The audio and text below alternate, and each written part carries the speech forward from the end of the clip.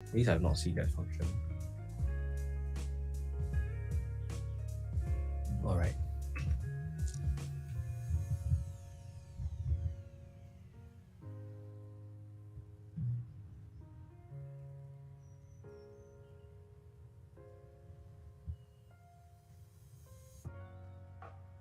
Okay, are we live?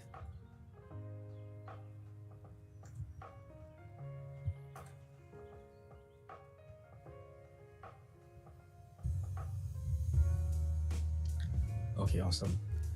All right. All right, good morning, everyone. Hello to all our YouTube viewers. If you're just coming in from Discord, Telegram, thank you.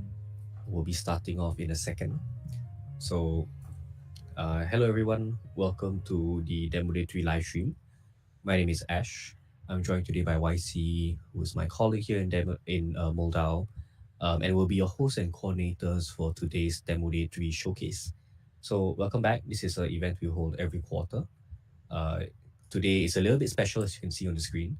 It's not just our typical Zoom sessions, or it's not hybrid or even offline, right? Today we're in a really, really cool space called Gather Town, gather.town. So if you want to check it out, make sure to go into our Discord.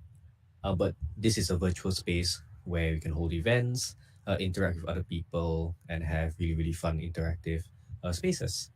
So make sure to check out the space if you have not already. It is open for public for people to enter.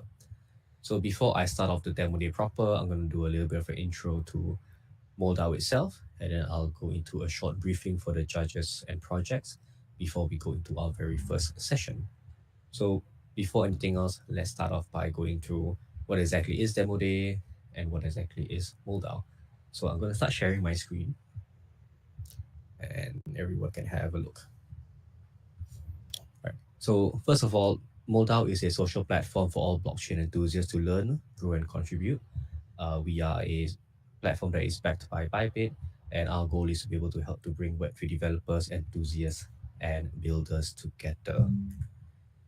We are hoping to support the growth of Web3 by helping to bring like-minded individuals and help them build meaningful collections and resources throughout their startup or founder journey. Demo Day itself is one of the events that helps to facilitate this. It falls under our Mole Gather category, and specifically for Demo Day, it is a showcase that is organized to help create a platform for founders and teams to help pitch their projects to potential investors and mentors. What we're trying to do is help to attract high quality projects, give finalists and other high quality projects funding and guidance, help to provide education with this live session, and help to build up a talent pool for other developers and builders. Today's session is quite loaded, so if you're a viewer, feel free to check out this agenda and hop in and out whenever you see something you want to see or you're interested in. But in regards to what we'll be seeing for the rest of the day, we are now in our opening ceremony period, so we are delayed by a few minutes. But we're going to be immediately kicking off with MoleStarter Session 1. In terms of the project setup, we'll have Felt Labs go first, Wigu, InVar Finance, and HELIX. I'll introduce all the judges a little bit later, but you can see on the screen we have a full day of showcases. So in total, there are 17 projects that will be showcased today, 8 from the MoleStarter session and 9 from the MoleUnicorn session. So a quick refresher as to the different categories. MoleStarters will be projects which have less than 100,000 in funding and have been founded for less than 6 months. And MoleUnicorns are projects that go beyond that threshold. So we try to give a bit more of a segregation towards both established projects and projects that are just starting out. Today we are joined by a large selection of really talented judges. So a few that are here today, or at least in this session, are Beosin, CreditScend, Oda Capital, as well as CreditScend, Oda Capital, Beosin. Those three are in today. And Polkastarter, sorry, missed that out. Okay. Today's event is sponsored by our lovely friends from Bybit, Aragon DAO, Singapore Blockchain Innovation Program, Spheron, Alibaba Cloud, Beosin, Hamster, and L Bank. Especially to our sponsors, thank you so much for your support. Without you, we would not be able to host this many high quality events for the program. Some community partners to have just to highlight ABGA, APAC DAO, BuidlerDAO, PermaDAO, CodingGirls, ICCafe, and our media partners Blockcast, Coinbay, Coinlive. This is Genius Finance, Jinser Finance, Massbit, and Metaverse Post. Right. So before I go into the first project, let me just turn off my screen and do a bit of a briefing to the judges and to the viewers at home. So I've gone through a bit of a pre-briefing for everyone here, but it's a quick refresher. Demo Day 3 is built up and structured as a showcase event. So we'll go into the nitty-gritties in a little bit. For everyone viewing and for everyone in the room, all our judges are seated in our lovely golden chairs right in front of the main stage. So in order, from left to right, we have Jingyi from Oda Capital, Darius from Polkastarter. I can't fully read who is third. I believe that is that's Owen from CreditScend, and Jasper from Beosin. I'm not sure if it's in the golden seats yet, but feel free to move forward into it. But yes, so these will be our 4 judges pitching for Demo Day 3's MoleStarter Session 1. So again, we'll do a quick recap on how the whole event will play out. So after I close off this opening section, I will go into the showcase portion. So I will be hosting and coordinating the event together with YC. So projects, what will happen after this is we'll start to go into the different projects one by one. When I call out your project name, come up to the stage, and you are free to start your pitch and broadcast. Each project will have 10 minutes to pitch and showcase their ideas. Once you're up here, share your screen, present any materials you would like. You're free to play any video, any additional demos. However, do bear in mind that there is no sound output from this feed, from your end at least. So just to go through whatever you need to do, you will have 10 minutes to present your project or idea. After the 10 minutes is up, you will hear, we will be moderating your pitch. So as I mentioned earlier, myself and YC, we will be pitching, timing you out at the 5 minute, 1 minute, and 0 minute mark. So at the 5 minute mark, you'll hear bell, YC bell demo. Oh, YC is not on the golden chairs. But anyway, at the 5 minute mark, you'll hear a bell that will time you out as 1 minute and 0 minute. So at the 0 minute bell, just make sure to close up or finish up any final thoughts or any line of presentation you have. And then after that, we'll cut the segment and go into the judging portion. So for the judges, you will have 5 minutes to have any Q&A to interact with the projects, ask them any questions, and get further insight into what they are doing. We'll be moderating both timings for time and clarity. So make sure that you keep everything tight. We will allow some wiggle room depending on technical or audio difficulties, as well as depending on the line of questioning from the judges. But we'll try to keep every session to 15 minutes clean so that we have time to go through all the different projects. So far that should be everything in that sense. So again, very quickly, timing wise, for both the MoleStarter session 1 and 2, we will be ending off all 8 project showcases tentatively around 1 p.m., 12:45 to 1 p.m. So once you are finished with your presentation here, you are free to hang out and continue watching the different projects, or you can head into the YouTube to watch the showcase. Just make sure that you're back here at around 12:45. We'll ping the Telegram so that you know whether you've won any of the awards or not. But yeah, I think that should be all the different items. So if we're ready, I think we can have all the projects just move towards the red seats. If you want to mingle, make sure to go behind the judges table so it looks nice on the stream. But if not, I think all the judges are in the seats, right? I think Owen, you can sit in the golden chairs already. We're going to start off with Felt Labs in a second. And I can't see where Jasper is actually. But yeah, Jasper, if you're not in the golden seats, feel free to hop in. When you guys are there, you have broadcast access also. So later on, when I ask you guys to unmute and speak, is exactly the same. You don't have to move. But yes, so can I have all the projects move to the red seats, except for Brett, who's going to be presenting in a second. So Owen, you can take a golden seat. Kenji, you can sit in the red seat, and we'll start once everyone's in place.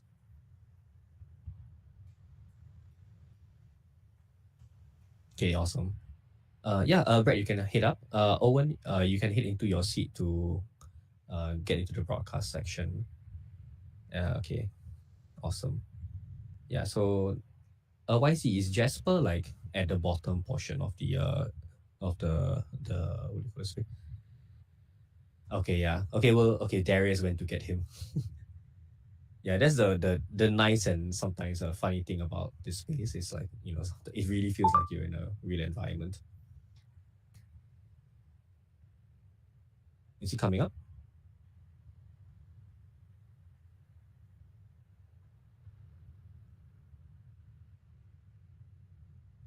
Okay, he's fine. YC, if he's kind of stuck there, he's fine. You can just drop him a ping.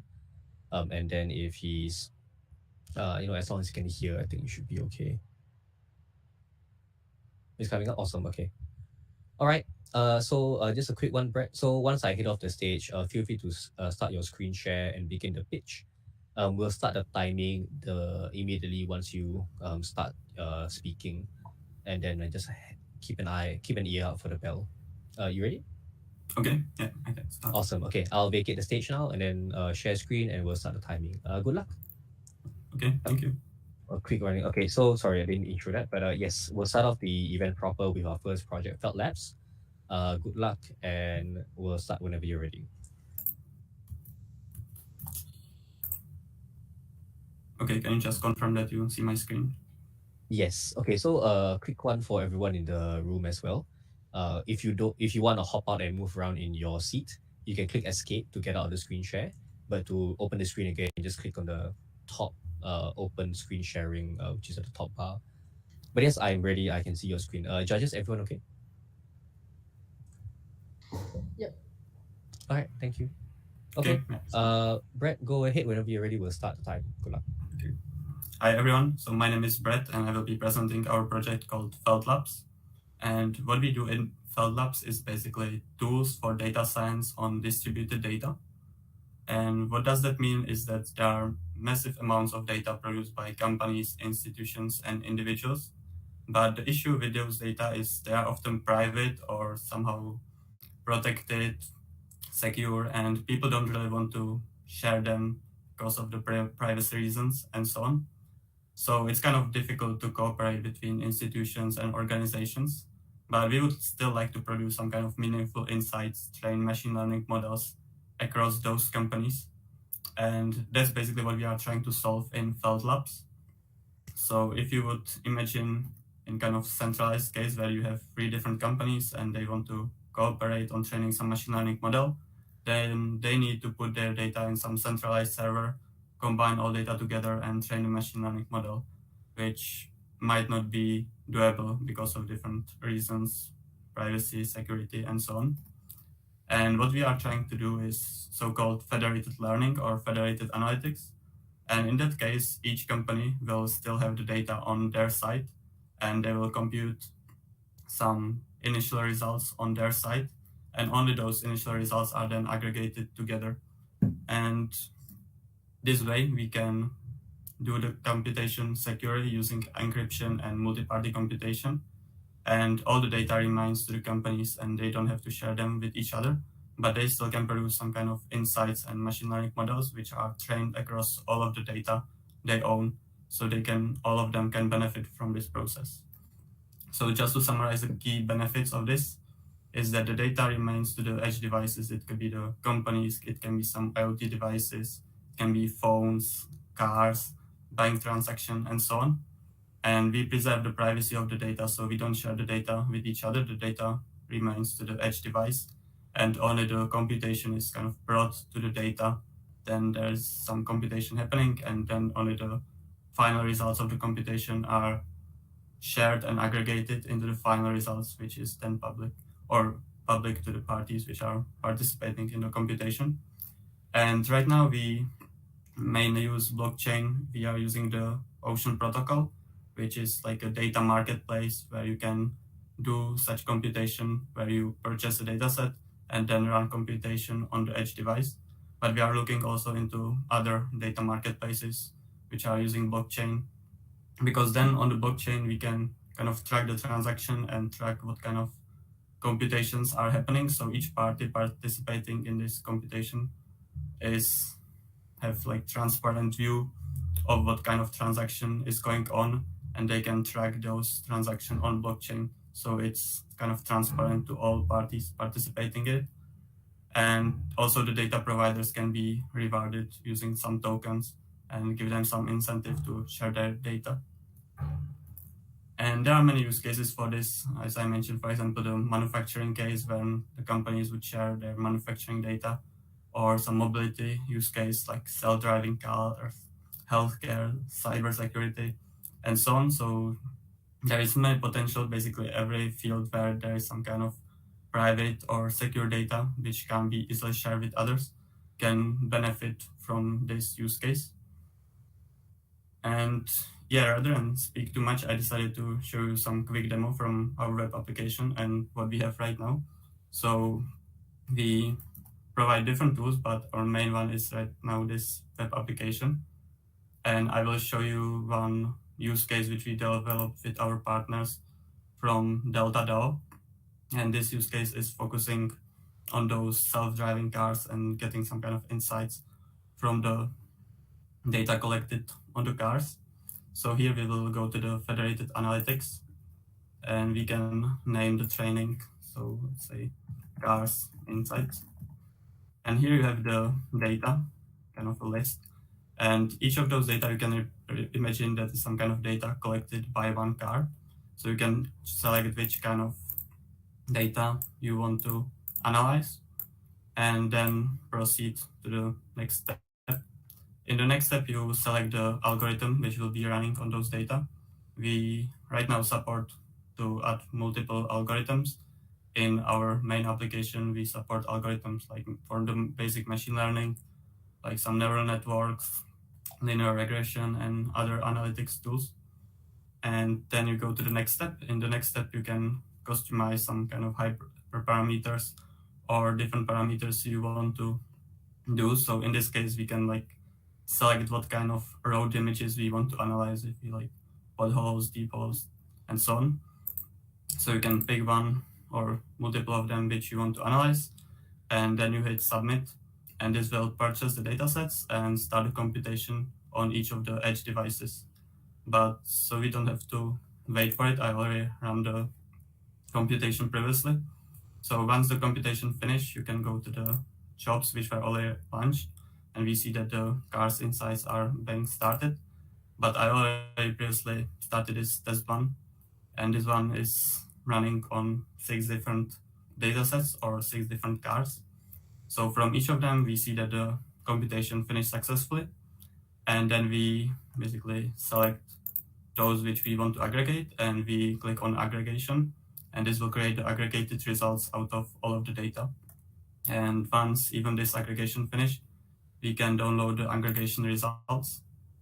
We click on this, and this will create like a map of the analysis from the cars. So then we can check in which kind of location we detected a road image. And the benefit of this is that we basically analyze the data from different cars, and we still like preserve the privacy of the data from those cars, because right now we are looking on aggregated results from all of them, and we can't really tell which results was produced by which car, but we are mainly interested in like the overall results, which kind of gives us insight about the whole situation. And that's the main idea of Felt Labs, to produce this kind of aggregated insights across different devices, companies, and so on. So going back to the presentation, so far when we started our company, we received this Ocean Shipyard grant, and we also received few OceanDAO grants, and that's the reason why we right now mainly focus on the Ocean marketplace, but we are looking into other marketplaces as well. And right now we work with our partner DAO, which is working with this Gaia X community to bring those use cases of federated learning to the real companies. And speaking a little bit about our business model, so there are some kind of usage fees for using our algorithms. We also provide a consultancy for creating some custom algorithms for custom use cases and provide some kind of premium features within our web application. So if somebody wants to adapt our web application for a specific use case, we can somehow monetize it and provide the support for the companies. But even like normal users can go to our web application and pick some data sets from Ocean Protocol, which are public, and try to learn or train their machine learning models. And speaking about our roadmap, so we started the company last year. We developed our first MVP, and that was also when we received our first Ocean Shipyard grant, and we work on many upgrades. In the beginning of 2023, we participated in the Singapore blockchain hackathon, where we got a third place. And right now we're working on supporting the third-party algorithms, adding more automation into our web application. And later on, we want to integrate more marketplaces, add some kind of organization features, so we can work in a teams on training those models. And we also want to support bigger machine learning models. Like everybody heard about ChatGPT, so it would be really interesting to support something like that, where people would be able to provide their text data and they will be like particularly and we would like give them money for training those models. So that's one of other stuff. Last minute, Brett. Yeah, sorry, go ahead. Okay, yeah, that's basically the end of my presentation. So perfect thank time, you for listening, and yeah, feel free to ask any questions. All right, thank you very much, Brett. Thank you, Brett and Felt Labs. Any of our judges, any questions you have for Brett, feel free to just unmute your mic. Jasper, you have to be sitting in the golden seats to speak to the team. But yeah, feel free to unmute and ask any questions if you have any. Maybe I can start off. Thanks, Brett. You have to sit at the golden area, Jasper, yeah.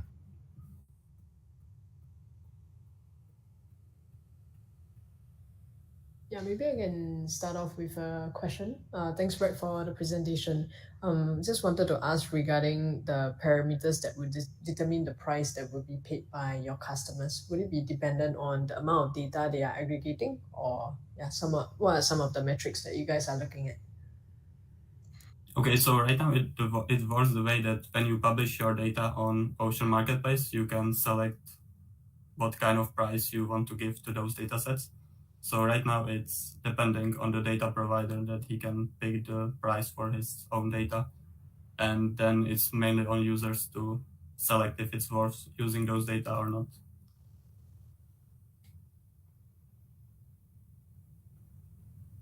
Does it answer the question? So it seems like it's sort of a free market kind of structure where the supply and demand will eventually come to a balance, and that's where the price will settle. Is that correct? Yes, so hopefully it will work like that, that people will provide the data and it will kind of settle on ideal price as in a free market. I see. Okay, thanks. Yes, I'm Darius from Polkastarter. Perhaps I will ask a question. I guess the direct competitor will be all the cloud service provider, whereby they have provided various kinds of data structures to store like medical health data, etc., etc. And mostly, I think they are also like HIPAA compliant to help their users to be compliant with the international standards. I'm just wondering, like, what would incentivize users to not use their service data sets or their AI services and utilize yours? I'm just a bit unsure whether being decentralized could be a strong pull factor. Yeah. Yeah, I guess that's a really good question if the decentralized marketplace have the good enough pull factor, but I guess it could have, because then you have like the whole control on the infrastructure what's running on your data, and on the marketplace you just publish like a metadata of the data on the blockchain, and then anybody can purchase those data. And it's decentralized in a way that whenever you want, you can pull those data from the marketplace, and there is nobody else who could like stop you from doing that. So you have full control over that. Thanks. I have no further question.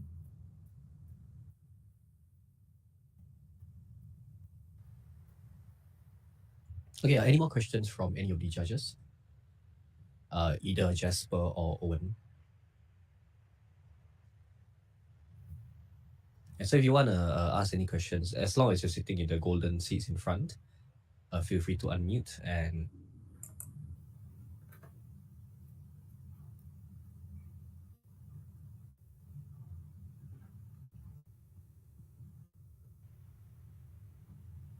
all right, I think there'll be 8 from Brett. Judges, as I mentioned earlier, make sure to open the Google form and give the scores to Felt Labs for their presentation. We will be collating all the scores and going to the awards later on in the afternoon. But Brett, thank you so much for your presentation. Appreciate the time. Everyone, you can't hear everyone clapping now, but please give a hand to Brett and their lovely presentation. I believe there's an emoji button at the bottom. You can emote right below there. Yeah, thank you, Kenji. All right, awesome. Let's go into the next project. Brett, awesome. Looking forward to speaking later.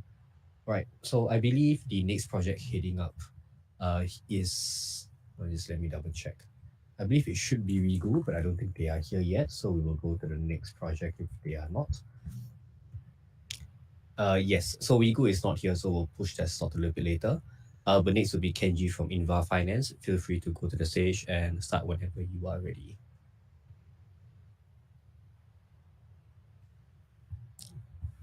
All right, Kenji brought the dog over. Awesome. That's bonus points. All right, Kenji, you can unmute and we can test out and start whenever you're ready.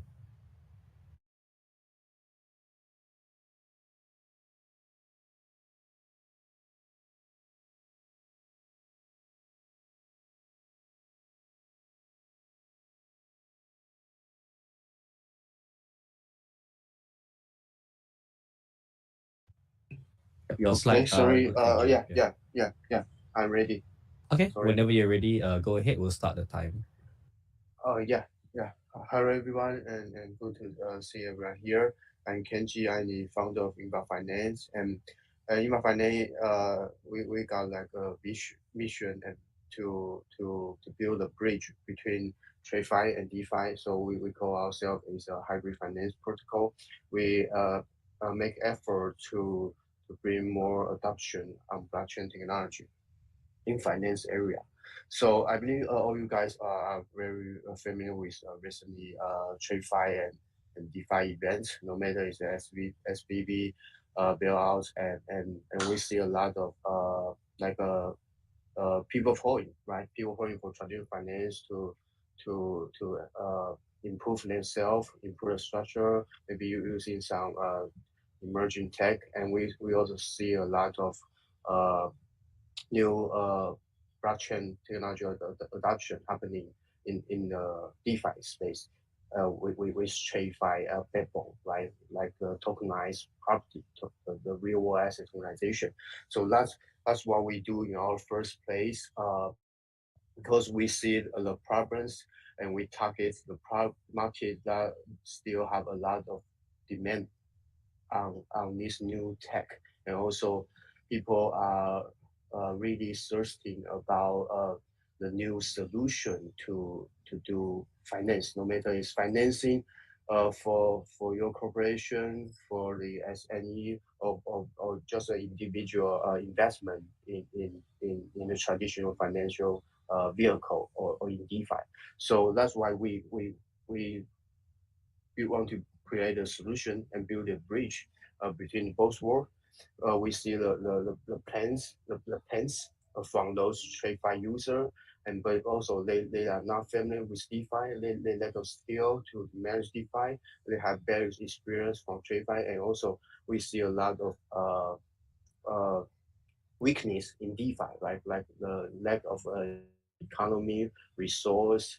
They are all there are vulnerability, a lot of vulnerability to face macro event, also the internal malicious events happening. So that's why we want to combine both advantage from both sectors, right? Because we believe that the TradFi have some maturing framework, have low stability, and also is all legally and under the reg area, and also for DeFi, the blockchain technology can bring a lot of advantage like efficiency, transparency, and also it can accelerate some innovation on finance product and service. So that's what we do. We first targeted the most like challenging stuff is doing the tokenization. We want to bridge those TradFi service, bridge those TradFi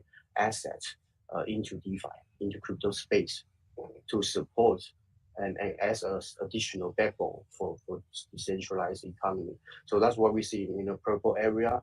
They have massive opportunity because no matter it's about real estate investment, commodity investment, or even like a corporate financing, they have a lot of demand to search the new solution for their business or just for financing, right? So that's what we do. We first launched our first flagship product, InVar. InVar is a real asset-backed NFT yield platform.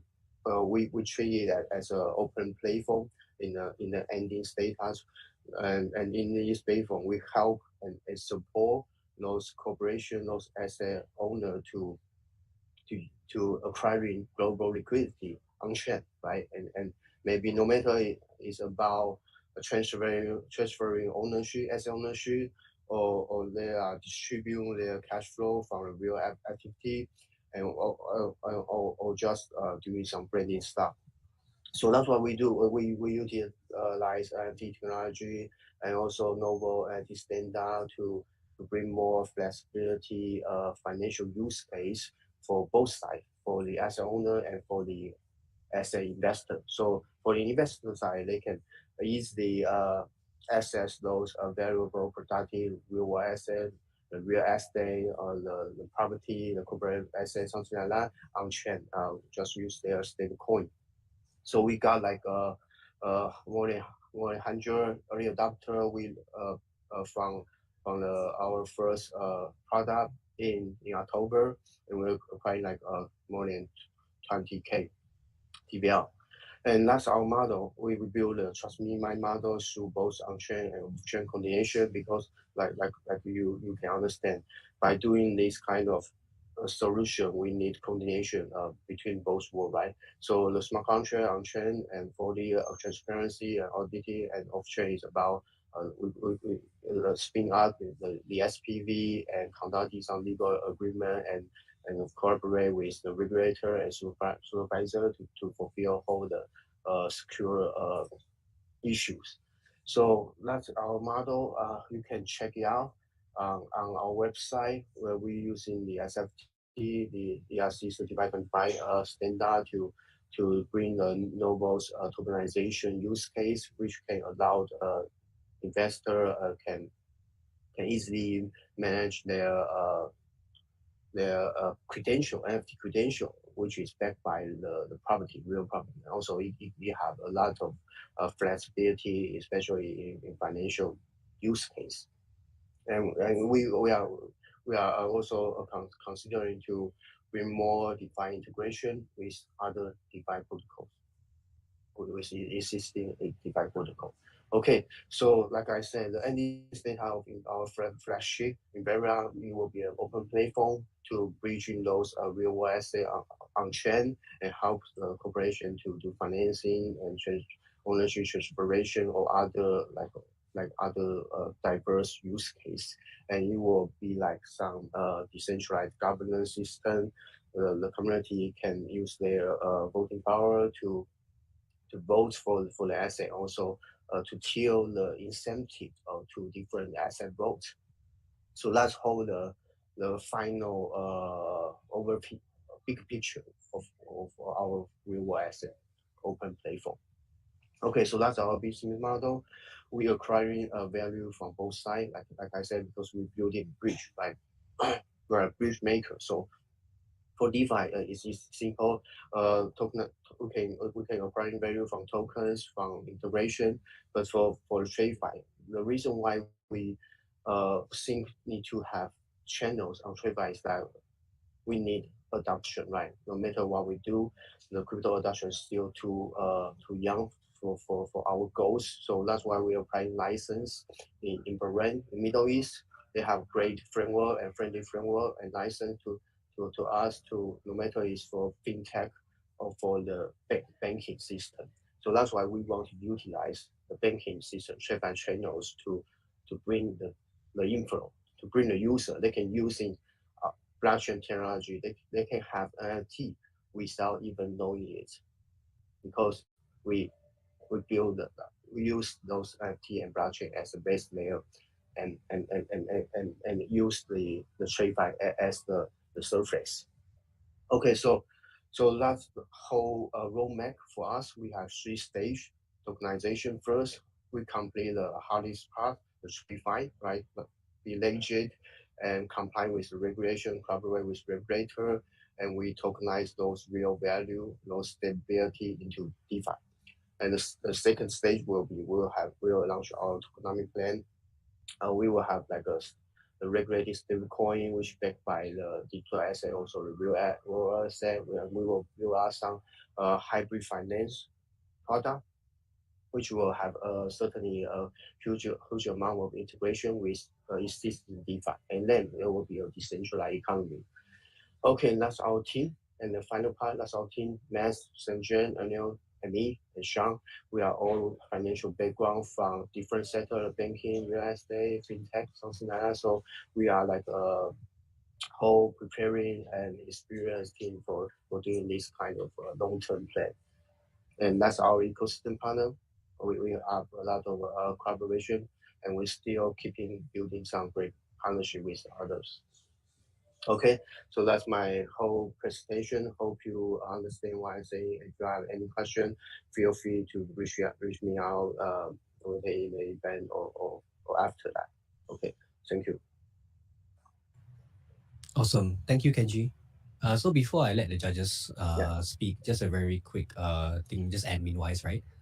So for all the folk who are watching or who are in the space, I had to kick a few people out. So unfortunately, we started to reach our participant limit for the space. So I will be prioritizing projects who are showcasing, as well as the judges who will be, of course, judging this portion. So I will be kicking few people out here and there just to make sure we are clear for our space limits.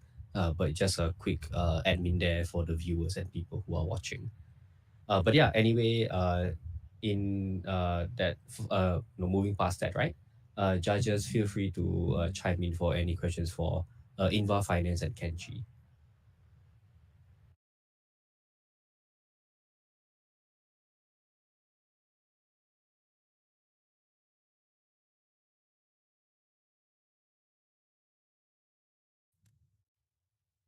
Yep. So judges can go ahead and ask questions. Is it so?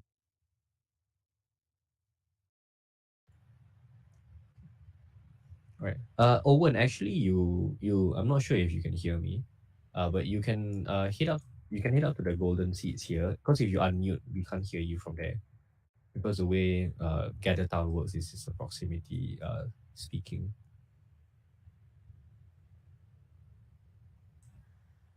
I guess he wants to sit there. Yeah. Anyone else have any questions for Kenji? Maybe I have a question for Kenji. So thanks, Kenji, for the presentation.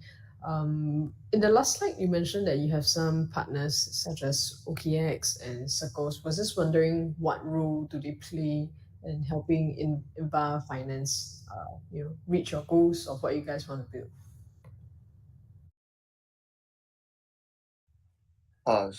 Sorry, could you repeat your question again? Sorry, I interrupt from the business. Sorry. No worries. You mentioned that you guys have some partners on board. So examples like OKX and Circles, right? Yes. So I was just wondering, Yes. these partners, how are they helping you to achieve your goal towards what you are trying to build? Yes, we are open to like we are open to partners for which can help different aspects of our business because as you know we are doing like the really tough and hardest part because we want to integrate both sides, right? And we believe the integration is the future, of course. But as you know, we will still have a long way to complete and fulfill that goal. So no matter it's for we integrate and using the Walless service, and we will certainly have some like campaign and events to do together to marketing and do some education about why is it real world asset tokenization and why we need this kind of new tech, new solution for the investor, right? Or for the circle, we believe that the USDC is like the first and the top trustable stable coin because by accessing our product, we are all using enable those stable coin. So that's why for Circle we need their payments, right? They have some payment gateway and we need their stablecoin in our first early stage, and they may help us to bring different kind of financial institution or some partners to do tokenization service together or reach out and scale to more marketplace. So to sum up, we certainly an open partners for any kind of collaboration, which will help us to do education, to bridge and onboarding those real world asset, or maybe reach out some asset owner, like what we do in our first phase.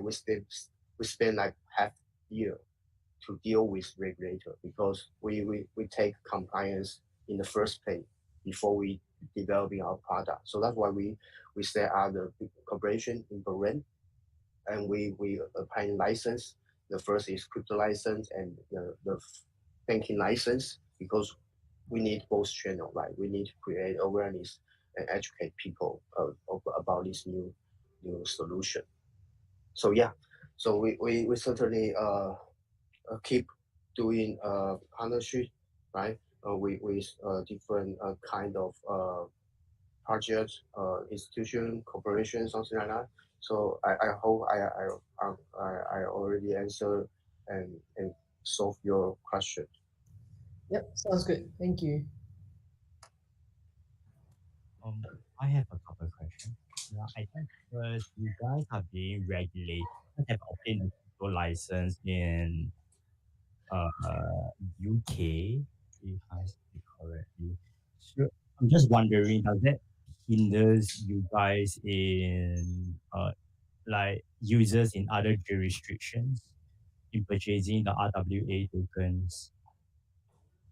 I can tell you that from our conclusion right now so far after maybe 5th month of our first token launching, like more than 70% our early adopter are from Asia. No matter it's from Japan, from Taiwan, from China, from maybe Southeast Asia, and so we are like I believe we are still trying to scale to other English or other foreign country outside Asia. We see some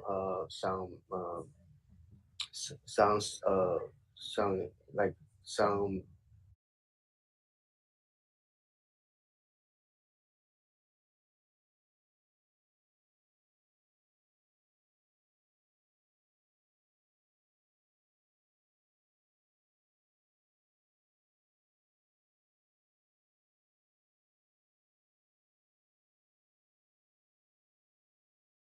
Sorry, some technical issue.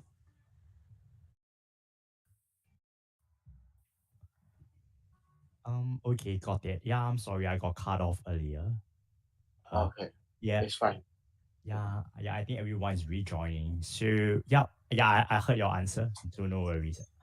Yeah. Like I said, we like right now we have mostly a majority is from Asia, but we know knowing that about tokenization, the US, the United States is leading the way, and we see some tokenization case happening in Europe. So, but for us, we are Asian, right? So we understand. certain needs we need like some partners which located in Europe. So we have like a play estate. They are our partners and they do tokenization in the United States.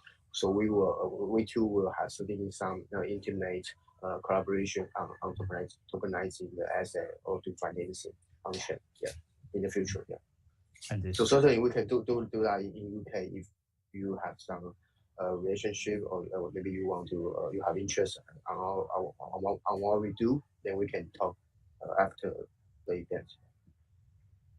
Okay, cool. Yeah.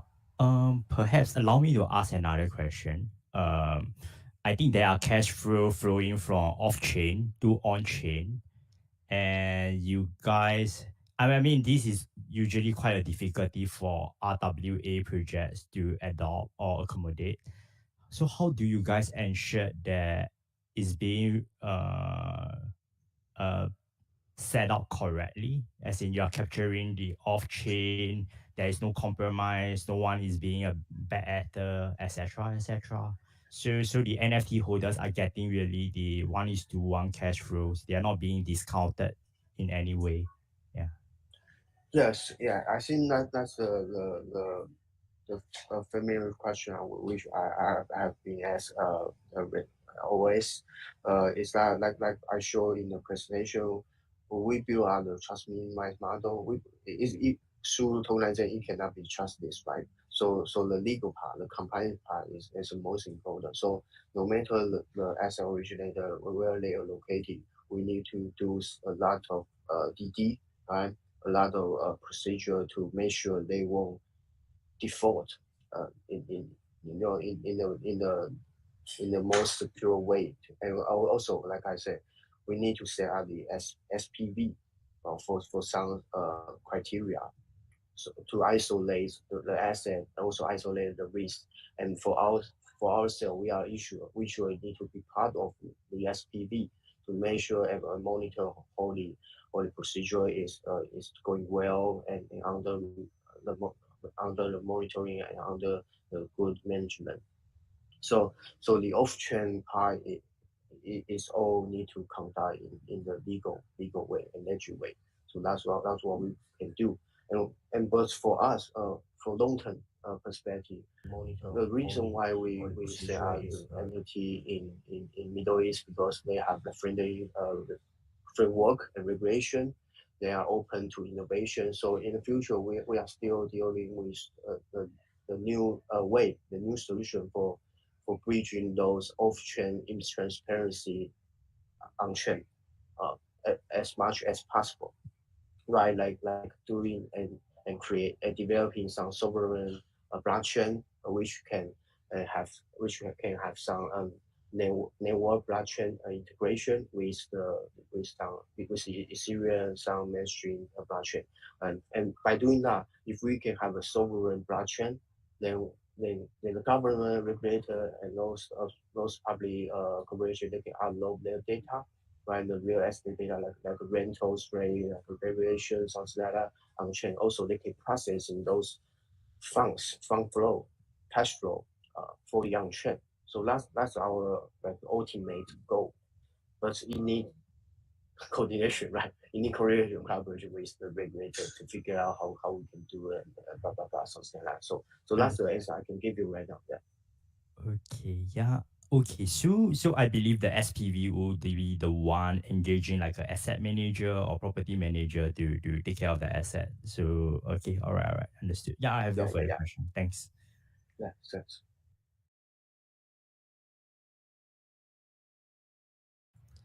Okay, I think if there's no more, oh sorry, go ahead, Owen. Yeah. Have some question. Thank you for Yeah, go ahead. presentation. I found your website and I tried to connect my wallet, but there is some issue for the connection. Can I try your app now? So I think it's I don't think it got some it will be some issue because for me I'm connected from our website, so it's all going well. Maybe you can what wallet are you using? You are using MetaMask or which one? Yeah, I'm okay with that right now. So I'm not Really? sure what. Yeah, maybe you can test me and tell me what happened in your side, because from my side and from our user, they are all good right now.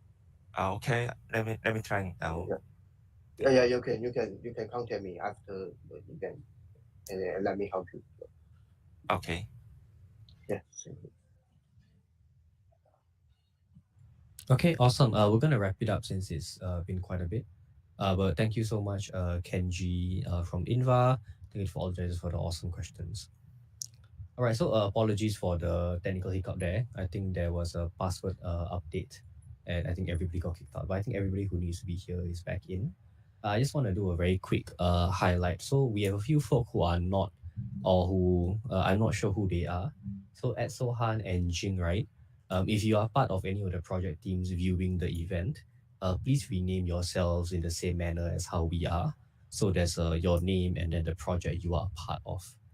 Whether you're part of the team, feel free to hang out.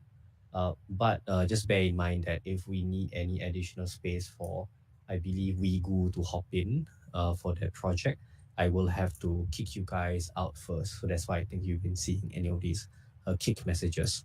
So again, if you are unable to enter the space, we also have a YouTube link live in all our channels for you to view the event. So just update there, and for the viewers as well. If you're trying to get into the Gather Town, apologies, we've hit our participant limit. We're trying to update it now at the moment. So just a highlight there if you are trying to get in. But Aso and Jing, just a request as well. If you're part of a project, just add your project name title at the back. All right. If not, I believe we are going on to our next project. It is not Wigu who are not here yet. So it will be HELIX, if I'm correct, to present next. Yes, so HELIX, you are up next for the presentation. Please head up to the stage and you can begin your broadcast whenever you're ready. Yeah, you can have both of you up. Should be okay. Awesome, we got our first duet of the morning. Jitendra, you have to step up just to the broadcast stage, one step up, yeah. You need to take one step upwards, yeah. Good morning, everyone. Hey, morning, Caleb. All right, awesome. Can hear you loud and clear. Well, whenever you're ready, Perfect. you can share the screen, and then we'll start the timer. Is my voice audible to everyone? Sounds great to me. Okay, alrighty. Morning, everyone. I'll quickly share my screen. Just give me a second. Yep. So when you start sharing and start speaking, we'll start your time. But whenever you're ready, good luck. Sure. And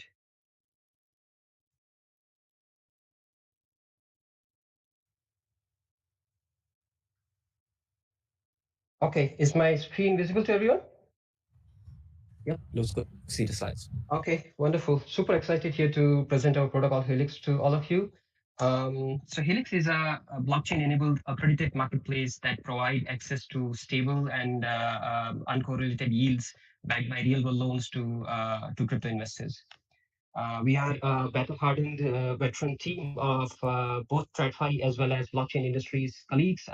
Myself, Jitendra, and my co-founder David, we started our careers in 2008 in TradFi. Dave started his career at Nomura, at Morgan Stanley as a private banker, and then went on to build a very successful investment banking career across multiple banks. I started at Goldman Sachs in 2008, and spent about a decade at Goldman building portfolio management, risk, and trading platforms. My colleague Caleb, who's also here in the session, joined us from Huobi Ventures, where he was one of the pioneer employees at Huobi in Singapore. And prior to that, he was an investment banker at Deutsche Bank. So all in all, we are a team, comprised of more than 80 years of combined experience across senior management and co-founders across TradFi and DeFi and blockchain. For me and Dave, this is not really the first startup. We have together built another startup called HELIX, which is a fintech based in Singapore and one of the most prominent private debt players in Southeast Asia. We have two MAS licensed entity, a registered fund management company, and a licensed security dealer. And over the past 3-4 years, we have done disbursement of about $200 million worth of loans and on private debt, yielding 10 to 12% yield for our investors with zero defaults since inception, thanks to our proprietary credit risk technology, as well as the expertise of our team in terms of debt structuring, execution, and management. So we really understand how private debt works. We really understand how to look and structure the debt. We really understand how to manage risk. Now, what's the problem that we are trying to solve? On one end of the spectrum, we have the crypto lenders, and as my fellow presenter Kenji just now rightly pointed out, the yields on the crypto DeFi native protocols have been collapsing, and one of the big reasons is there's a very huge degree of correlation to native crypto assets, and that leads to quite unsustainable yields, as we have seen in the past 1.5 years during this ongoing bear market. On the other end of the spectrum, we have the real world borrowers, and private credit is trying to solve the problems for that. But the private credit itself has a lot of challenges in terms of scaling. It's quite localized, highly fractured. That leaves a huge financing gap. As per a recent World Bank study, even at this stage, there's a massive 5.2 trillion worth of MSME financing gap in the world at this point. And even in the current 21st century, there are 1.7 billion fellow human adults who are still unbanked or underbanked, and most of it is coming from from Asia and emerging economies. And what we are trying to build at HELIX is build a regulatory compliant platform that can connect on-chain lenders like foundation treasuries, asset managers, traders, miners, and other crypto natives to off-chain borrowers, and thereby provide a mechanism to generate stable, uncorrelated yield for crypto lenders, while provides access to scalable and differentiated capitals for the real-world borrowers. And what we are really building, that means is we are building a unique, uncorrelated asset class for the crypto investors that they can use to diversify their portfolio, not only in the current kind of bear market, but also in the bull market. If you want to look at an institutional scale, diversification is a key for any stable portfolio, and we are really trying to bring that kind of uncorrelated asset class to bring the diversification. The orange line that you see here is real return from one of our flagship products, where we have been returning 10 to 12% zero defaults since inception on our end. And I can get into details maybe later in terms of how we are managing to achieve this. In terms of product, under the hood, what we are really building is an end-to-end infra rail to execute real-world private credit on-chain in the way it should be, taking care of the concerns of real worlds as well as the DeFi, and not trying to fit the real world into a DeFi mechanism, but trying to build a solution that really works for the real world. And at the heart of the product is our loan structuring, a dual tranche, multi-tranche loan structuring that allows both junior and senior positions for the investors, but surrounded by a few different modules that work in harmony with each other, including KYC and AML checks for all the involved stakeholders, be it lenders, be it borrowers, be it credit risk approvers, be it underwriters, and to provide that regulatory coverage. There's proprietary credit risk analytics that can analyze millions of loan data points that we have been using to really assess the underlying, the risk of the underlying loan portfolio, the RWA tokenization aspects, as well as a marketplace for providing secondary trading opportunities for the primary lenders. In terms of revenue model, we are looking to have a revenue of about 2 to 3% from this protocol for all the AUM that is flowing through the protocol. That comes from three different revenue streams: the upfront fee from borrowers, interest revenue, a portion of the interest that is paid to the paid by the borrower to the protocol goes to the protocol reserve, as well as a transaction fee on the secondary trading. And all in all, this 2 to 3% revenue would be used, one, to cover the operational expenses of the protocol, but also to return back as dividends or in some form to the HLX native token holders. In terms of the total addressable market size, currently private credit is standing at around 1.4 trillion, expected to reach to 2.7 trillion by 2027. And if you look at the current market cap of crypto, it's hovering around about 1 trillion, but the crypto credit is about $50 billion, and the RWA DeFi is really a tiny portion of that.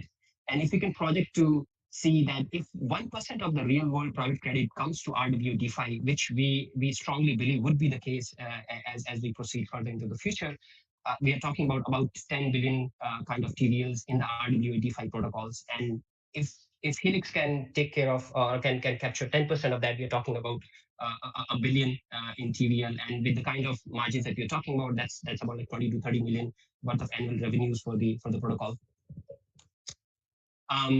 In terms of competitors, in all honesty, we are not the first one who are trying to do this. There have been other protocols, and many of you may know the names TrueFi, Maple, Goldfinch, Clearpool, Centrifuge. All of them have been trying to do that, and some of them have achieved a certain level of success. What we are doing is, we have studied all of these. We have understood what the real design problems are in all of these protocols, as well as trying to bring together the entire ecosystem into an end-to-end lending suite that could work in harmony with each other.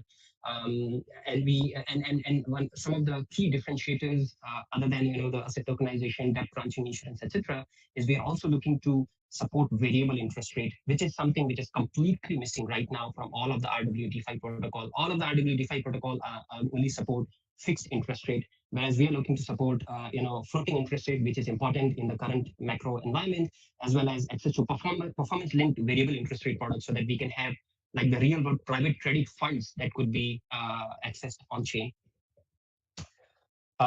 In terms of roadmap, we are right now deep in our development cycle and looking to launch our MVP in July 2023 and start printing our first set of loans in early Q3.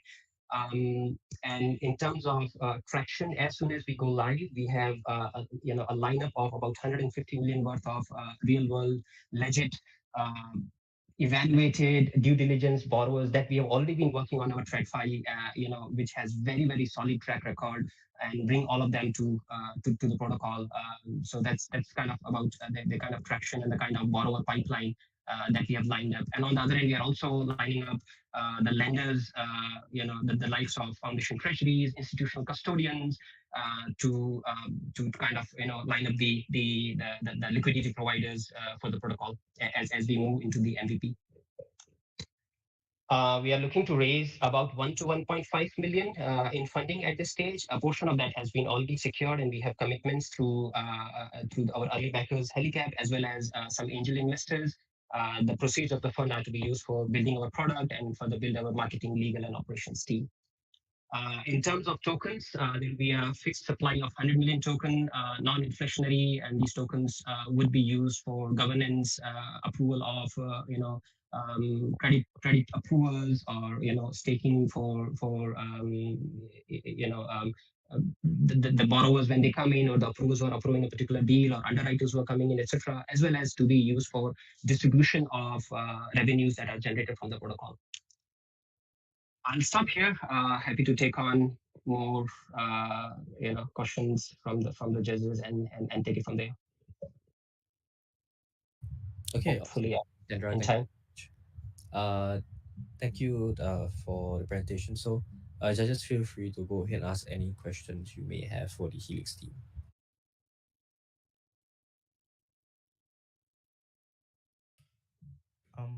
Yeah, sure. I guess I can go ahead first. I'm just wondering what's happening on the back end. Say I'm a user, I deposit my USDT or USDC on your protocol, and does it like a aggregated pool of funds? Then it will be, or I can selectively choose which entity or project to lend the money to, and how does the flow is going to be on the off-chain end? Yeah, so it's a two-part question. Yeah. Sure. Thanks for that. So one of the things that we see in the existing RWA protocols is there is just pool and everybody puts money into a pool, and sometimes that doesn't work very well with the real world borrowers, because real world borrowers are usually regulated entities. They need to do KYC on the lenders that they are coming. So what we would have is there is this the project or a specific private debt deal. The lenders come in, they commit their USDC or DAI, or we're looking to support multiple stable coins, and that get pooled into the smart contract until the loan is closed.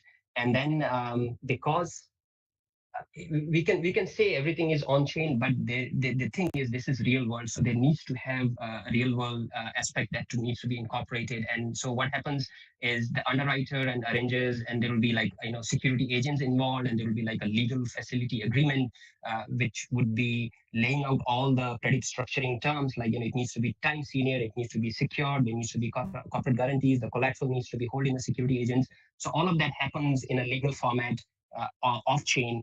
And once all that mechanism has completed, the legal agreement is made available to the crypto lenders. It'll be available, and then a unique hash of the document is also tagged to the smart contract. And once that process is completed, then the pooled stablecoin is then dispersed to the borrower. The borrower can draw down, and then on a monthly basis or quarterly, whatever is the interest frequency, the borrower come back and repays back into the stable coin, and then protocol takes care of distributing it back to the junior senior tranche lenders. On the protocol itself, will also provide, because the real world borrowers wouldn't use this in stable coins, they need to have off ramp into fiat. So we're looking to also integrate off ramp solutions. Circle particularly has their own native APIs to just do the off ramp, but we will be, because we are looking to support multiple of stable coins. Circle most likely will go through the stable, through the Circle native APIs, but there will be other off ramp, on ramp integrators. I don't know if that answered your question. Yes, you did. Yeah, all good. Yeah, just one more question. I'm just wondering. I think the COVID was a huge testament to the entire alternative lending sector. So Absolutely. I just wondering, like, what was the underperforming loans, the percentage of underperforming loans in your portfolio, and what was the MOIC back then? Yeah. Wonderful. Wow, I'm really happy you're asking this. So the business model when we started HELICafe was, we'll go to these P2P platforms and then get exposure to the individual underlying loans. But very soon we realized, and that was back in 2018-19, that doesn't give the kind of diversification and risk management we need. So then we changed and pivoted our strategy, and HELICafe now is more of wholesale lenders. So what that means is we work with non-bank lenders like peer-to-peer lenders, digital lenders, leasing companies, and then we provide loan at the balance sheet of that non-bank lender. And what that gives is, we don't have direct exposure to the individual end loans. We are already diversifying at the balance sheet of the lender, and that lender may have a NPL of 3 to 5%, for example, depending on which sector and which industry. But what we do is, when we structure our deal, we take there's a collateralization which is like usually like 100, 150, 120 to 150% of the loan that we are giving, and that takes care of, and that is one of the reasons why our portfolio has like literally zero defaults, because we take care of, one is the structuring, and the structuring is, one is we are very senior secured in terms of the cap table, and we also don't do long dated deals, and ours is always usually about 12 months kind of tenor, 6 to 12 months. So what that means is, even if we are working with the same lender, we don't lend them for 2 years or 3 years. We do it for 6 to 12 months and then revolve that, so that we have the chance to make a risk adjusted evaluation of how the macro ecosystem is, what the NPLs are, and do we need to continue, do we need to diversify, etc. So a combination of all of these helps us to kind of achieve what we've achieved in terms of returns, even with zero defaults. All right, cool. Okay, just one last short question. So how do you manage the currency risk, or is being backed by the borrower, the lender? Currency. No, the lenders. So the products are usually either like our fiat product so far has been either SGD or USD, and the borrower takes care of so we kind of HELICafe provides the underwriting and arranging structure, Borrower takes care of the any FX hedging. For lender, it's still a USD or SGD return. Okay, understood. Okay, Yeah. can. Yeah, no further question. Okay, thanks, Indra, for the presentation. Maybe I can just ask, could you elaborate slightly on the difference between the senior tranche and the junior tranche in terms of the terms that they are receiving? Sure. So in a multi-tranche, the junior tranche will be the first loss capital. So these are the maybe like the early backers of a particular deal, and they are ready to take on a slightly higher risk. Sorry, I understand the difference. I was just curious, like how you guys are going to differentiate in terms of the returns that you are giving to the different tranches. Sure. So let's say if a deal is the original yield from the borrower is 12%, depending, and what we are doing is 80-20% kind of tranching between senior and junior. And then basically that would mean like for the senior tranche, the return may be 8 to 9%. For the junior tranche, it could be instead of 12 becomes like 16 to 18%, depending on how we calculate in terms of formula. But that's the approach we're taking. I don't know if that answered your question. Sorry, Jimmy. Yep, it did. Thank you. Okay. Thank you for presentation. And I saw the page 11 that have debt insurance. There's a feature called debt insurance. How does it work? Any using some other platform? Yeah, initially we are looking to integrate with the debt insurance providers like Carapace is one of them to provide. Obviously, they may not be 100% coverage. For us, the biggest coverage is how we structure the deal. But still, from an investor's perspective, what would be at the initial would be like integration with these other insurance providers, and then putting together a solution in a way that from lenders' perspective, they just need to choose whether they want to insure, and then rest of it is taken care behind the scene by the protocol with the underlying service provider or the solution provider. Oh, okay. Thank you. Yeah.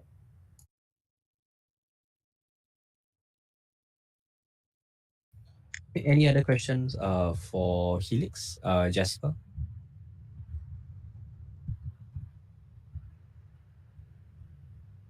Okay, I'm taking as there's no final questions. All right, Jitandra and Caleb, thank you so much for presenting about Helix. Thank you so much for the judges for the great questions, and I think that should call it for this session. Thank you, guys. Great. Thanks a lot for arranging this. This is super helpful. I really like this platform. So awesome, thanks a lot, yeah. team. Enjoy the questions. Thank you. Yeah. All right. So I'll just go into a bit of a exit block before the next week for the viewers. So again, we will be taking a bit of a short break, and we'll be back around 10:55, 11 o'clock for the next session for MoleStarter. So we do have one dropout today, which is from Wigu. So for this morning session, we will only have 3 projects presenting. So again, judges, as a quick reminder, make sure that you have scored all the projects that have presented today. So that will be InVar Finance, the ones we just had, which are Helix as well as Felt Labs. Make sure to fill out on the Google form for the scores there. So if not, the space won't be closed down, but we will go into intermission for the YouTube stream. So again, the space is free for you guys to hang out and go and talk to people. Make sure to go up to them and speak if you don't want to be heard because you're broadcasting on the Golden Seeds Order stage. But yeah, if not, we have updated the capacity. It should be updated already. But later on, you are free to hang out and check out the rest of the projects, either via YouTube or via here. But if we need extra space, fair warning, I will kick you out if we have to make space for the projects presenting or the judges for the later session. Owen, I know you're with us for the whole day, so thank you very much. So you are safe from being kicked today. But for everyone else, just to give you some input for that. But if not, feel free to mingle and hang around, go and talk to everyone here. I will be here as well, but I have to do some quick errands before we continue the stream. But yes, if not, we're into intermission. Thank you, everybody, and we'll catch you later. For the viewers on YouTube, we'll be back at 11 o'clock for the second MoleStarter session. Do stay tuned, and if not, we'll catch you all later. Thank you.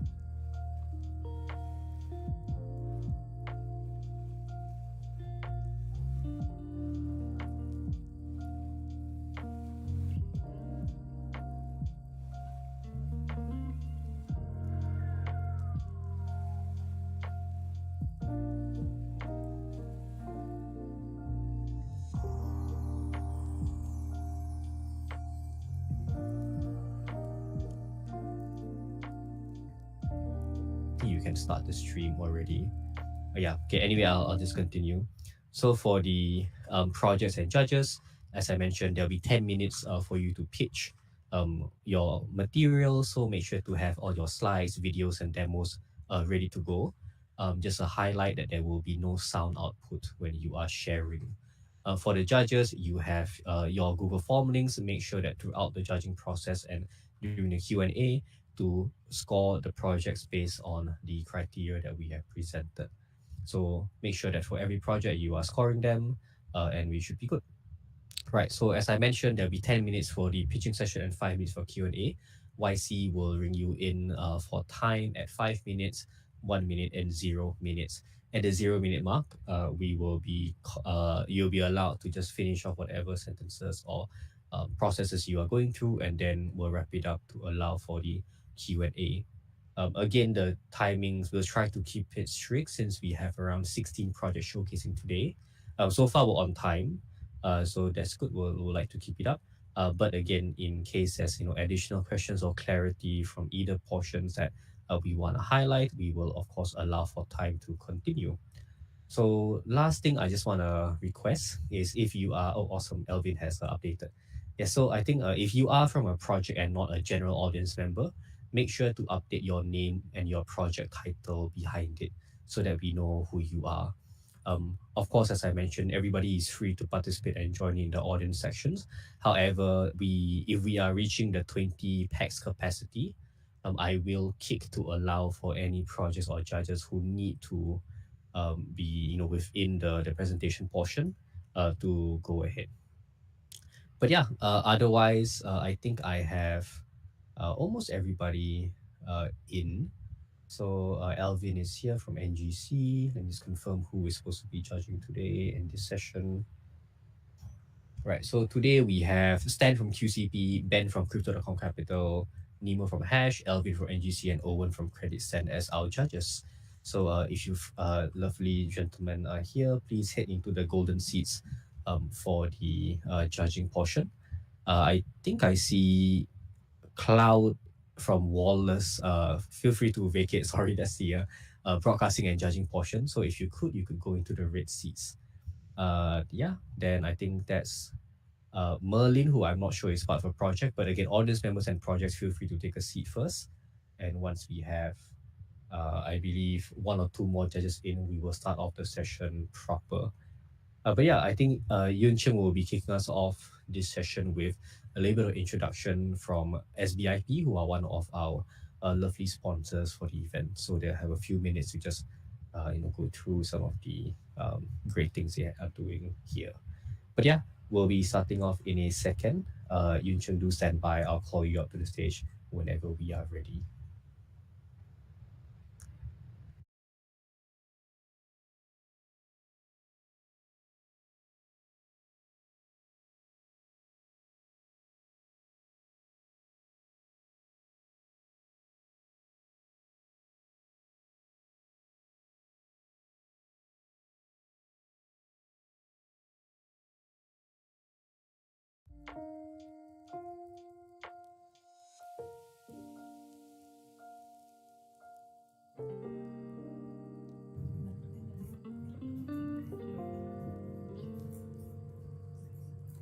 Hello.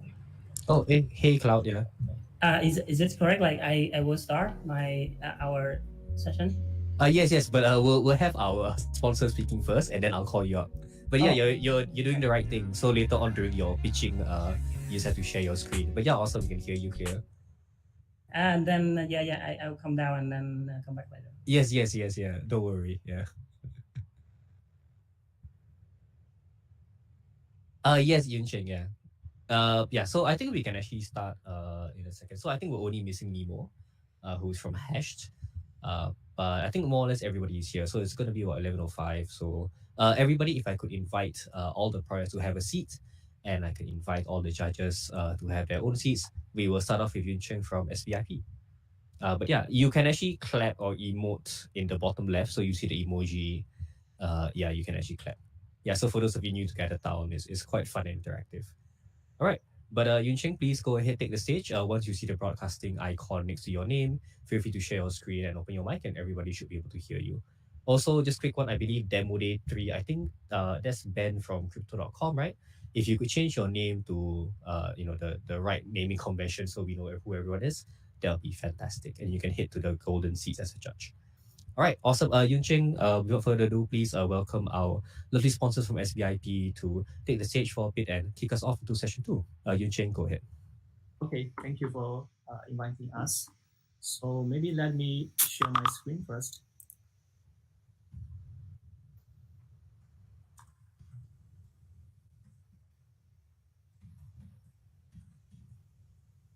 So can you see my screen now? Yes, looks great. Go ahead. Okay, so good morning, everyone. My name is Yuncheng Wu.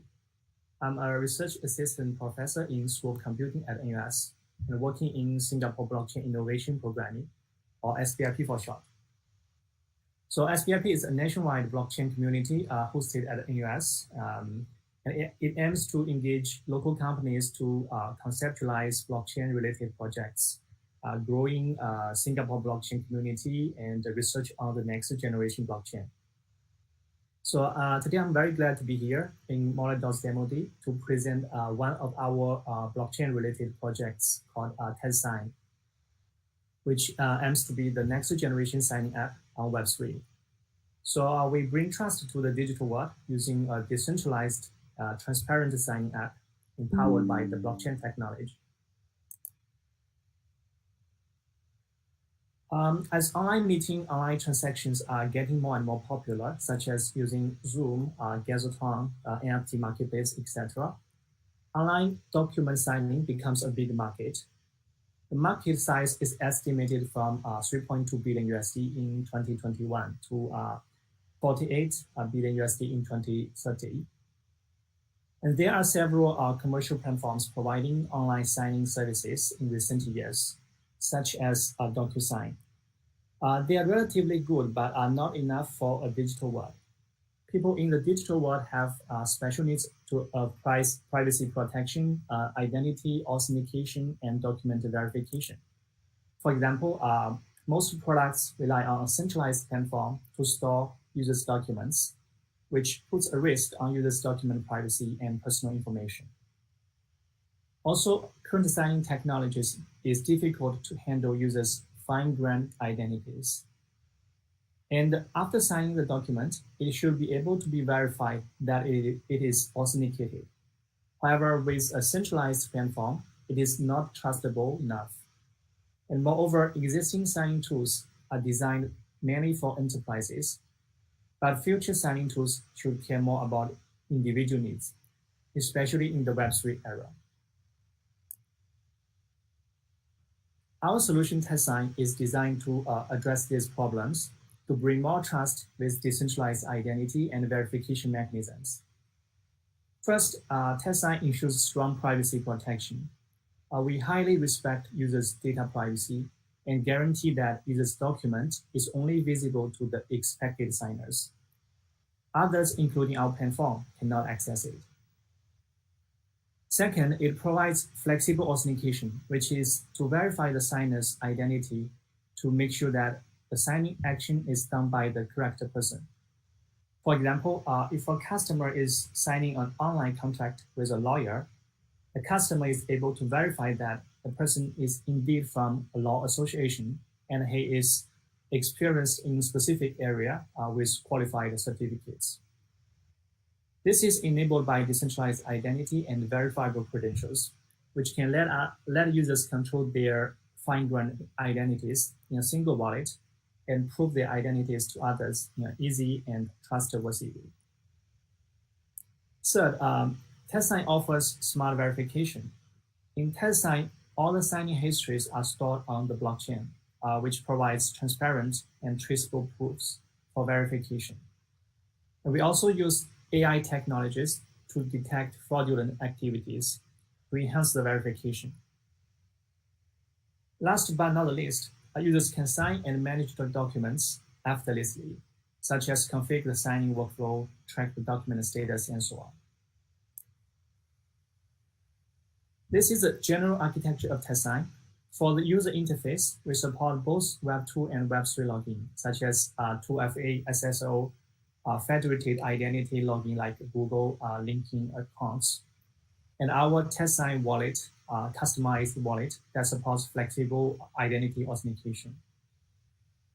Regarding the backend, we utilize the microservices for each of our service modules so that it can scale easily according to the signing workloads. And in particular, in the blockchain layer, we provide flexible blockchain interface, which supports verifiable database and then various blockchain types, depending on the customer's requirements. Specifically, we have developed our enhanced version of Hyperledger Fabric for permissioned blockchains, as well as our own verifiable database, which provides efficient immutable data storage, which is similar to the blockchain, but is more efficient. These are the technologies and patents we used in this product, based on our research and development in the last several years, including a verifiable database, decentralized identity, trusted authentication, secure sharing, interoperable blockchains, and AI. Here are some screenshots of our TestSign product, such as the dashboard. Users can view the signed documents and download blockchain certificates, etc. And template management allows users to create frequently used documents, which are especially useful for enterprise customers. Besides, user management allows enterprise admins to easily manage their users, groups, access controls, etc. And furthermore, with the decentralized identity-based signing, we support flexible identity authentication for individual users. Although our current platform is designed for signing, our core technology based on blockchain and decentralized identity could enable the digital identification of users crossing over the physical and virtual worlds. For example, it is able to support various Web3 applications in social, gaming, education, decentralized finance, etc. Our project was started in June 2021. In the last year, we finished the proof of concept version, and recently we have completed the MVP version. In the next stage, we plan to engage multiple parties to do pilot testing until October this year. And after that, we will launch the commercial product for both individuals and enterprises and do spin-off preparation. So in summary, document signing is a huge and a growing market, and our technology is from one of the core infrastructures for Web3 applications. And we have an excellent team with world-leading blockchain technology who make the signing experience more trustable and easy.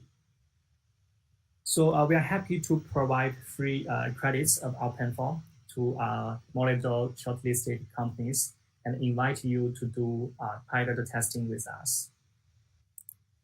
So that's all. Thank you. Here are some contact information and our website links. So please feel free to contact us if you are interested in our product. Thank you.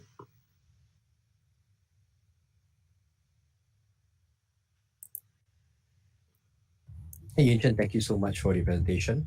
Yeah, for everyone else, just a reminder that SBIP and Yunchen, as they've mentioned, they are giving out some vouchers for all of the shortlisted projects for this demo day. So we're reminding in the Telegram and Discord, but again, if you are interested, please feel free to reach out to them and claim your free vouchers. But Yunchen, thank you so much for the great presentation. That was SBIP, our lovely sponsor for today's event. Thank you so much. Please give them a hand. There's a hand emoji or a clap emoji in the bottom left corner. But yeah, I'll go into the intro to get the event started. Excuse me. So thank you to everybody who has hopped in today. We will start the showcase off proper in a few minutes. I'll just go through a bit of a briefing just for the new folk who have just hopped in. So first of all, thank you to all our lovely judges for attending and taking time to present. So I will be introducing them very quickly. Today we have 5 judges for MoleStarter session 2. So I don't think they're sitting in order, but I'll go in this order. But we have Stan from QCB Capital, Ben Wee from Crypto.com Capital, Nemo from Hash, Alvin Leong from NGC, and Owen for CreditScend. So for the judges, yeah, I think everyone's already seated in the golden area.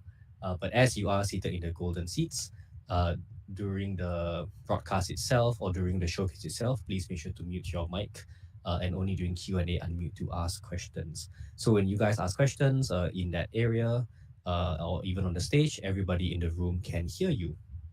Right, so we'll go quickly again into the flow of events for the showcase. So shortly after this, I will start calling out projects to come up to the stage to present their screen and start their pitches. So we'll be having Walless up first, followed by Spores, Shane, Surf, and then OI. So when you are up here, you are able to share screen and broadcast to the entire room. You are going to be able to unmute and pitch as well. So make sure all your website tabs, demos, or YouTube videos are ready. Again, there'll be no audio output from any YouTube videos played. You have 10 minutes to do your full pitch, including any demos or materials. We will allocate extra time if there's any audio or technical issues, but we'll be quite strict to the 10-minute as best we can, so we make sure we have enough time for all projects. After the 10 minutes is up, all the judges, you have time to give some Q&A to get more insight and check out the projects. And then after that, for the judging session, make sure that you have your Google link open to score all of the projects that presented today. The award ceremony will be held slightly after the end of this session. We are tentatively slotting it in at around 12:45 to 1 p.m. To do all the final awards once we've done the scoring. So yeah, I think that's going to be more or less a flow of events. So judges expect 4 projects today, and projects, just make sure you have everything ready to put your best foot forward. All right, if there are no questions, I would be very happy to invite our first project to present today, which is a Walless. So the website for Walless Cloud, please come ahead, get on stage, show off your slides and everything, and once you start speaking, we will start the time. So judges, again, make sure to mute, and then once everyone is ready and Cloud starts speaking, we will start the time. All right. Okay, Cloud, go ahead. Good luck. I'll get off the stage now. Yeah, thank you. Let me share my screen.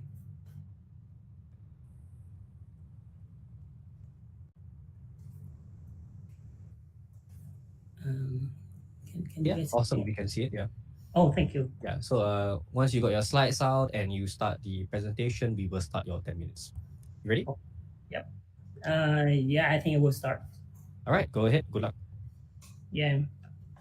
Morning, everyone. Like, I'm an engineer from Walless team.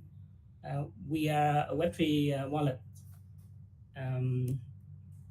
We all know about the difficulty of the user when they onboard to Web3 from Web2. When we introduce them wallet, it's very hard for us to explain them about CFA, and after they create CFA and they have remember a lot of things.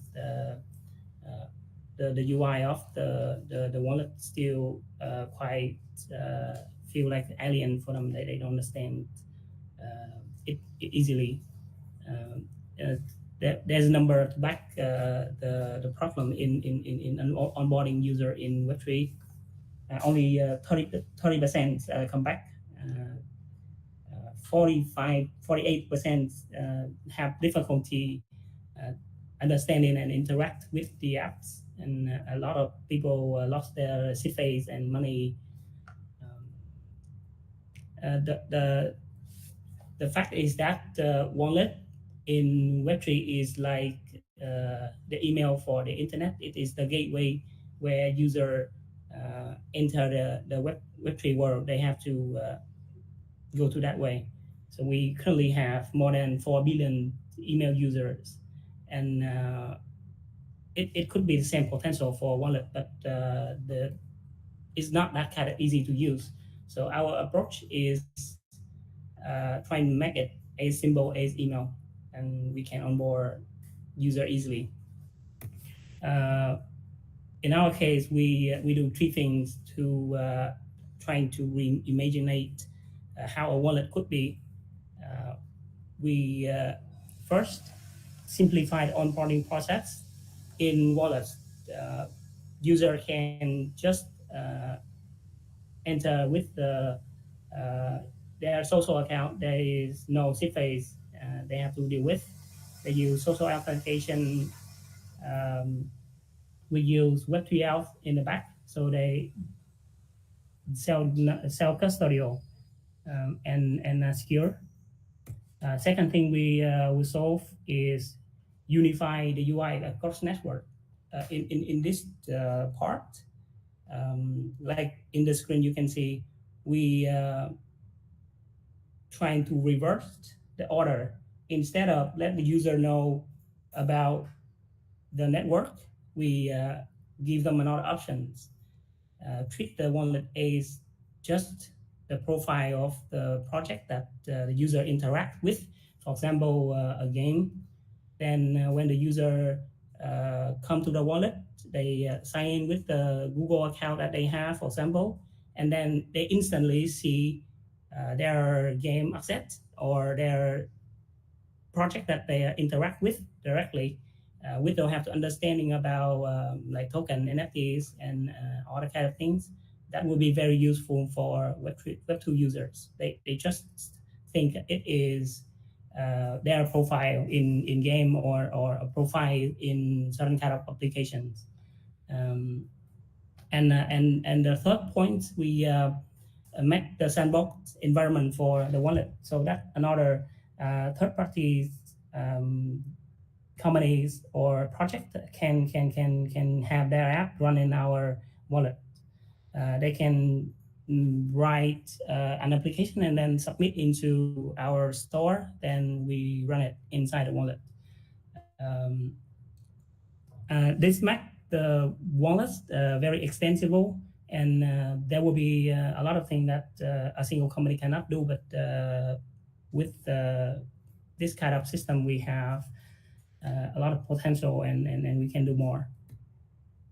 Right now, we have the product at still very early stage, but we are already make it available for different platform, and we can already test it internally, or like as a developer, you can download the zip file and install into Chrome or Firefox or like a lot of different browsers. In terms of technologies, we use we write wallet from ground up. So we also reference a lot from best practice there. I before also involved in architect the Ronin wallet. Sorry, like I'm out of time. I know you had 5 minutes. So sorry, that's a 5-minute bell. There'll be another bell at 1 and 0. Yeah, we'll add a little bit of time for this exchange. Yeah, please continue. Okay. Yes. Okay. Thank you. About technology is like we apply the best practice. For example, we have the wallet standard implement. So the wallets are detected by famous platform like Magic Eden in Solana, and also by OpenSea, like by default. We don't have to submit that. In case of the business model, instead of like most of the wallet, we have the revenue model in activity, like when users swap the token or when they buy it, there will be very small amount of fees that count for the wallet creators. In our case, we keep that, and on top of that, we think we will have premium features like price watch. We observe the price, and then the user have to pay for that premium features. By default, they use the wallet for free, but if they want to add a very cool feature, like extra feature, they may want to subscribe. That's just one of the way. And also we have the revenue stream from third-party apps, because we have some sandbox wallets. developer can have their application run on our wallet, and there will be also a very small amount fee that we can charge from hosting the apps. We are currently in the second milestone of the roadmap. We joined the Releathon hackathon by Solana, and we are packaging our product already in very early stage. Right now, we are currently focused on make it more stable and officially release it to the user. We incubate by different networks like Tezos, and there's a lot of things we have to currently prepare. In the upcoming times, we will launch it in like Sui, Solana, and maybe Tezos very soon. And we currently raised for 150,000 for 8% equities. That will be necessary for us to run in the next 12 months and try to reach our first milestone in user acquisition is 5,000 users. You can see like the use of funds also. We have 5 members in core teams. We are ex-college. We work together for years and create different kind of things together. Besides, we also have 3 honor guys as intern. We met them recently thanks to the hackathon, and we have chance to work together. And right now we have 8 people working on wallet project. Thank you. By the way, our project is open source, so if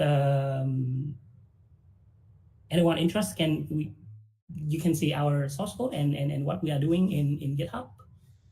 We open source from day one, and the idea is that we keep our stuff open and easy for any people to influencer marketing. After that, they started their own e-commerce holding company, and they launched, scaled, and exited numerous Shopify brands. And then over the past 3 years, they've been operating their full-service digital marketing agency, which is the Snow Agency, and they specialize in paid social. Sorry, is that part of the presentation? Retention and lifestyle. Yeah. Oh, okay. Sorry, I got a bit of a shock. Let's go ahead. Yeah. UGC services, conversion rate optimization, as well as photo and video production. So I'll hand it over to John to introduce himself. Give a little bit of his background, and then he can pass on. I'm not talking. I don't know. Hey guys, thanks for the intro and that. Nothing better than doing a webinar with your own little sister. But my name is John. There's another audio. Someone else is playing audio right now. Kind of carry out both, but as Matt mentioned, I've been a digital decade alongside Dan. Cloud, I think it's from your sharing. Yeah, I'm not sure where your sharing is, where that audio is coming from, but it seems to be coming from your internal team sharing. Within 6 months. Yeah, maybe you play something on a GitHub or something. Yeah. Strategies and blueprint we built. Yeah, maybe you. Let's hop off stage first. Yeah. I don't know what happened, but okay. Yeah, thank you. Yeah, so maybe you can hop off stage and turn off your tabs. Our presentation. Thank you. All right. Awesome. Okay. Anyway, I think apart from the audio glitch, I think Cloud, actually, there's still questions if you have to say on stage. Yeah. Yeah, so maybe you can check your tabs, make sure there's no videos or anything playing. Because there is some audio that is actually playing for your. Like I mentioned, pretty similar backgrounds. So I've been in the space for close to a decade now, doing performance marketing as well. It's from your end, sir. Yeah. Hello. Hello. Yeah. Okay, that's better. So that was the audio was actually from you. Yeah.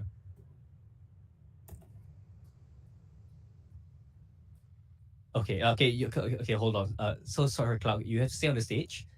We'll let the judges ask you some questions for the Q&A. Just make sure that you don't have any audio playing on your end, because the audio that you heard was coming from your screen, right? So when you unmute, just make sure that there's no additional stuff playing.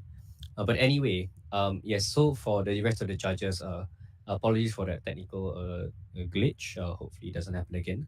But please, if you have any questions for Walless, feel free to ask them if they have any. If you do have any, you can unmute and go ahead with your Hello, questions. everyone. I'm sorry, like. Yeah, Ben, go ahead. Okay, hold on. Cloud, just stay on the stage. Yeah. So wait till the judges ask you questions. Can you hear me actually? You're muted now, Cloud. You can unmute and answer. Can you hear me? Yeah.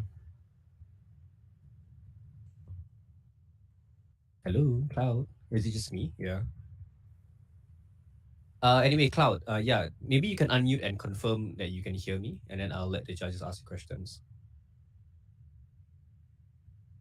Oh, no, So you can hear me, right?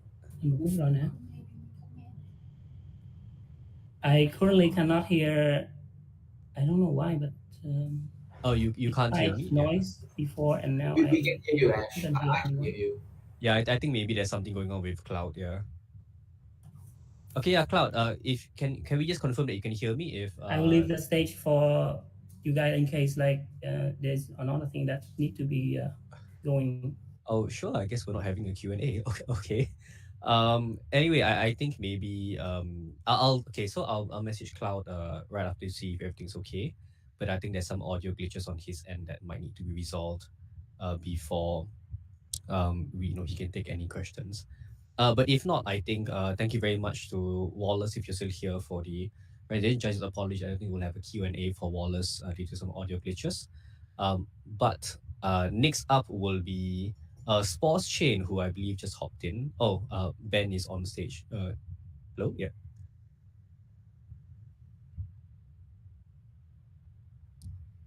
Right. So anyway, if we're good, I think we can give Spores Chain the stage to go into their next presentation, and then judges we can continue the judging from there. Hua from Spores Chain, are you there? Or the I believe the CEO is in, right? Please take the stage and you can start to share screen and broadcast.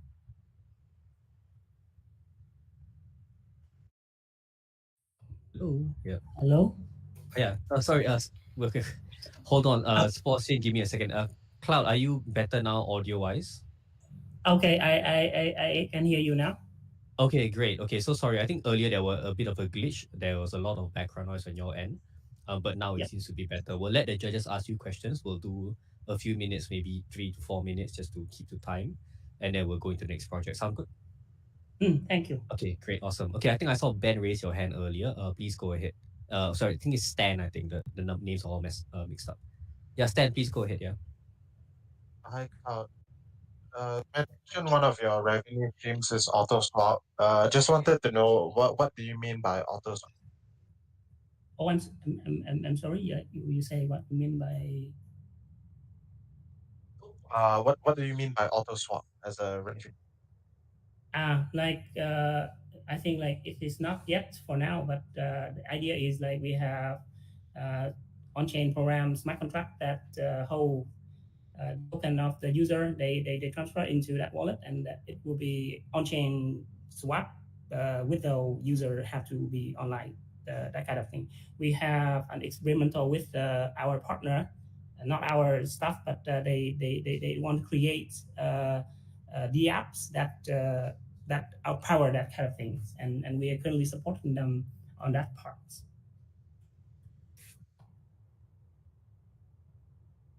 I hope it's clear. Okay, cool. Okay. Any other questions from the rest of the judges? Feel free to just unmute, or if you want to raise your hand, I'll call you in.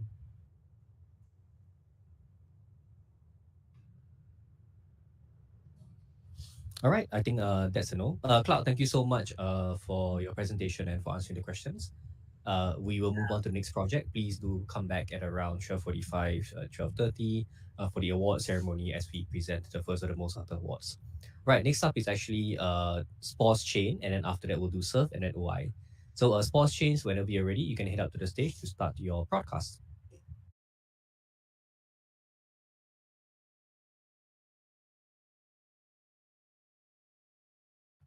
Spores Chain, whenever you're ready, you can hit up.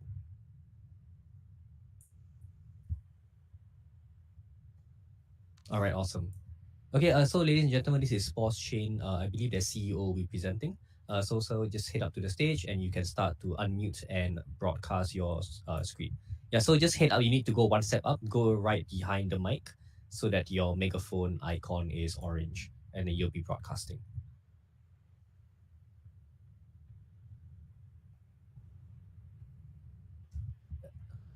Yeah, you need to take one step up. The stage doesn't work if you're on the steps. You need to be like on the stage. Yes, awesome. That works. Yes. Okay. So you, oh yeah. Is this Hoa? Yes, it's Hoa. Okay, Hoa. Nice to meet you. Feel free to share your screen. We can hear you loud and clear. Whenever you're ready to start, we will start the 10-minute timer. Oh, okay. I need 1 minute to setting up a little bit. Sure. If you would you like to I'm not sure if Ethan is ready from Surf. But if you need more time, we can have you on as a project after this as well. Yes. Can you have like switch the order? Like one project before me be fine. Okay. Ethan, if you're ready, you can hit up. And then that'll be good. Yeah. I think Ethan is speaking. Sorry. Sorry, Ethan. Can you come towards me? I'll go towards you. Hold on. Okay, cool. Looks like he's hitting up. Yeah.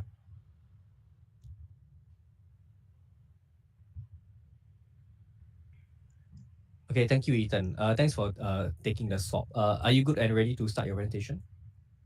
Yeah, I'm not sure. Give me like 30 seconds, but I'm not sure whether you can hear me. Yeah, we can hear you. Maybe you have to speak a little bit louder into the mic. You're a little bit muffled there. Okay, then it must be my other microphone. 1 second. Okay, how about now? Is it better? Yes, that's way better, yeah. Okay, yeah. So whenever you're ready, you can share your screen and begin your presentation, and then we'll kick you off the timer. Can. Sorry. Yeah, so let me begin by sharing my screen. Okay, can everyone see my screen? Yep, looks perfect. Go ahead. Whenever you're starting, we will start at 10 minutes. Okay. So now it's 11:37. Yeah, thank you, judges and everybody for listening into my pitch today. So this idea initially, before I begin talking about the idea, I want to tell you where it came from, what's the source, what's the inspiration of it. This idea actually sprouted in a hackathon called Solana Builders League in Mantle in Singapore. And a little bit about myself. My name is Ethan. I'm a NUS student studying computer science in my first year. So onto this product. The vision is to onboard the next 1 billion users and onto the Web3 world. But in order to do that, we have to solve a very fundamental problem. We have to make the onboarding process simple. So the main problem is that casual users don't find it difficult to launch smart contracts. And the truth of the matter is that smart contracts are at the very are pivotal in Web3 in the Web3 space. Web3 newbies also have no centralized place to learn quickly. And existing smart contract IDs are not very user-friendly or efficient to use. So therefore, we introduce to you Surf, ChatGPT for your smart contract. This is how it looks like. This is the ID page, the Surf board, where you would be able to have a free free area where you can write text. Currently, it's in the prompt suggestion selection. That's why it doesn't look like you can type any text there. And then we have a toggle to click free writing. Then after that, the code that will be generated by the AI. File tree traversal, a diagram to show a diagram, and export and deploy buttons. And we also aim to make it language agnostic. Yeah, so we aim to be an enabler, an educator, and a companion in your Web3 journey. So who are these created for? Who is the target audience? We have three main groups. Firstly is the casual user, a newbie, and a Web3 veteran. So the casual user and a Web3 newbie might not be too interested in the depths of the critical parts of the code. So they would just simply click through and use guided prompts to create the code and copy and paste it into whatever workflow that they currently have. And for the veteran, they can use free writing or the guided prompts to speed up their workflow in creating smart contracts. So to the crew that makes it happen, it is me, Ethan. I'm a project manager. Gavin, who is our AI expert. Anand, external liaison, as well as Shijie, who is the Web3 backend specialist. So yeah, on to the 3-minute demo to show you how it works. Demonstration on Surf. But first, are you able to hear the audio from the video? I'm Ethan and I'll be your host for today. So I think it will be a little bit soft. So we will recommend to not have output. If you can narrate over the video, that would probably be the best. Oh, okay. I can try allowing the captions to be turned on. I'm Ethan and I'll be your host. Okay, Yeah, so the this is a audio demonstration. is a little bit soft. But if you're okay with it, then you should be. It's up to you. Gotcha. Okay. Yeah. So yeah. This is for this exchange. Sorry, go ahead. Yeah. 20 Oh, seconds. am I running past time? No. Just that we have this exchange, so we'll add a bit of time. You're good. The first bell will get 5 minutes. Please go ahead. Okay. Yeah. So on to the continuing the demonstration. Over here, we'll have four types of service. At this stage, we have simple storage, escrow service, vesting service, initial token offering. So these are the potential smart contracts that someone would like to write. So if they choose the free writing option, which they did over here, they type I want a vesting service from of X token from a certain wallet. Okay. All right. I guess in that demo I wrote for 8 months instead, and it will create the code that is needed to vest the token for 8 months. And then you click export, and what export does is that it copies to your clipboard. But in the future, we aim to allow you to deploy it. Yeah, so over here, I'm demonstrating that you can copy and paste the code. And over here, there's a deploy button, and we aim to monetize this in the future. So to charge users a small fee when they want to deploy straight from the surfboard. And yeah, so I'm not sure if I can share to a separate tab. Share this tab instead. Okay, so I want to also demonstrate this part. This will take another maybe 1 minute. Yeah, so let's say I want to have a simple storage. If I don't use free writing, I use suggested prompts. I use simple storage. Say I want to create a database for a school, and I want to store the users their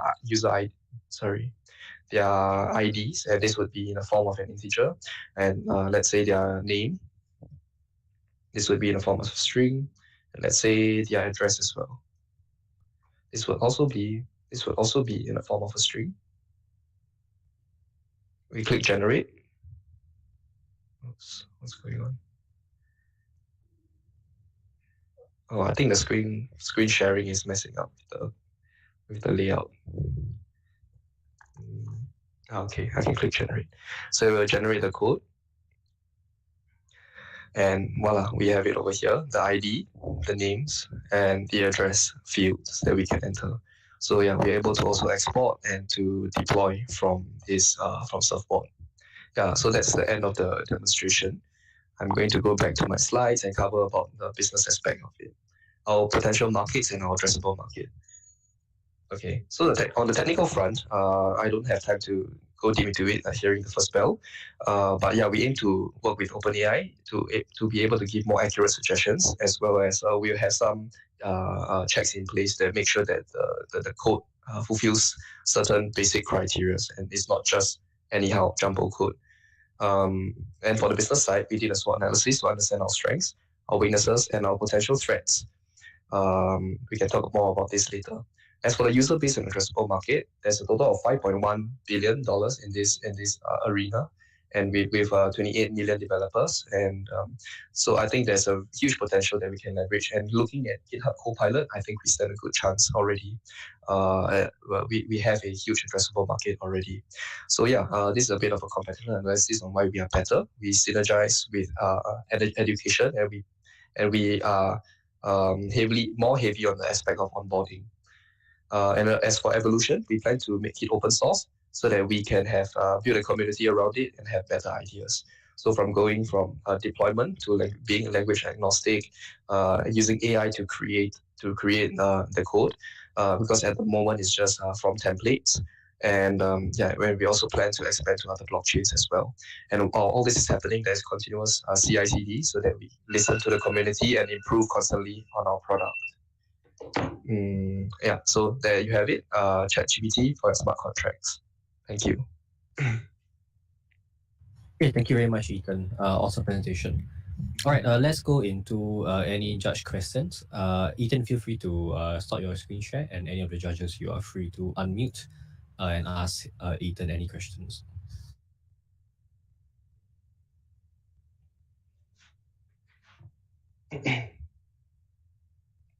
I believe at Nemo, you're actually out of the golden seats. So we can't hear you if you're speaking. So you can take one step forward. We should be able to hear you. Okay, awesome. Right, yeah. Anyway, I see Stan has his hand raised. Maybe Stan, you can start us off. Yeah, so I think the deployment feature is good, right? But do you have any measures to ensure that what's generated to your users is safe for their users to use? Okay, so great question. I think as we have seen with OpenAI generating code in the past few weeks since they have been released, we have noticed that they don't generate perfect code. There are bound to be bugs, there are bound to be very basic, maybe zeroing errors. And I think when we launch our product, we would have checks in place before the code is being shown to the user, in between the AI generated code and the user, that ensures that certain criteria have been met, certain basic things that are expected of a smart contract is being met. So yeah, that is the safety measure, and prevents the AI code from prevents the AI from giving code that is complete utter rubbish to the user. Yeah. Sorry, I'm to add on as well. I'm the project manager of this team. So I am more heavy on presentation as well as external liaison, less of the technical aspect of it. But if you want to know in greater detail on the technical aspect, we can always take it after this presentation as well. Yeah, I might not be able to give the best explanation on the technical front.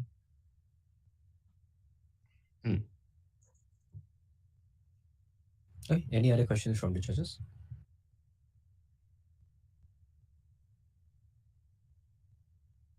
Hey Ethan, thanks for that. I'm Edward from Hash. Just wanted to understand a bit more about the team or your motivation to work on this project. I think, as you mentioned, you guys are students at NUS still. So just want to understand more on like that front, where the inspiration or trigger came from, and what's keeping you guys going. Okay, thanks for the question. So the inspiration was that on the first day when we entered the Solana Hackathon back in December, we were being taught the language Rust, and at the same time we had to pick up quickly on frameworks like Anchor. So it was very difficult to comprehend everything unless you have a really in-depth computer science knowledge, or you have deep experience in Web3. So we found that process, because the process is difficult, it's going to turn away a lot of people to come into the Web3 space. And to make it easier, and because we believe that Web3 would be the next biggest thing in the years to come, we want to make that onboarding process easier. And therefore we decided that, hey, why not be the bridge connecting the people who want to come on board onto Web3 world. So that was a source of inspiration. So as to what keeps us going at the moment, Anand, as well as Gavin, the three of us, we are current year 1 computer science students, and Shijie, he is a year three business analytics student. So because we ourselves face this issue, and we are all in the NUS FinTech Society, people who are active in this Web3 space and believe who believe in this space. We think that it is an idea that a lot of people would or a product that a lot of people would want to see happen and would use. We have personally spoken to people at MetaCamp in Singapore, and they are one of the potential customers, because they themselves were very excited about our product and want to use it to teach in the near future. I hope that answers your question, Ed.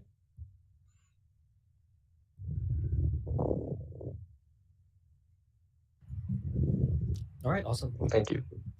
Any other things that we'd like to ask Ethan before I give him up and let the next project come in? Yeah, so I have some questions. Ethan, I'm Alvin from it. So, like, did you fine tune this model on top of like some existing Rust code, or is it like the default GPT? Do they have that? Do they have enough Rust and Anchor training data already trained? The straightforward answer is no. We are at the moment we are not using AI, the OpenAI's API to generate code. At this stage, it is from templates, so we are augmenting the current existing templates to fit the user's requirements. That is as far as we have gone. Yeah. Okay, I see. Thanks. Thank you.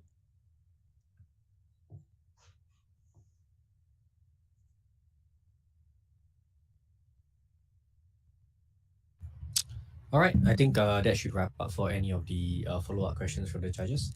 Ethan, thank you very much for your presentation.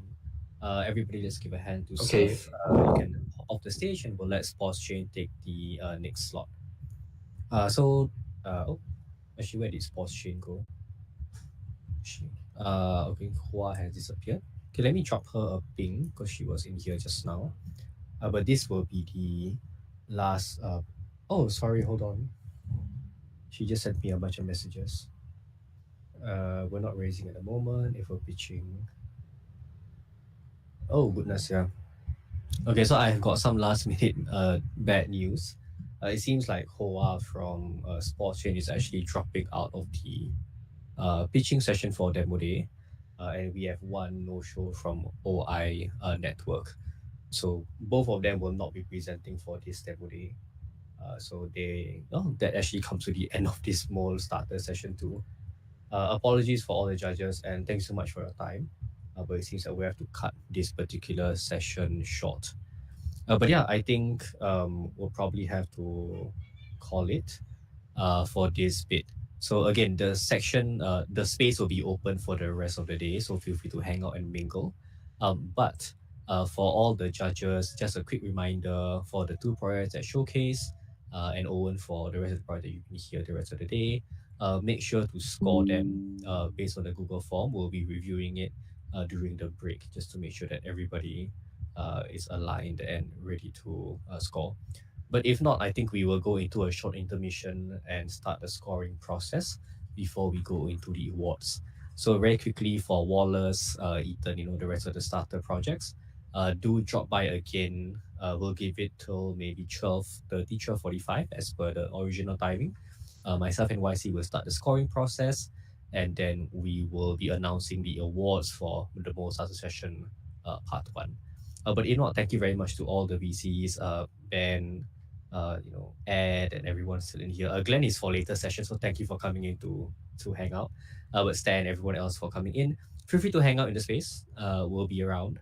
But yeah, if not, we'll go into intermission for the YouTube viewers. So everybody, have a great one. We'll be back in around 30 to 40 minutes after the judge sorting and the scoring session. Thank you, everybody.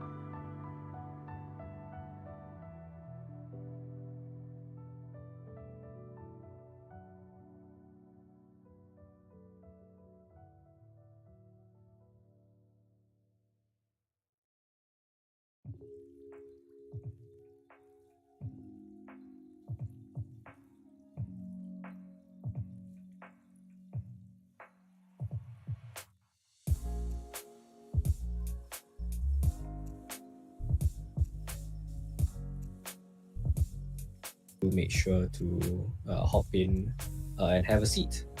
Once we go live, we'll do the award ceremony very quickly, do some closing words.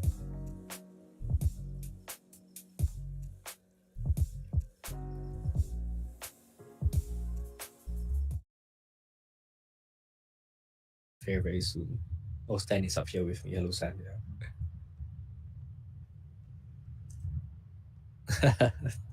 Thanks for the glitter. Yeah, okay, we are live now.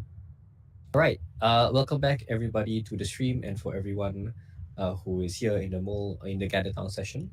As again, just to reintroduce myself, my name is Ash. I'm from Moledao. I'm joined by YC today as the host and coordinator for today's Demo Day 3 session. So we are in Gather Town. It is a specially designed community space for Moledao events.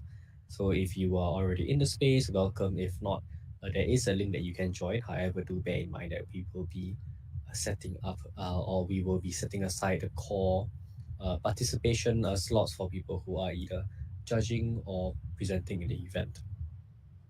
Right, we'll go into the award ceremony very soon. So without further ado, I will just start to share my screen and we'll hop right into it.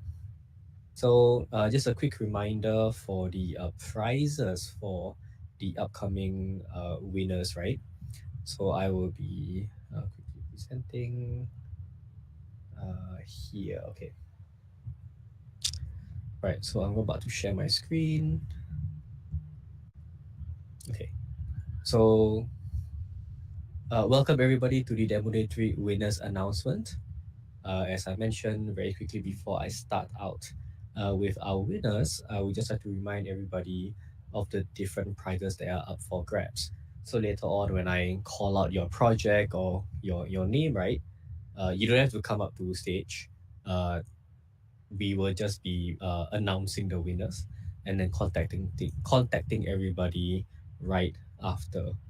So very quickly for MoleStarter, in regards to the prizes, right? As I mentioned, all shortlisted projects, you are eligible for a $500 USD credit or a 1-year free trial for the test sign pilot from SBIP. So again, to all the projects who are here, thank you so much for your participation. Our partners at SBIP who spoke earlier would like to extend this offer to you guys. So if you have any questions on how to redeem that or want to get in contact with SBIP, reach out to myself or YC after this and we'll put you in direct contact with them, or go up to them and say, hey, I'm one of the shortlisted Demo Day projects. They can verify with us and you're good to go. So secondly, in regards to the winners of the event, so today we are giving out prizes for the top 3. All winners for the event, so top 1, right, will receive a $1,000 prize pool from Spheron. And this is dependent on projects that deploy on Spheron itself. They also receive 3 months of access to their developer pack. So again, make sure to reach out to us and to Spheron to redeem your prize. So next up for the third place, you guys will receive 20% off the audit fee of Beosin's 20% off Beosin's auditing and service fee. Second prize will get 50% off, and for our first prize, we'll get 100% off your first audit fee from Beosin. As an additional prize, the top place for the MoleStarter winner will receive a $500 USD Alibaba cloud voucher that is renewable for any of their cloud services online. So again, once we have called out your name, feel free to reach out to us and we will facilitate the prizes. We'll reach out to you directly as well after the whole event. All right, without further ado, please give some hand emojis as we start to announce the prize winners. Awesome, I see Stan with the first claps. All right, for the very first winner, which is our third place winner for the MoleStarter session for Demo Day 3, we have congratulations to Felt Labs who came in third place for MoleStarter. I believe this is from is Felt Labs in here? Okay, they're not in, but I recall. Oh, sorry, Brett is in. Okay, Brett, congratulations to as the winners of third place. Again, we'll reach out to you directly for the next steps. But congratulations to Felt Labs. It was a great presentation. Hands together, please, for our second award winner, which is going to be InVar Finance for the Fruitful Collecting. So Kenji, congratulations. That's second place for you. Please reach out to us after this. We will set you up with all the different prizes. And congratulations, it's very well deserved. So that leaves our grand winner for MoleStarter up next. Please put your hands together for the overall winner for MoleStarter grand prize, which again is $500 for Alibaba Cloud vouchers, 100% off audit bills, 100% off Beosin audit fees, as well as SBIP and Spheron additional vouchers and prizes.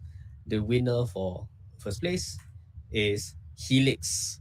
So this was a very, very high score. It was given really great praise and remarks from the judges. So I believe this is from Caleb and Jitendra, if you guys are both in. Congratulations on winning first place. So everybody please give some hand emojis to all of the winners for MoleStarter.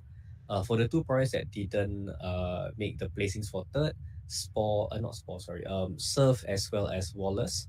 Thank you so much for your participation and supporting us here this demo day as well. You guys are still eligible for any of the partner perks, which is $500 SBIP trial, or the other perks that we mentioned earlier. So make sure to reach out to us if you want to have access to any of those. And yeah, I think that will be all the announcements we have for winners today. So before I end off, again, a very big thank you to not just the winners and projects, but to the many judges who came in, spent their morning with us to do this session. It was really fun. Thank you so much for taking the time. Looking next time during our future demo days, we would love to see you back as we have more projects and more things to see. So for everyone else within the room and within the stream, the next timing or next session will be for MoleUnicorn. We'll be taking a short break for lunch over the next hour or so, and MoleUnicorn will start at 2 p.m. today. So for those of you who want to again mingle around the session, speak to people, make sure to unmute yourselves, go to each other, feel free to network. As we start to fill out for MoleUnicorn session, there'll be more people and a different roster of players coming in, so feel free to hang out during that timing as well. But if not, I think again that's all I have for you for this MoleStarter session. We're going to go into a short intermission for lunch, and we'll see everyone back here around 2 p.m. where we have everyone set up to come for MoleUnicorn.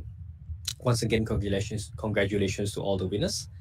And yeah, I look forward to seeing everyone in the next hour. Thank you. Goodbye.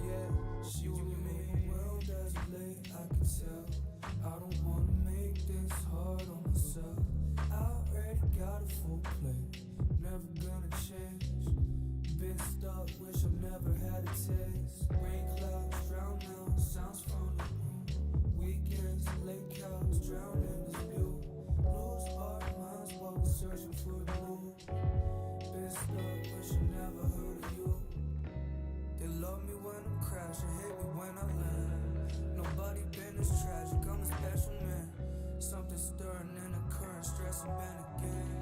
Couple lines, a couple pills, extend a helping hand. She wants me when I'm broken, thinks I need a fix. She taught me how to focus and what evil is.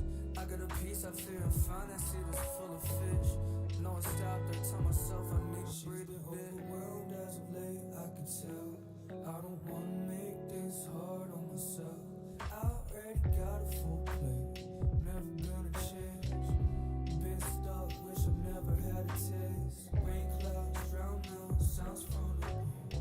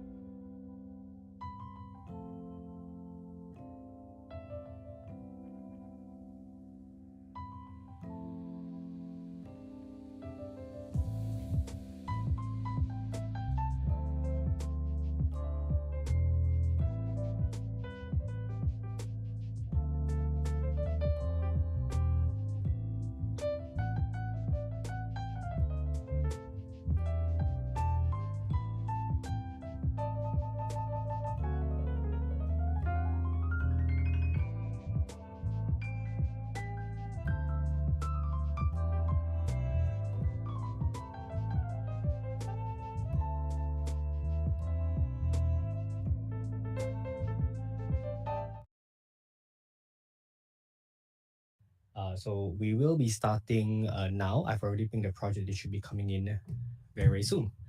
But yeah, so before we kick it off, I would like to do some ground rules and some housekeeping just for those of you who are a bit less familiar with the space. So welcome everyone. This is Gather Town. My name is Ash. I'm from Moledao. I'm joined today by my two colleagues, Rose and YC, who will be helping me facilitate the rest of the session. So for today's session, we will be having 5 judges, as well as, 4 judges as well as 3 projects relay.cc pulled out from this session. So we should be expecting to see 3 different projects coming up. So I'll do in order first, which is StreamNFT, UnderRealm, and then the Merlin protocol. So how will the stream or showcase work? Each project, when I call your name up, please come up to the stage. You'll be able to broadcast your screen and mic to everybody within the audience. So this is going to be the stage or broadcast area. So you'll have 10 minutes to pitch any materials, slides, demos, or videos you would like to show to the audience in this 10 minutes. Make sure that you have everything prepared before coming up. Do bear in mind that the input, the audio input from your demos or your videos may not be visible, or you may not be able to hear the audio. So that's going to be one of the things that you have to keep an eye out for. But beyond that, each project will have 10 minutes to do their pitch. After that, there'll be a 5-minute Q&A session hosted by the judges. So for all the projects, right, we will be keeping time. Myself and YC will be moderating. So from YC's end, once we hit 5 minutes, 1 minute, and 0 minutes, you will hear a bell sound that he will indicate. So if you hear the bell, first time means 5, second time means 1 minute, and the third time is 0 minutes, just wrap up. We will give you an audio prompt, and we will go into the Q&A. So we will be moderating for clarity and time. If there are any audio or technical issues, we will allocate any time that is lost back to you. But if not, we're trying to keep each showcase to around 15 minutes plus minus, just so that we have enough time to go through everybody's projects today. So far, we've already done around 8 projects. So it's going to be a very long day for us since we have another session after this. But if not, for the judges, it will be very straightforward for you guys. You'll be seated in the golden seat areas, which is the other broadcasting section of the stage. So anywhere on the golden seats is fine. As you can see, there's a little megaphone icon next to your name. If you unmute, everybody in the space can hear you. Just make sure that you're muted throughout the project's presentation. But when it's your turn to give any comments or if you want to give any feedback in the Q&A, feel free to unmute and highlight to them. So for judges as well, we've already provided the Google Form link. Inside, you will find all of these sessions, pitch decks, as well as Google Forms for you to do the scoring. You are free to score at any time throughout their pitch or during the Q&A, as long as it's done by the end of the session. Right, so I think that's going to be all of the intro for this session. I don't think I have any special speakers for this session, so we will go straight into it. All right, so I believe, so give me a second. So I believe we're just pending Adrian from Polkastarter. Let me drop him a ping. If he's not dropping by, then we can start off. So the first project will be StreamNFT. You're not up yet, but do stand by. Once I call out your project, you'll be ready to go.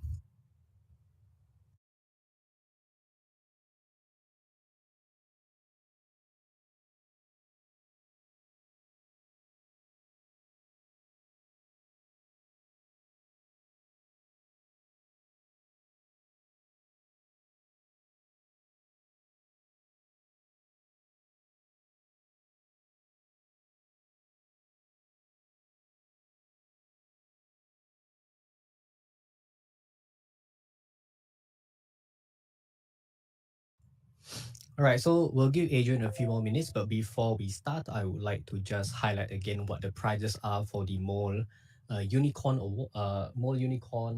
sessions.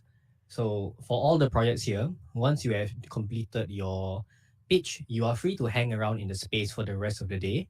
However, if you need to hop off or you need to go do something else, do be sure to tune in later on at 5:15 for the MoleUnicorn Awards.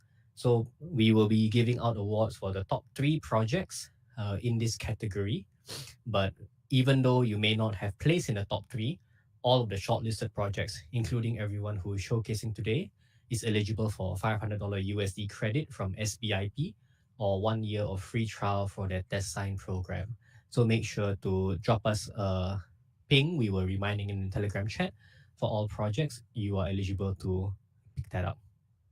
So for all winner, there is also a $1,000 USD prize pool contributed by Spheron, who will be giving out this cash prize as well as 3 months of their go-to pack access for projects that deploy on their platform. So again, if you are in the top 3 placements and you would like to know more about Spheron, reach out to us and we'll put you in contact. If not, for third prize, Beosin has kindly sponsored 20% off their audit fees for any third place winners. Second place receives 50% off, and the top one receives a full 100% off their consultation and audit fees, as well as $500 of Alibaba Cloud vouchers, proudly sponsored by Alibaba. So really great prizes for all the winners. And of course, another thing to set expectations is if you are going to be reaching out to any of the judges or if you would like to network, you are free to do so in the space. It works as a normal event or audio hall. Just go up to them, say hi, introduce yourselves. But if you meet any projects or people that you did manage to spend full time with, or you guys get introduced, both judges, VCs, as well as projects, you can reach out to us. And if the match is great, we will reach out to them on your behalf. And if they are willing to speak, we will introduce both of you in a group call or an email. But yeah, I wanted to just highlight the prizes before we get started. I believe we will go ahead and get started first without Adrian. So just to set the expectation for the scoring, right? Even though you may have 1 or 2 judges less than your competition because of the difference in judging pools and the roster, all the scores are averaged out. So regardless of whether you have 4 or 5 judges, the total scores will definitely average out to something that we will use for the scoring. All right. If not, we will be proceeding with our very first project. May I have all the judges to please head into their judging seats? So I think I see Jevin as well as Elvin already in their seats. So I'm not sure who is the last. Okay. So yeah, both of you guys are in your seats. Right. So for our very first project, can we please welcome to the stage Yoga from StreamNFT? You can give him a hand by using the emote key at your bottom left. So you gotta hit up, do your mic test and your screen share, and if everything's good, we can proceed. Hey, hi guys, GM. I think you're able to hear me, right? Yeah, audio is good. Go ahead and share your screen, and once you're ready, let us know and we'll start. Perfect.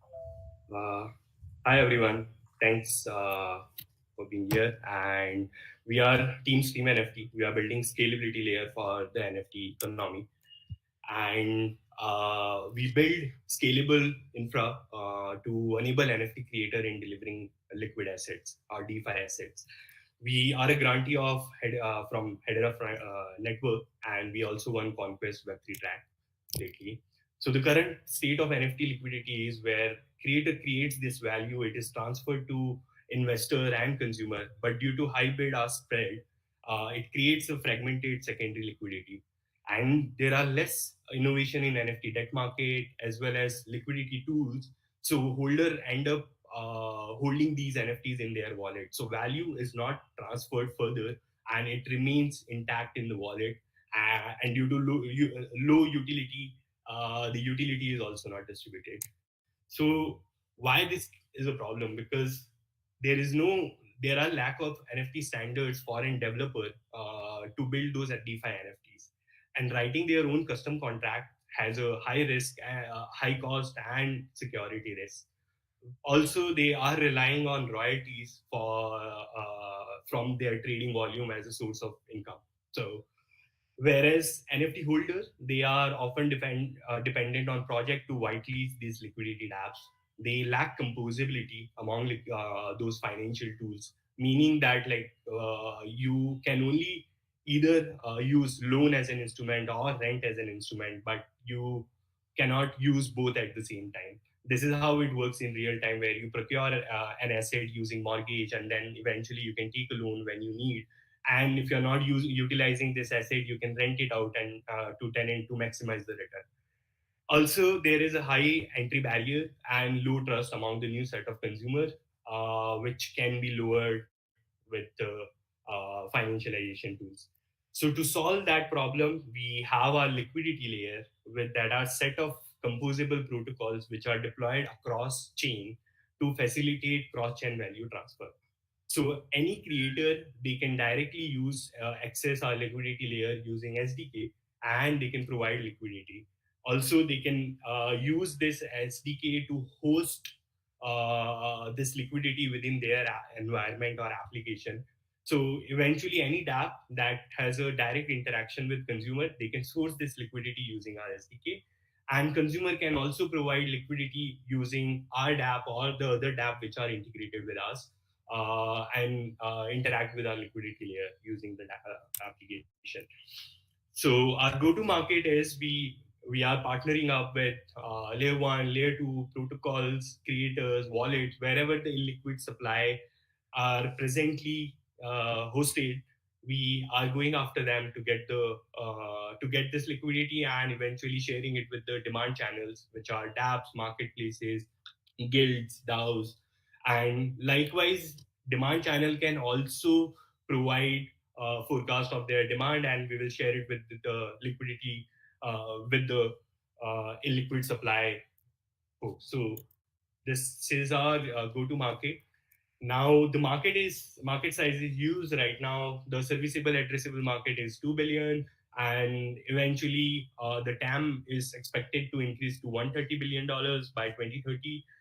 We intend to capture $400 million market at this point in time. Just to highlight the advancement in the industry, Splinterland achieved 2.3 million daily rentals last year, and NFTFi has handled more than $250 million in NFT-backed loans. So this is where we are heading, where adoption is going mainstream on those financialization tools.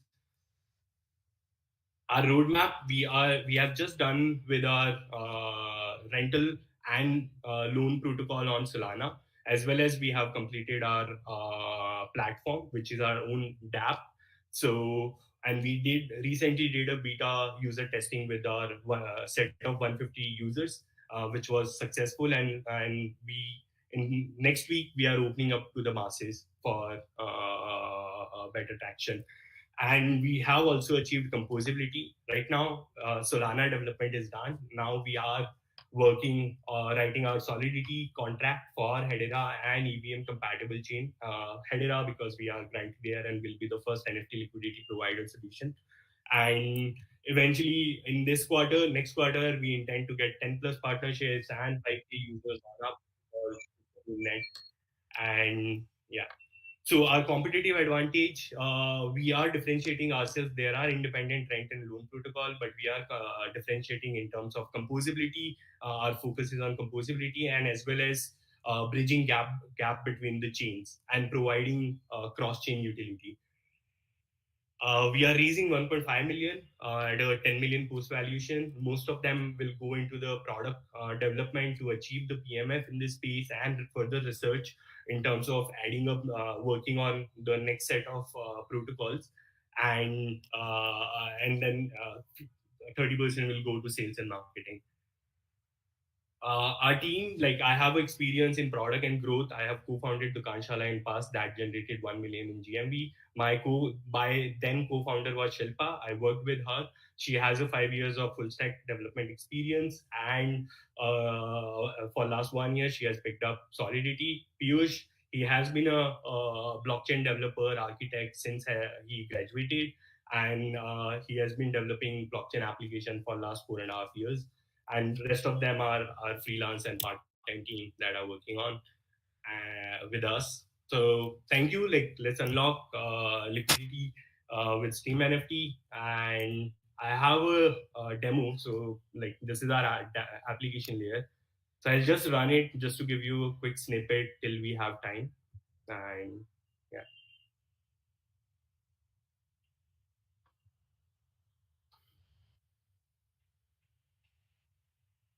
So user can select rent and lend, and if they want to lend this NFT, they can go to lend, and then if they want to rent, there are different states which are managed, owned, listed, and rented.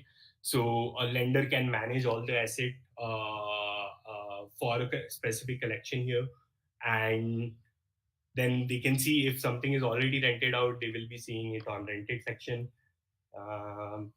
So we have fixed price rentals, revenue sharing, and then hybrid structure. Right now it requires revenue sharing, and hybrid requires integration with the project. So it's not live yet. They can select lend duration. If they are not going to use this asset for the next 30 days, they can just deploy it here, and they can select rent duration. If they want to go with a fixed price duration, that a specific borrower or renter can only rent it for 2 hours, then they can define that fixed duration for an user. Then they will only be taking it up for 2 hours. They can define the price. And if the rental is private, which is specific to guilds, and if they want to share it asset with someone else, then only those addresses will be able to see this listing on a rental marketplace. So that's how this asset is rented out. It is right now listed. Now we can move to the rent section. When we go to the rent section, available section has all the NFT which are part of the marketplaces, and someone can just go and rent this asset out. Next is when it is rented out, you would see there is a borrow option. So that's where the composability comes into the picture, where if it is, as and when it is rented out, you can still take a loan as a lender. So we'll go to the lend or borrow flow directly, and this is where we, as a user, we can. So there is a pool of lender. We have a P2P loan protocol where we maintain a set of liquidity which already user provide. These are fixed term loans. So lender is coming and they are bidding for all the offers, and the best offer is visible to the borrower. And there are different APY and duration for a user, for a borrower to make such a decision. And yeah, just I'll quickly fast forward. So they can select which pool they want to deploy capital, and yeah, so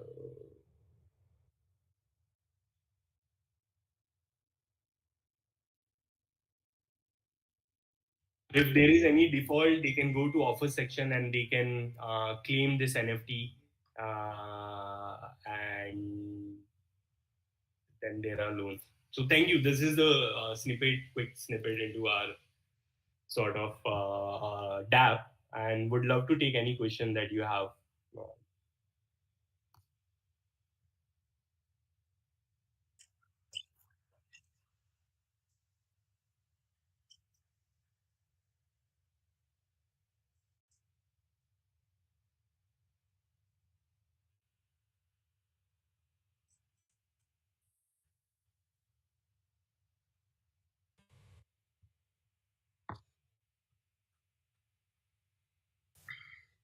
Yep. All right, I can ask a couple questions. So I'm just wondering, do you guys, is it, if let's say I have a series of NFTs, is it going to be a permissionless process whereby I can just put my NFT on your protocol, or is there a whitelisting process? I'm just wondering, like, what is the support for like long tail assets? Right. Yeah. So on different chain, it's going to be a different standard. But on Solana, it can be permissionless. We don't need. But there is a new PNFT concept which has come, and creator are adopting this PNFT, where we need to partner up with the creator itself to get this whitelisted. But not a lot of projects have moved there. But on Ethereum, we will be needing. Right now, we will be needing a partnership with them, but we are figuring out a solution to do it permissionless by working along with wallet service provider.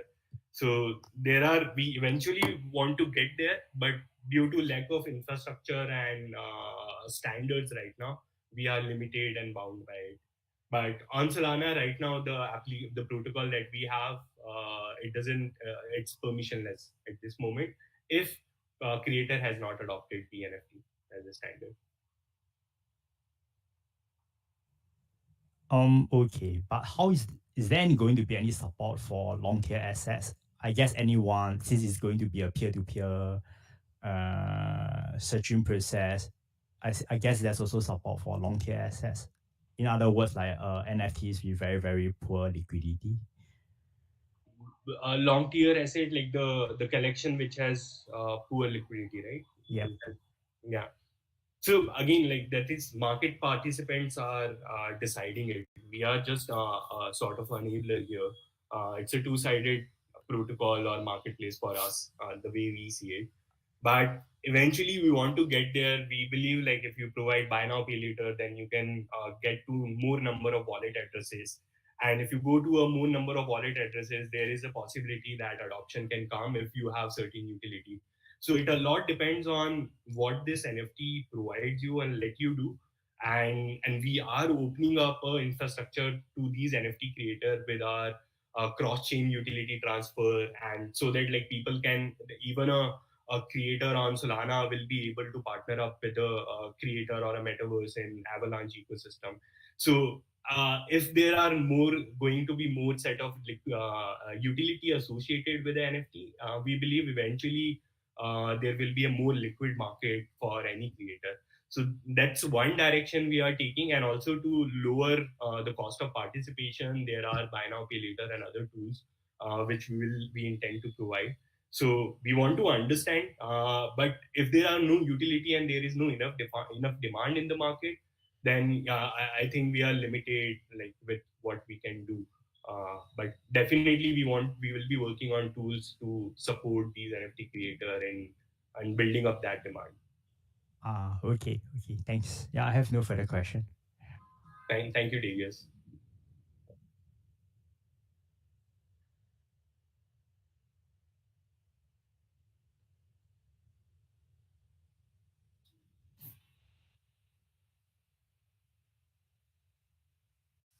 None from my side. Thanks.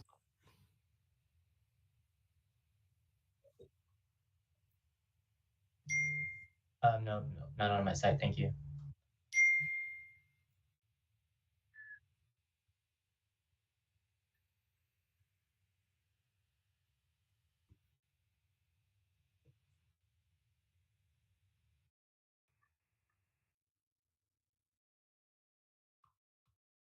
Thank you, everyone. Have a good day. Yeah.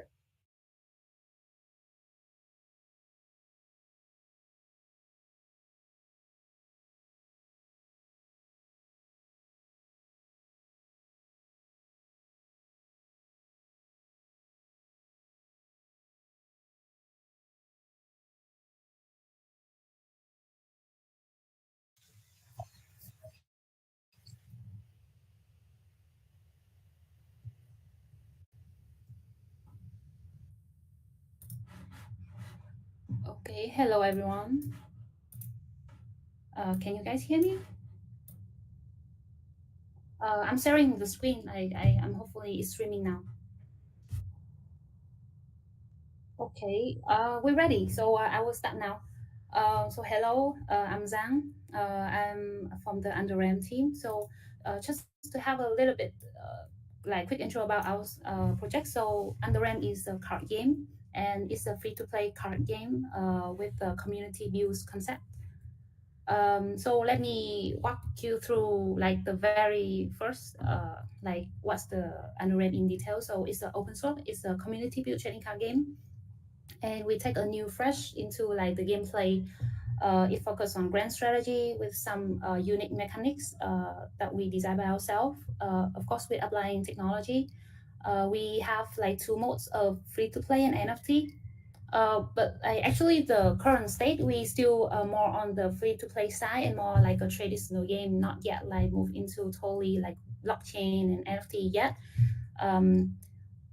Our stage is we just launched the MVP, so the game is playable now like last month. So right now it's just like this year we're gonna take the product the game for like user like for the gamer like to play and testing. So let's have a quick 1 minute of how the game look like. I hope you hear the sound. So this is currently you can access the game directly on the website. Just Google sign in, and then you can already ping into the game and play it. So it's a turn-based, two people facing together. So the strategies here is of the game is you just set up the cards on the table, and then you choose which side you want to fight, and then once you hit okay, you already finished the setup, the cards automatically play against each other. So this is a very current gameplay that we already released.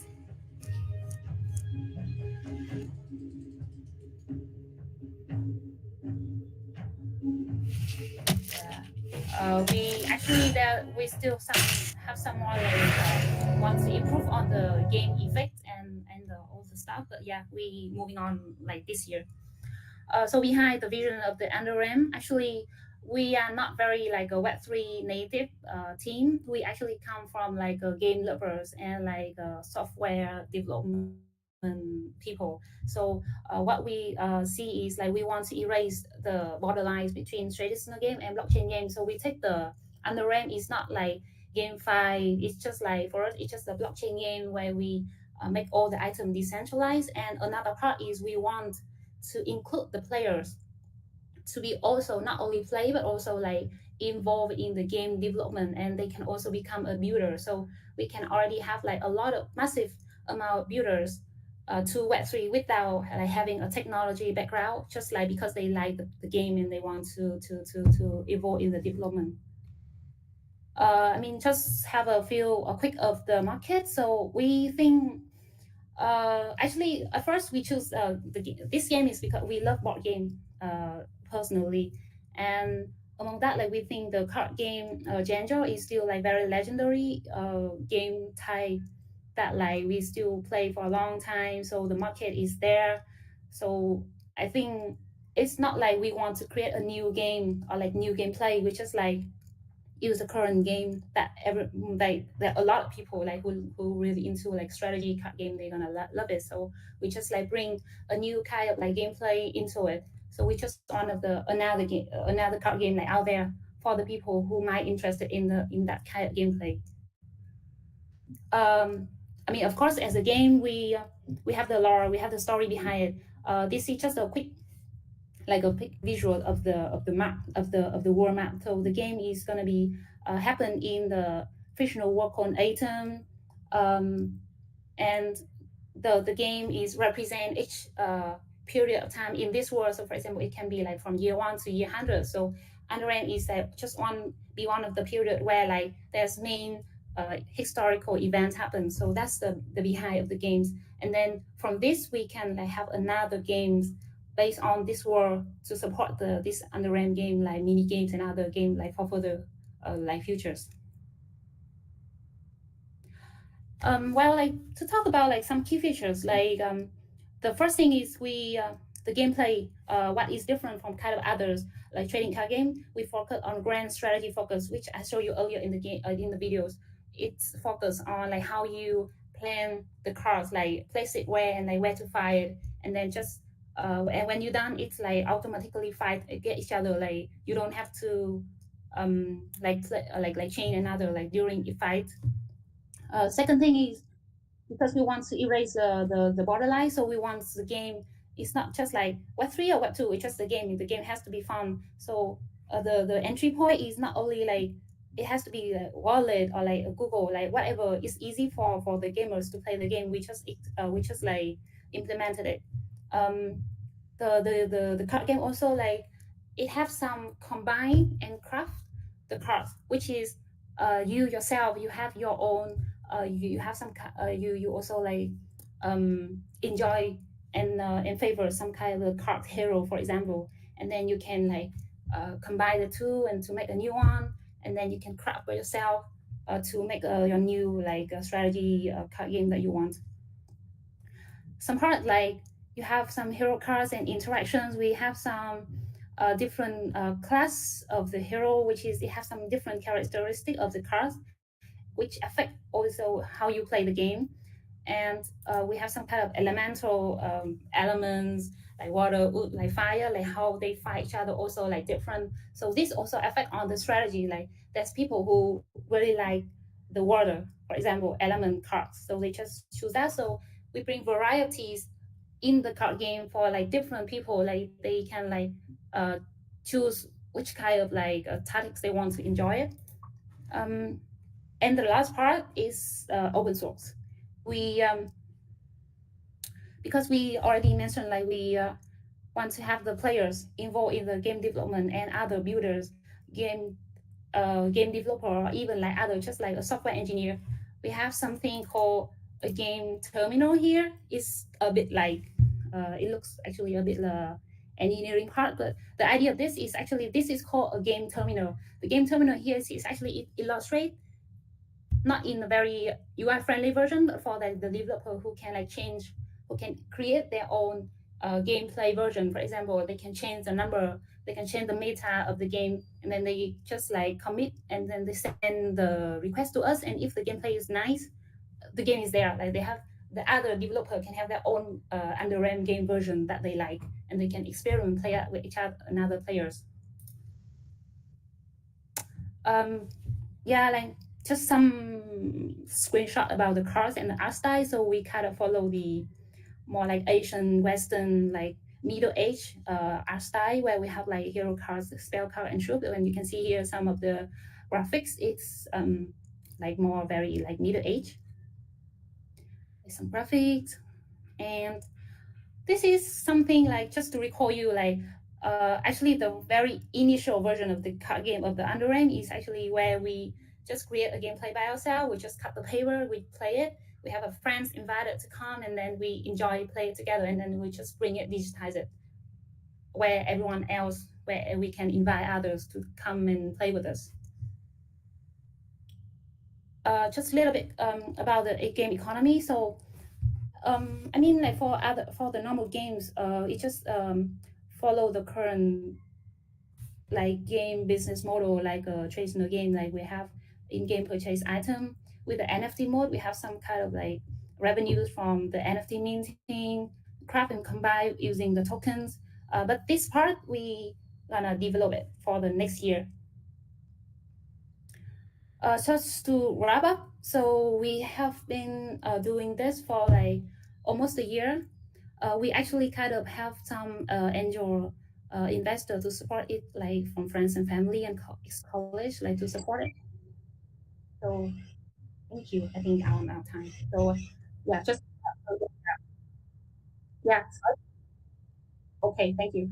So yeah, this is the roadmap we're gonna do. So the idea here is we just want to have this year explore to have we just launched the MVP early this year, and we're gonna take this year to like focus more on like building more like game effects and all the enhance the game functions and like gameplay and other like campaigns and things for the gamers, and to look for like, the gamer who really wants to join and enjoy this game to play. And then next year we're going to explore more on the Web3 side, because on the Web3 infrastructure we already ready everything. So we just think right now it's better for us to really understand the product and the user first. So we take this one like carefully to really move on to the Web3. So thank you. I'm done at my presentation.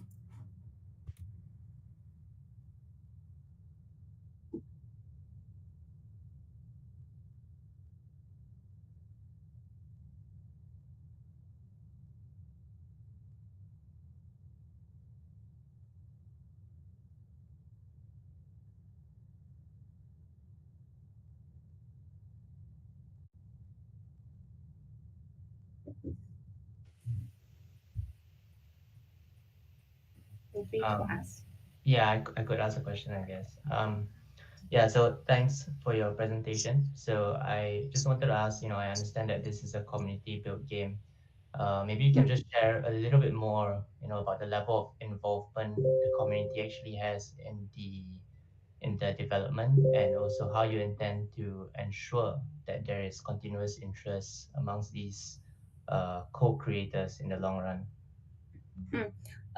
So I think there are two questions within the question. I will take the question number one is like how to evolve. So actually, as I said, like we have 1 year, but actually less than a year actually. We have some 30 contributor, where we call them as a co-creator. We call them contributors. So we have about like 30 contributors to involve in the game development, partly. But actually, like as a community build concept, but actually, you cannot have like the community from day one. So from last year until even early this year, we still aware of like the game has to like fully in charge by us most of the time. Of course, like we have to deliver it for people to see and play, and then they realize, okay, this is a community co-creation. At current stage, most of the contributors right now, they're working for us is more on the engineer side and for the artist people. For the engineer, we open source, and right now, if any engineer they come to our GitHub, work on the stuff, they just send the commit. If we approve for that, they can already automatically receive our project tokens. I mean, even the tokens right now is not yet like ICO or like IDO, like we don't have the future yet, but that's what we currently do. And we have like Hall of Fame and all the things to check them. So this is what we experiment during automatically system for the developers, and also like for the artists. We kind of take as a nowadays approach, like we just like ping pong, and like we have different people to like work together. That's the current stage. For the next phase, actually we're building like a forum platform model style where everyone can come and like work and like talk to each other, and then we think about like having an algorithm like to reward them automatically, and by voting system for the communities to like they really like not only us to get the opinion approved, but also involve other players and members. I mean, it's not concrete yet, but that's the idea we're gonna go. I think like to be really answer like how it's gonna go in the future, even we don't know yet. That's the concept that we are taking, and we take this year to learn for that quickly, to like learn and adapt and learn and like revise it. So I think that's answer. I hope it's answer your questions. Yeah. Okay. Thank you. Thank you.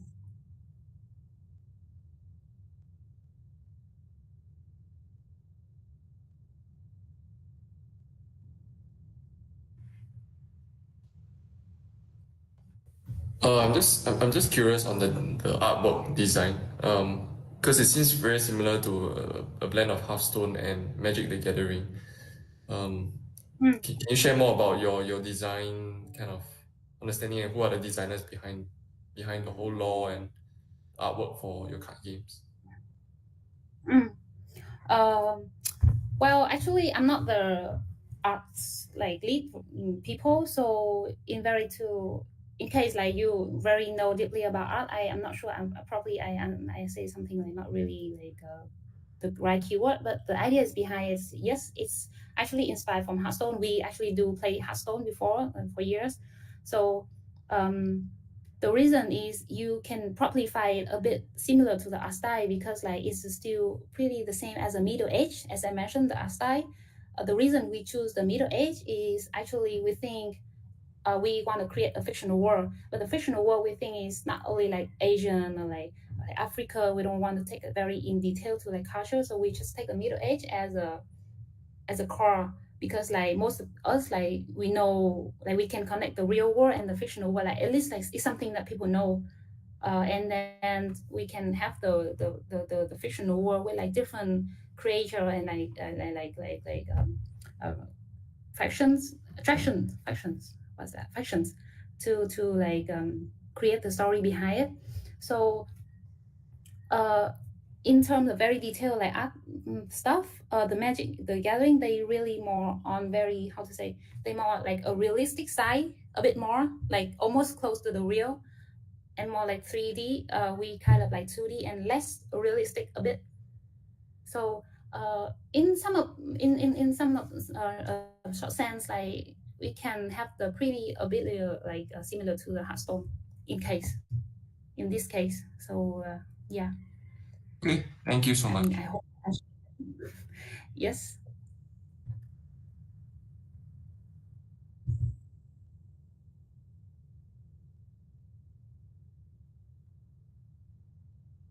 Yeah, I'm good. Okay, thank you. And listen.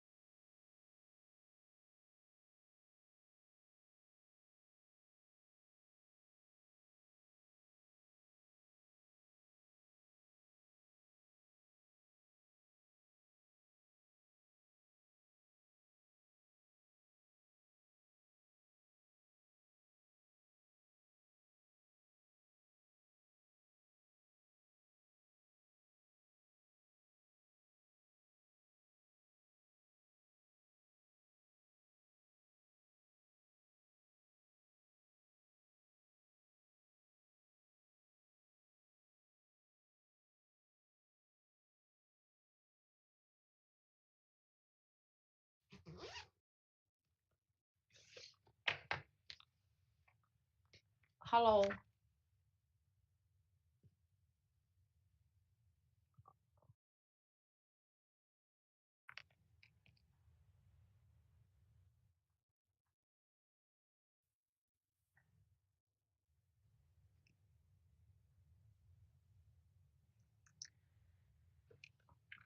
Hello, everyone.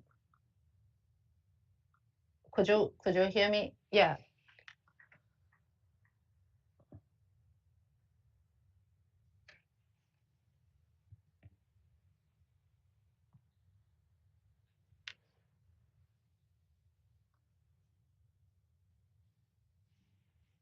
Okay, great. Thank you. And I'm apologize because I'm not with my laptop right now, so I'm going to pitch first. And if anyone interested, I could share the deck later. So I'm going to start my speech right now. And okay.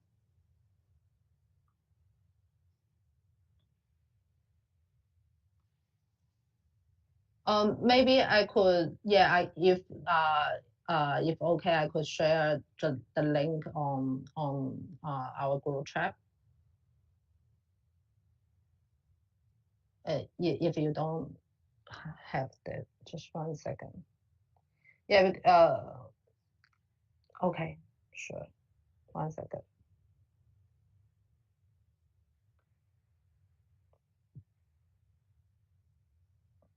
I'm sorry because I'm on the travel today, so I don't have the laptop with me.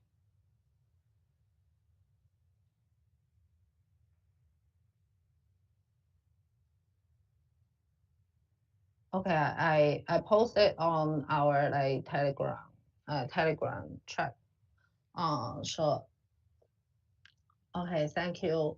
And so I go to start to share right now. So hello everyone. Thank you to the host first. And my name is Hannah Yang, and I'm the co-founder and the COO of Merlin Protocol. And first, I would like to introduce Merlin Protocol. So Merlin Protocol is a leading liquidity protocol that we try to bring the new the real world asset into the Web3. We believe that the real world asset RWAS will be the next important growth point for the crypto market. And the crypto because we believe the crypto market needs the value asset could be pricing and evaluation. How we do that? So we provide a new DeFi solution for them. We focus on the issuance of the asset-backed NFT, and they are matching transaction. It will be a few steps. First, we will expand the ERC 721 that the asset-backed NFT can be convenient to integrate with other FT5 protocol. And also, next step, we will implement a liquidity leasing protocol, which is based on automated market maker to matching the leasing order. And in the first place, we will launch the two dApps. First is the asset-backed NFT, and so for this FT, we use the pricing Oracle and risk control smart contract and on-chain collateral to imitate a standard of the asset-backed FT issuance. So we use the smart contract to automatically carry out the capital settlement and the output of the real world asset income delivered according to the state of the Oracle, which means we could ensure open and transparency settlement process and allowing the NFT holder to earn the same investment return that the real world owner enjoy. We will targeting like three kinds of user. So for the issuer, who want to hedging and do the finance, and we're providing a simple application service to them without the KYC to help them to get the USDT easier and more flexible. And for the community and the other projects, we could do the co-issuing the asset-backed FT, and so we could help them to ending the real world asset value to their ecosystem, helping them to support their floor price and we could grow the community together. And for the FT holder, so we're providing a dashboard for them they could real time motivating their value and claim those returns every day. And also it could be easy to trade on like OpenSea or Element or all kind of the trading platform. And also like as soon as they have the binding benefit period closed, they could still own this FT. They could have the membership to our Merlin Alpha community. So I will highlight a little bit about the risk control.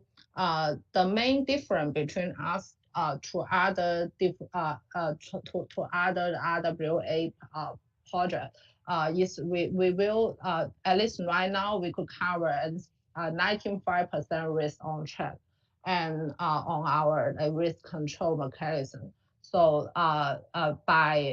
we first is our fund for FT sales will be locked in the motivated smart contract. So and then we will like progressively release the fund to the issuer based on their performance from the Oracle. So the whole period, all the holder they could see that from the dashboard. And then we will have an insurance pool in smart contract.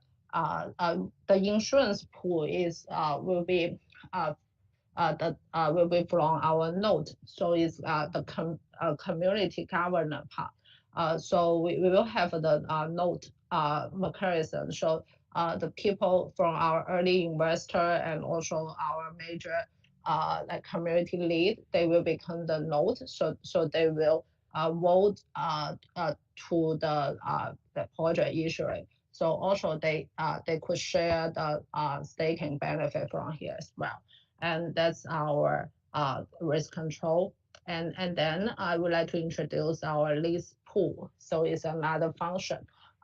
First is this list pool will be the one scenario to for the asset-backed NFT because they could the holder could use the list pool to improve their liquidity. So if they want to so this list pool will address the interest rates according to the supply and demand. So it could be give the room for the trader to arbitrage, and also we will have the airdrop for the active user who is integrated from our list pool protocol, and just like the Uniswap did. And also it could open to other type of community. For example, the GameFi for other benefit NFT, and for the like PFP for BAYCs, such of them. And so that's our like business logic. And also our like go-to-market strategy is we will first target into the like the major FT community, the APAC community, and for example the BAYC and CryptoPunk. And right now we also will building up our own Merlin APAC community as well. So we are looking for like have a cooperate with all other projects as well. And I just simple highlight our team. So our team have about like 15 people. Over 18% of us are IT and finance background. So for me, before I'm joining the Web3, I was working in JP Morgan. And I joined the Web3 area is from 2017. And also our CEO, who is in charge on our technology and product, he was also start working on the Web3 area about 2017. And he was specialized on the Bitcoin Bitcoin technology and also the ecosystem. So he really understand the Bitcoin mining and also the Bitcoin layer 2. So for our roadmap, so for Q1, we already launched the first asset-backed FT is hash FT. And also on Q2, we are planning to launch our listing pool. So the holder from the order hash FT or other kind of FT could be start to integrate with our listing pool to make the interest.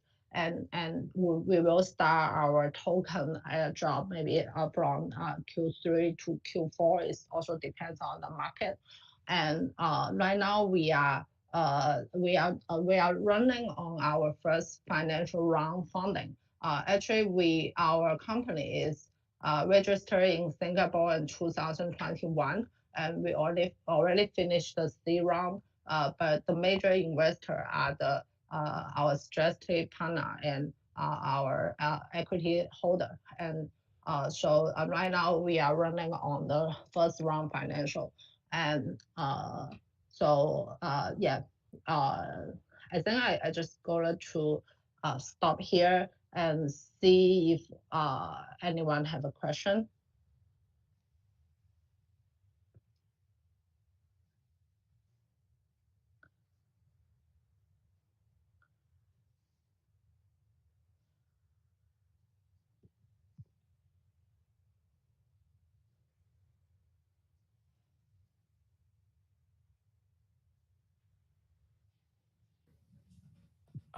Yeah, sure.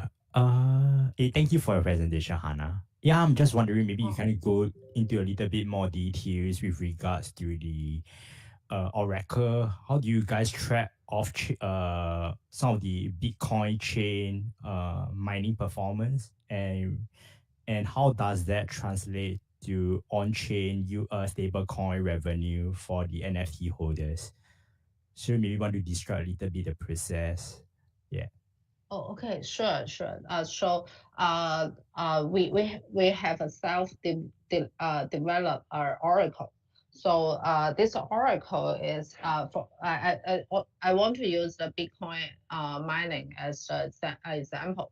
First, how for this Oracle, like our data input is from there are two kinds of data input. First is we all know that the Bitcoin mining, the income is will go through the mining pool, right? So and this is the public data as well, like Fish2 pool or Binance pool. So we will get all those data, and also we will get the issuers historical data as well, and then we will calculate this the average depend on the weight, and the average calculate and come out estimated procedure price for each T of the mining power should be like the mining income for each day, and then we will this data we will have the we will open the data source to everyone could use that, and also we will use this result to integrate with our risk control smart contract.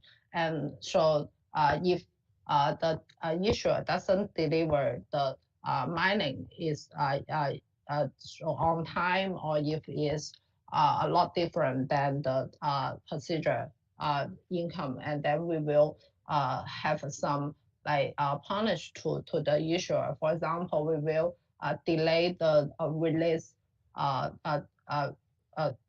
the funding on the smart contract to this issuer, or if on the worst case, we will like just release all the on-chain funding we raise from the NFT back to the holder, and all this process will be on smart contract. So just automation will do that. So so that's what we try to use the smart contract to finish all those steps, and also we will make it as a standard, and we are applying.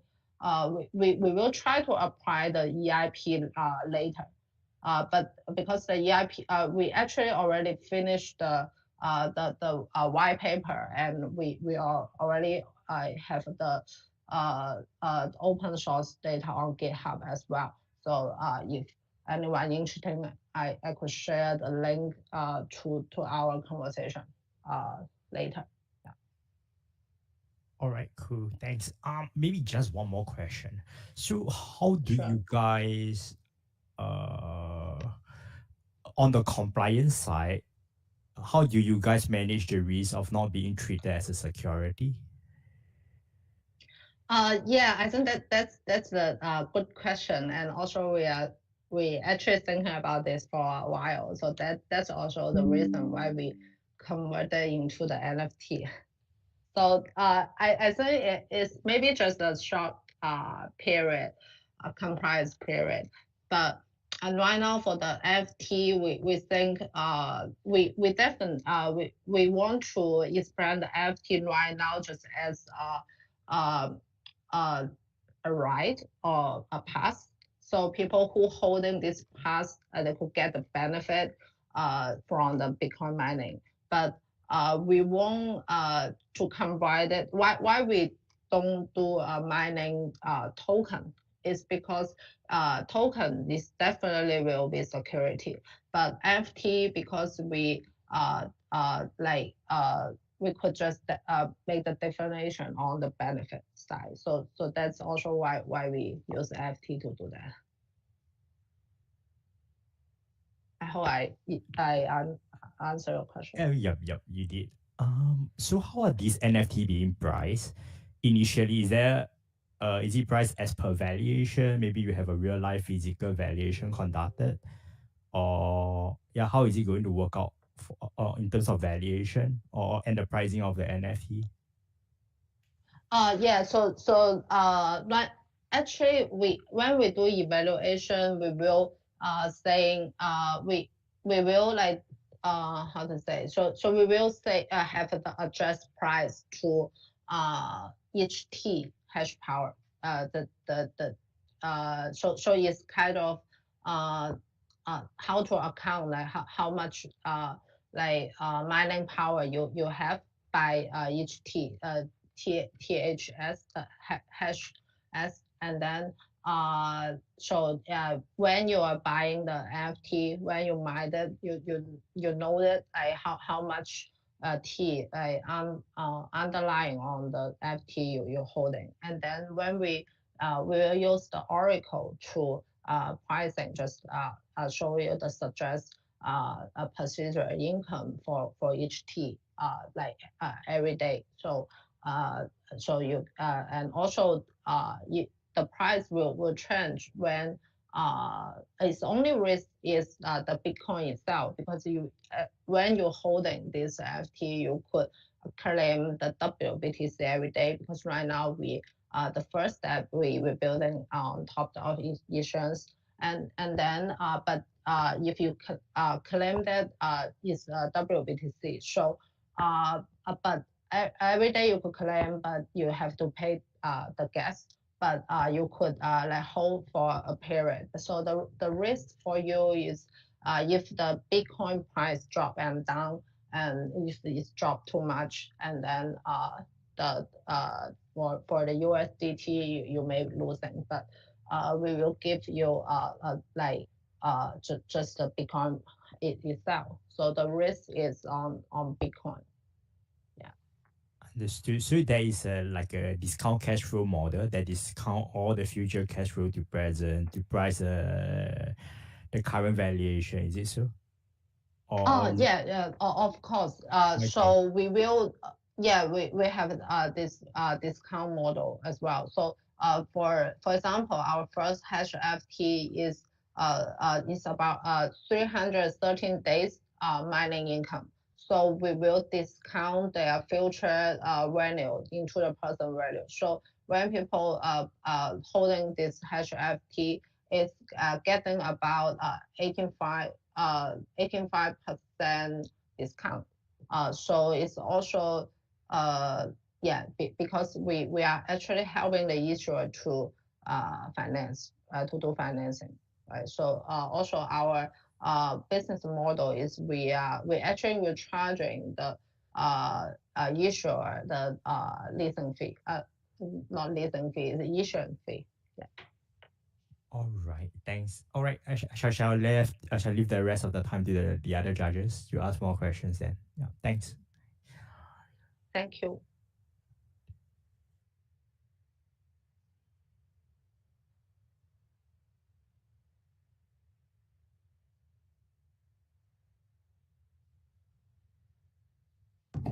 Maybe I can ask. I'm just curious on your go-to-market, Hannah. Why are you targeting PAYC or crypto whale community, NFT whale communities? Yes, there are few reasons. So first, is our project also is different than other RWA project. Is we actually targeting the retail customer, but not not requiring for the KYC, and not only for the wholesale. So also our for our product is still NFT. So we want to build a community and the NFT. And first we will finding some, for example, BAYC or Punk, because we believe them have like first, most of them are influencer and also KOL, and also they have enough buying power. Because right now maybe if all the judge, if you know the NFT market, right now if for example the PFP or those benefit FT, people won't pay too much for them, because right now I think it's on the bear market on FT. So we need, but what we're doing right now is we try to bring a new kind of NFT to this market. Is underlying by the real world asset, so it's to have the real income. But in the other side, on the other side is our we limit the floor price, but we also limit the growth price. We cannot be like 10 times, but we could give you a stable income.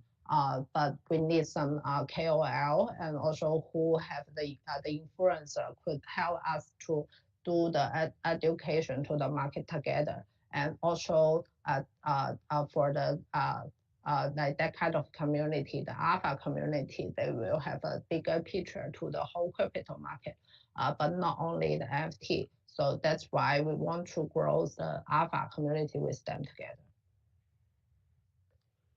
And we already like launched our first text version, the #FT, and most of the holder are the BAYC holder because we have a partnership with the APAC and also the Chinese crypto punk community.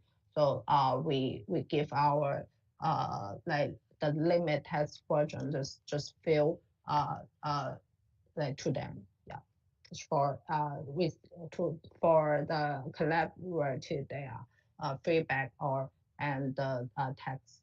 Yeah. I hope I answer your question.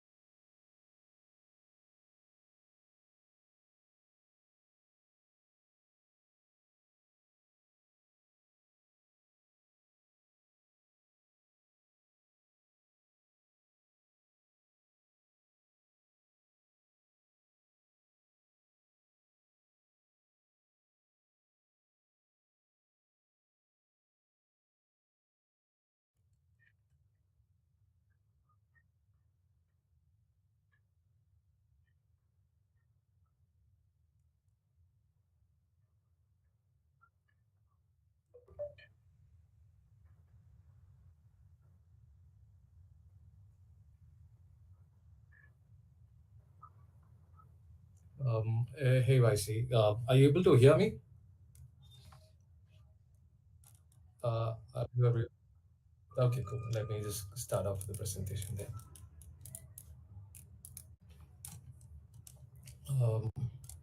Let me know once you guys are able to see this.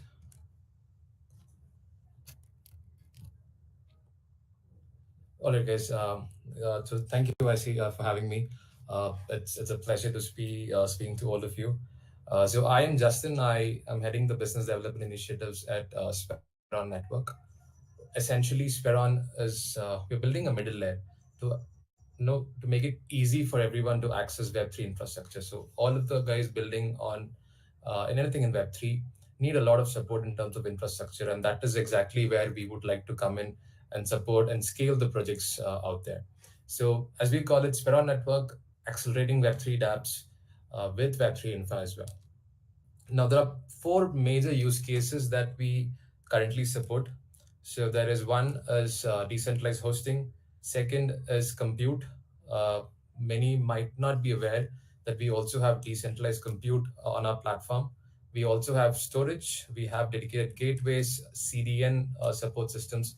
So everything that you guys need to actually scale up your application, to push it up, to take the next leap, is available on a single platform with absolutely no hindrances. It does not have any steep learning curve. It's way too easy for all of us to work with it. And if it is not, let us know. We would love to work with you guys and understand how can we make it easy.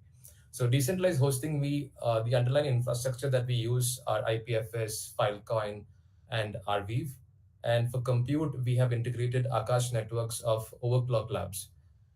Overclock Labs have made Akash Network, which is a decentralized compute marketplace. So herein we have all of these underlying infrastructure, well built out, sturdy systems, and we've built Speron on top of it so that it becomes really easy for you to access them.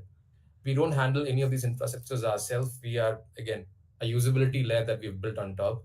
Even the Web3 storage as well. So we have storage support systems available for all builders out there. And all of these storages are pinned again on IPFS, Filecoin, and Arweave. We have dedicated gateways. If your project needs dedicated gateways, we can do that for you as well. Moving on. So why do we need a project like Speron in the current market conditions? The state of Web3 infrastructure is something that is progressing daily. It is not the greatest yet. It will be soon. It requires a lot of high learning curve. So if you are to, suppose you have a website and application and you would like to deploy on IPFS or Filecoin, there's a large amount of learning curve required to do it. Or if you go to the Web2 counterparts, it's pretty much easier for you guys to use it. The same thing, the same usability or user experience is what we want to bring in the Web3 infrastructure space. And that is where we would like to pitch in. So there are a lot of tools out there to do it. And all of it requires a high learning curve. There is no automation over there. The systems are broken out. If there is some sort of a concern in terms of deploying it, how do you address it? Where do you go for all the information, the necessary support systems? And then there's a token. If you want to deploy on Filecoin, you need tokens in your wallet. You need to source it from different open market conditions.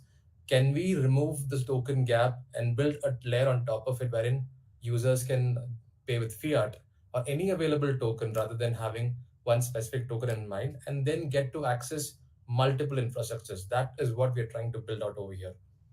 The system is also quite fragmented, as in you might have Akash in Cosmos ecosystem, then wherein you need a Kepler wallet.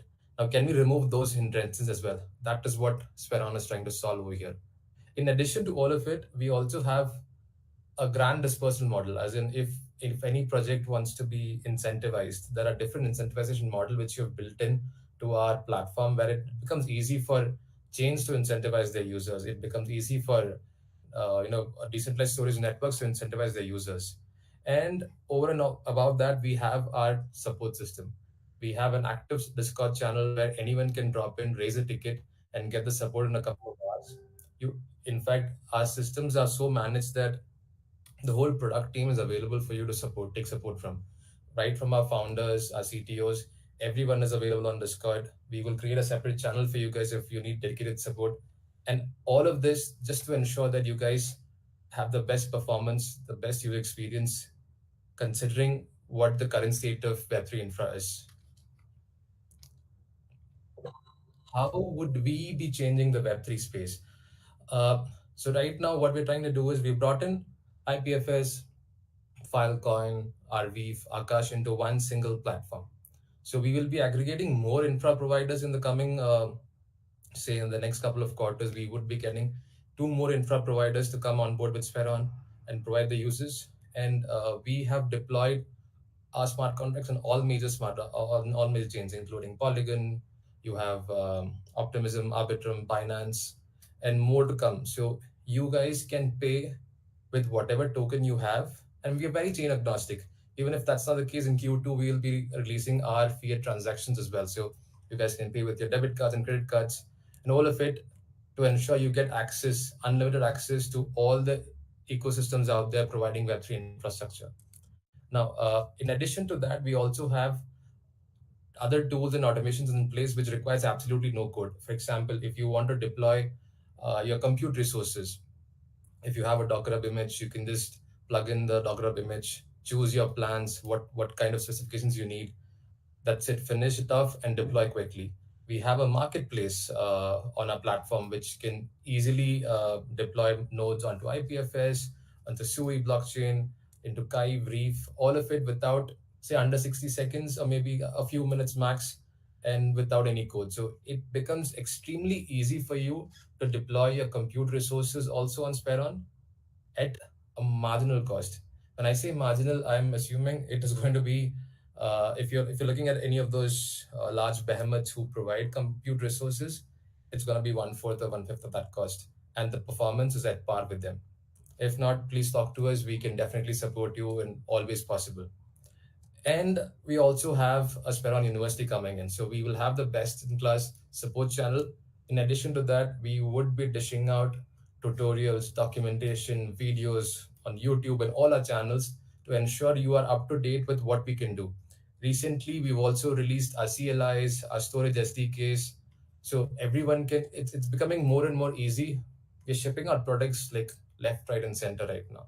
So it's going to be extremely easy for you guys to use a platform like Speron and not be dependent on multiple different 3-4 different platforms for all of these use cases, which are essential. And these use cases that we provide, hosting, compute, storage, are common for all projects. Everyone would eventually need this. It's a quick overview of what we're trying to do for individual users, and different chains can come on board Speron, deploy your front ends, choose which storage network would you like to deploy on. You can have, for example, if you wish to go with hosting services, you guys can have your development site on the IPFS and production site on Filecoin or Arweave. All of it can be done through a single platform like ours.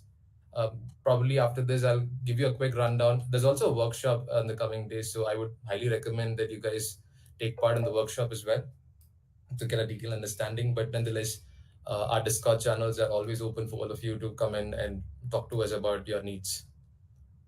A little bit of high-level achievements on our platform. We have more than 3,300 developers who have signed up or actively using us. We have 17,000 unique web app deployments. We've served over 150 GB of bandwidth data in the last 2 months.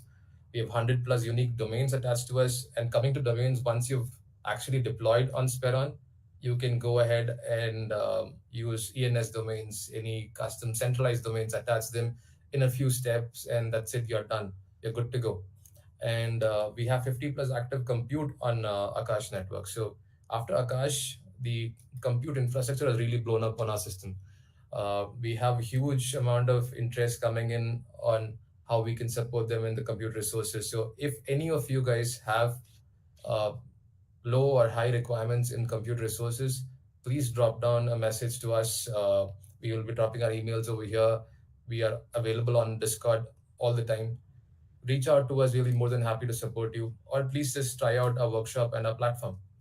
And we've almost dispersed 2,500 worth of AKT in our freemium model. So if you would like to try our compute, we have a free month of subscription wherein you can easily spin up any compute resources for at least a month at absolutely no cost. So this is all on us.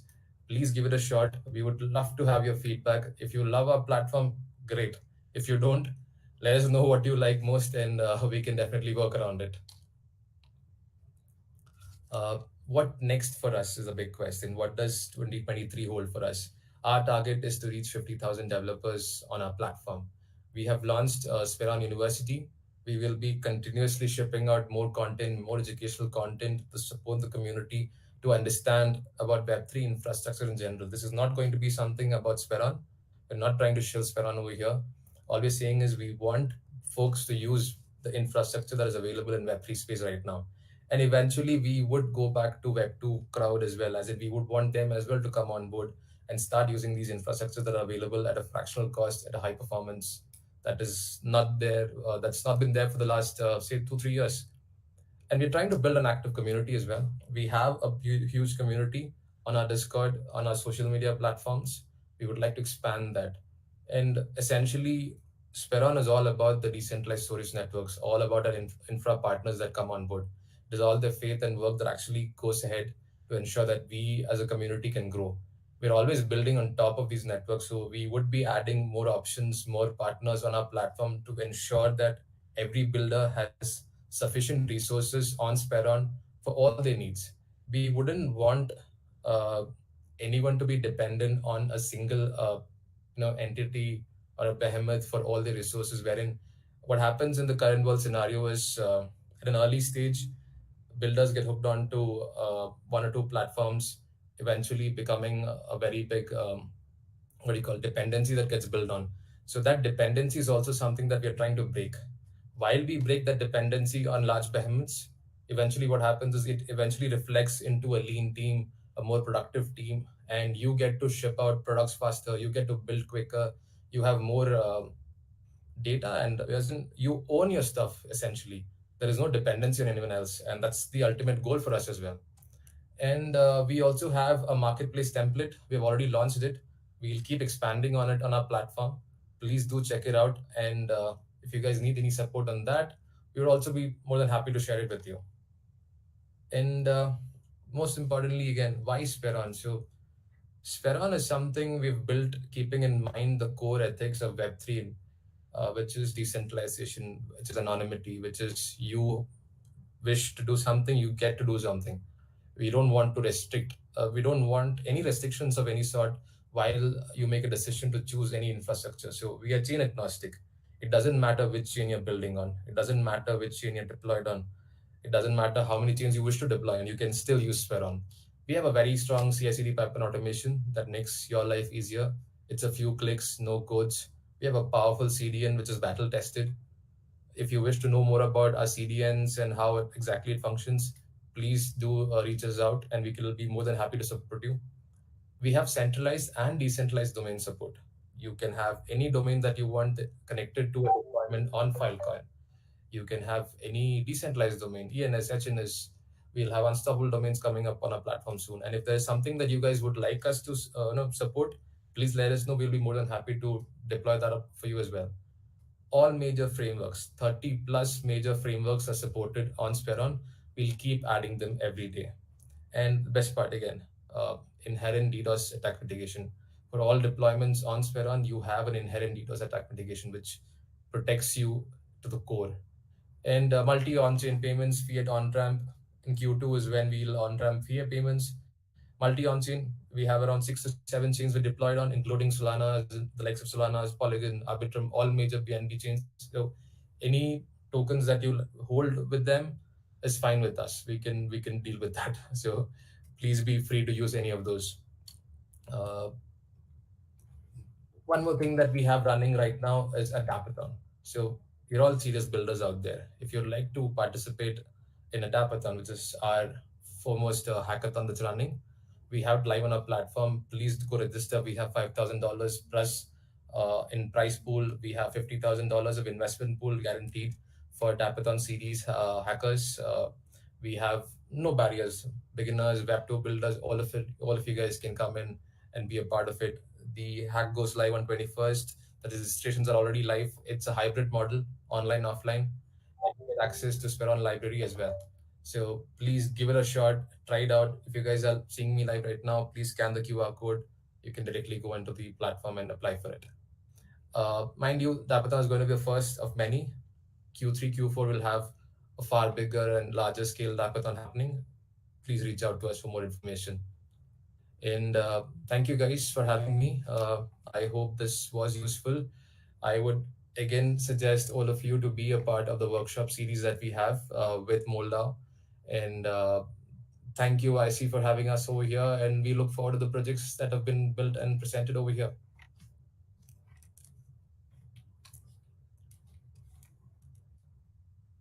If you guys have any questions, anyone, anything, more than happy to take it right now. You have my email ID over here. You can reach me out on the email, or you can log into our Discord. Check out our platform. If you need any support at all, please reach out to us. We have a whole team over here, more than happy to support you in scaling your application or building it. We just want people to come and be open about their needs. If you like our platform, awesome. If you don't like it, that's even better for us. Please let us know what it is, and we'll be more than happy to fix it on our platform. And thank you again, guys. All right, awesome. So hello everyone, it's Ash. I'm back here, and we'll be starting MoleUnicorn session 2. So everyone, please give a hand to Justin. You can give him a hand with the little emoji at the bottom. There's a hand emoji. But yeah, I'm going to head up to stage and do a bit of intro. So if all the judges and products can start to take your seats, we will start off very, very soon.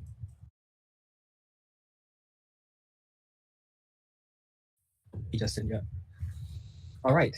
So hello everyone. Welcome to MoleUnicorn session 2. Thank you everyone for being on time. This will be our last project showcase session for this demo day 3. So for all the judges who have been with us for a few sessions, thank you very much for your patience.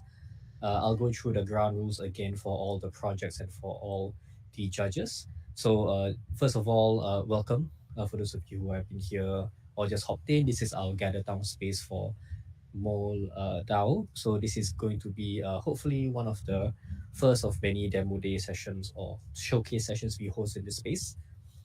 Gather Town works as a proximity virtual space, so you can only speak to everyone in a broadcast setting on this stage or in the golden seats, which are where all the judges will sit. If you want to speak to anyone or reach out to anyone, go ahead and go really close to them as if you're in a real life setting, and then they should be able to hear you when you unmute. So for the purposes of today's demo day session, this is the MoleUnicorn session. So these are for established projects with $100,000 in funding or 6 months or more of operation. So today we have 5 projects that we'll be showcasing in front of our 5 judges. So I'll read out all the judges in a second. But before that, I just want to highlight again some of the prizes that our projects will be winning.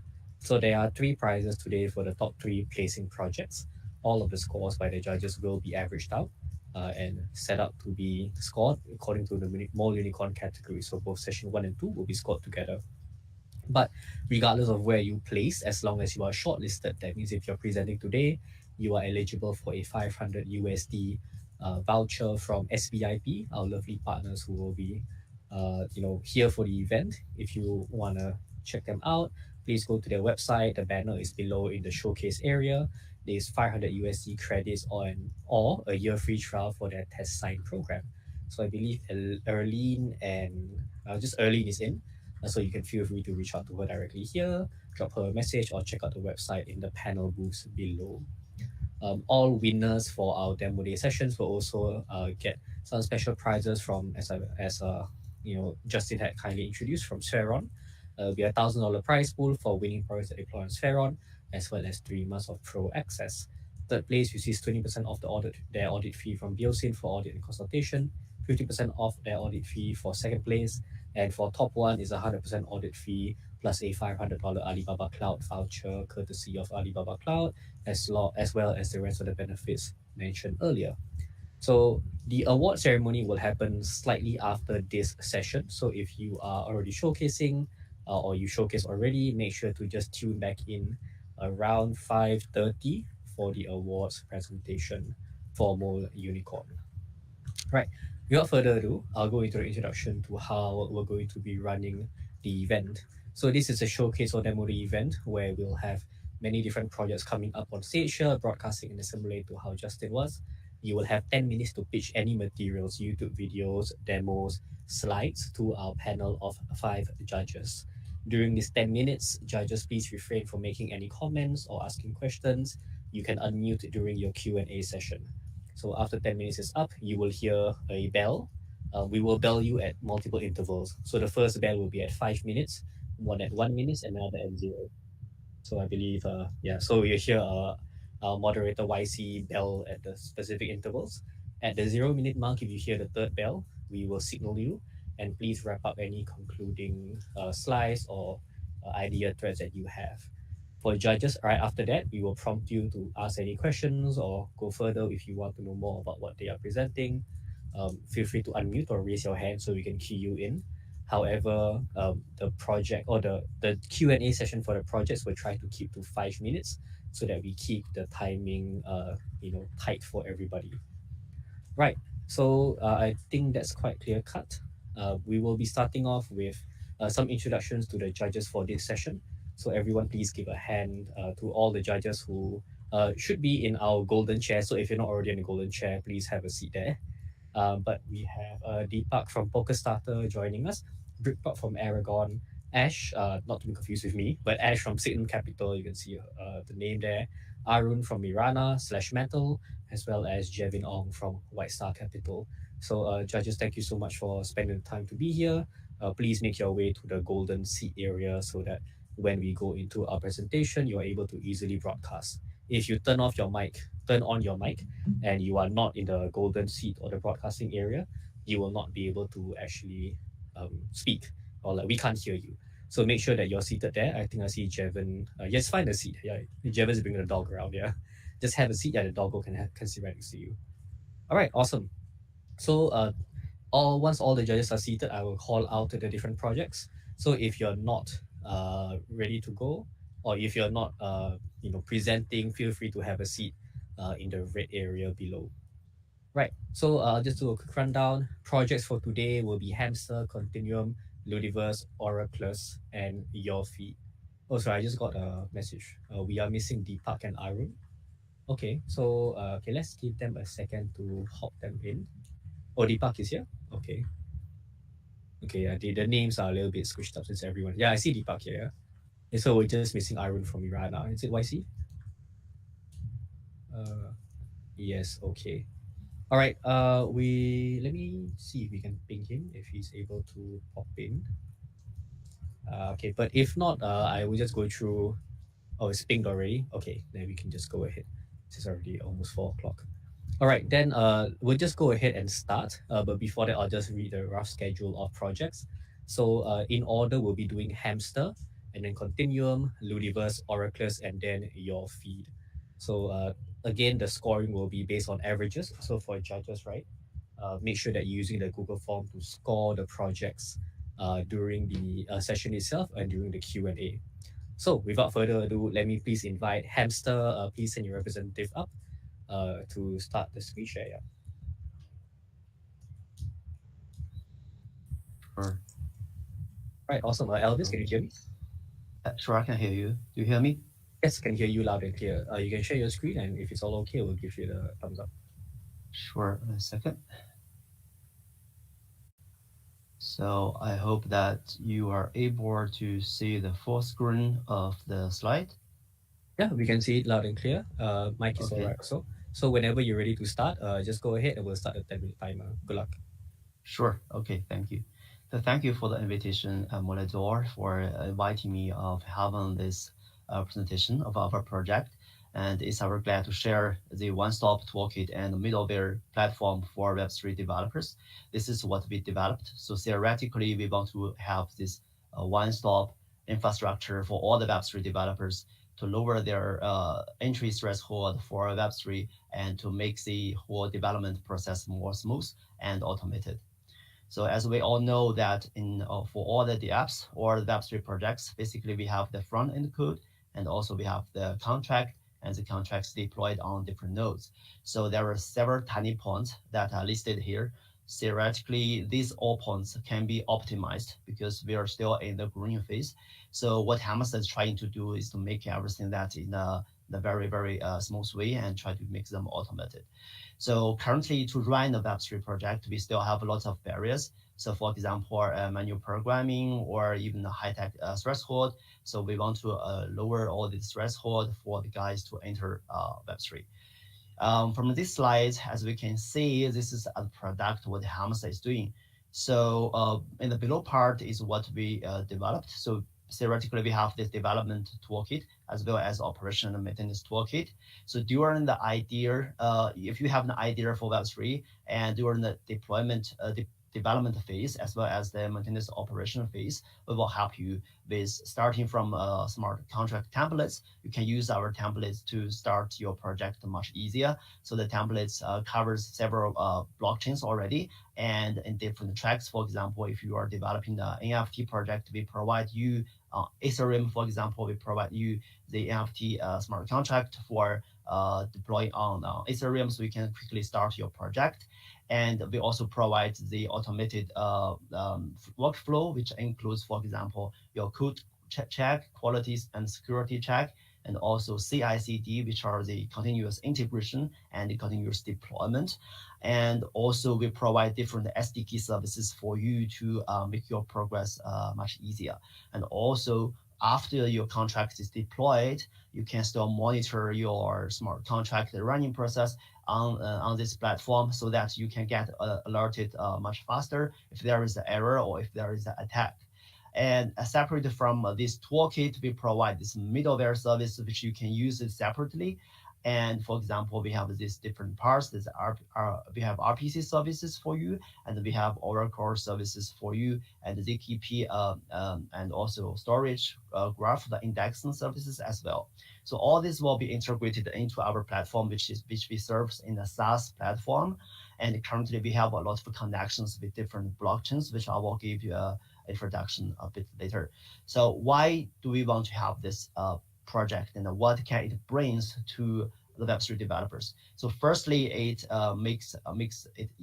saves the time and effort of development. It's around 35 to 40% of the time, and also it lower the threshold of joining the crypto space and also to different blockchains. So how Hamster works? As you can see here, once you have your code, of course, you can use our template market to create your own code and deploy it on a GitHub. And then you can log in with your GitHub and create your own project on Hamster. And you can go all the way through using our different tools, and also both for your smart contract code as well as your front end code. And after the smart contracts deployed, you can still use our O&M toolkit as well. So basically all the projects that are our potential customers. So we did a lot of researches. We have already done around 56 projects of research, and they or give their feedback in the pay points. And currently we have connections with different blockchains as well. So from this slide, you can see there are several different competitors of us. So some of them are providing only one direction. For example, with Alchemy or InVar, sometimes they have this RPC services or have the aggregated API services. But Hamster is the value proposition for Hamster is provide this, so to say, the one-stop infrastructure, which save their effort. So we do not mind of integrating services from other parties, but we try to make the whole development process much automated and smoother. So there is another project called ServeWeb, which they serve in a SaaS, which they serve not in a SaaS mode, so that compared to Hamster could serve both big and small projects much easier. So let me give you a brief introduction of our team. So this team, the core devs teams are from the listed company in Shanghai, which serves around 60% of the insurance market, as well as 70% of the banking market of so all the big names, as we all know, the solid SaaS platform are provided by this listed company, which ran in the last 30 years without any mistake. So the core dev teams are from that listed company, and together with the other guys joining this team, and we formed the Hamster, and these are all the advantages of this team. So to take a quick look at the core team members, as you can see here, all the guys have rich experiences with their previous Web3 projects, or with the listed company as well. They have the rich development experience. So due to the time constraint, I will not go through one by one. So, and also we have several guys that around us to build the projects or build the market globally. So we have Rodrigo in Europe, and we have Gavin in North America, and we have Mahins, this is Tafrio in India, and we have Pong in Vietnam for working for us.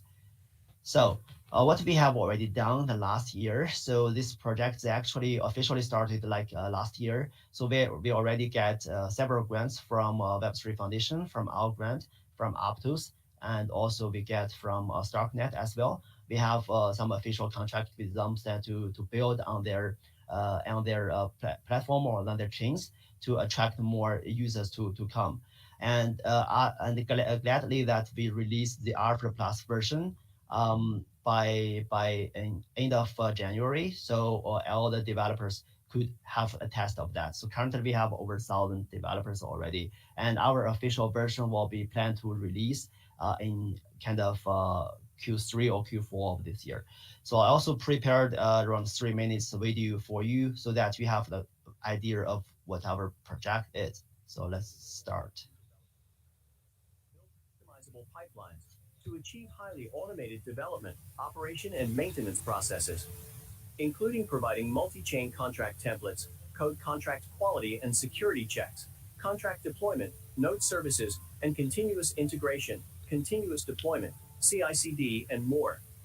Hamster supports multiple ecosystems and contract languages, integrates multiple contract templates of multiple chains, and supports the development of Web3 projects. In this video, we'll show you how to use Hamster to improve the development efficiency dramatically. Let's start by making a new project with one of Hamster Quick Start templates. Once you have successfully signed up for Hamster and connected your GitHub provider, you're ready to start creating a project. Then click the Create Project button and select the Starkware contract template. Currently, 3 Starkware contract templates are supported: ERC721, ERC1155, and ERC20. Here we will show you how to use the ERC20 template. After template selection, click Create by Template to finish creating the project. At this time, your Hamster project is fully integrated with GitHub, which means that you can continue developing your project within your normal developer workflow. When you push to a Git branch, you can build and deploy your Starkware contract by one click. In the near future, you can also check your Starkware contract by one click. Everything will be easier than before. Now we will show you how to build the contract. After returning to the project list page, click Build button to build the contract. Then, click View Process button.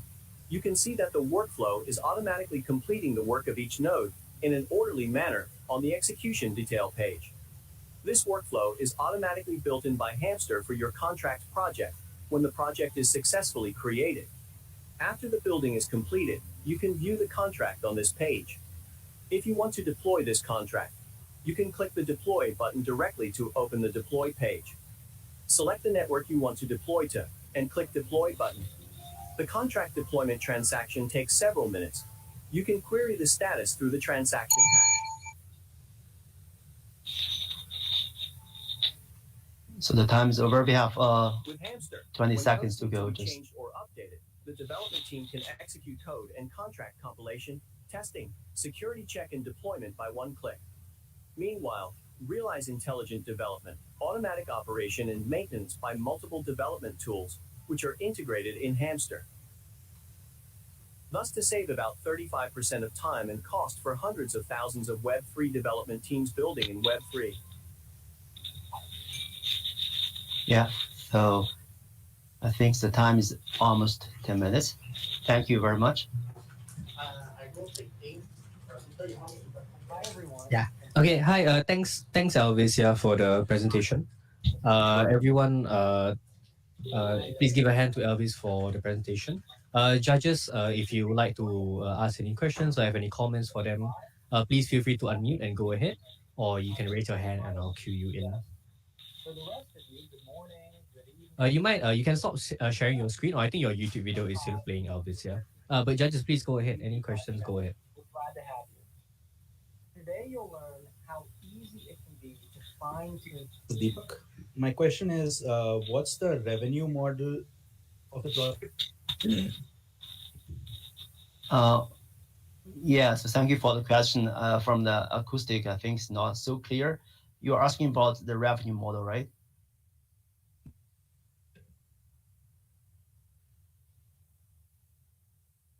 Hi. That's correct.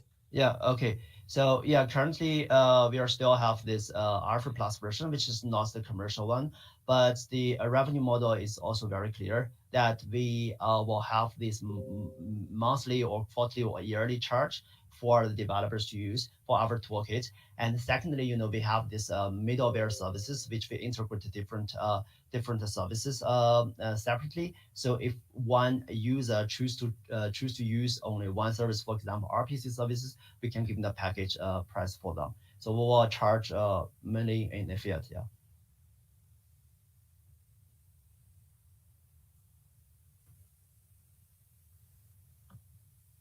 All right. Judges, anything else? Yeah. Yeah, I have another question. So about you've been talking about GitHub and so on. Could you expand a bit of what's the defensibility?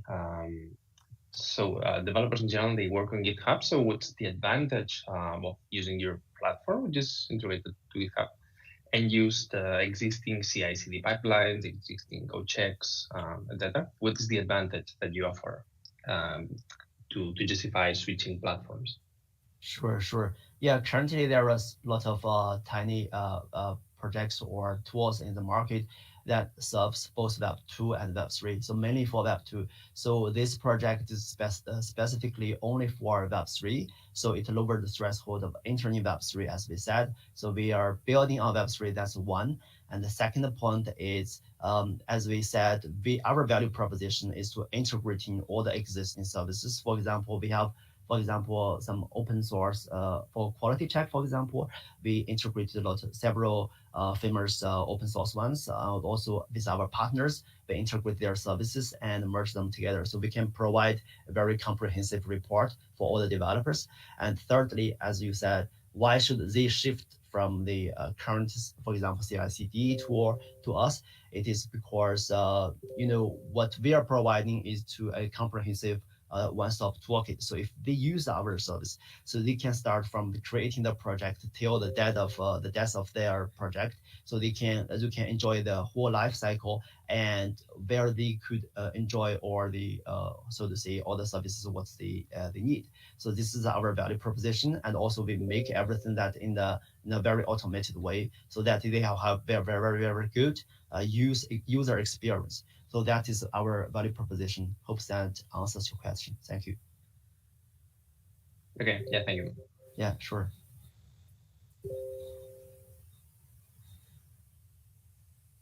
So any more questions, just feel free to ask.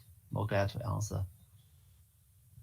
Okay, if there's no other questions for Elvis, thank you very much for your time and presentation. Judges, please ensure to score the projects.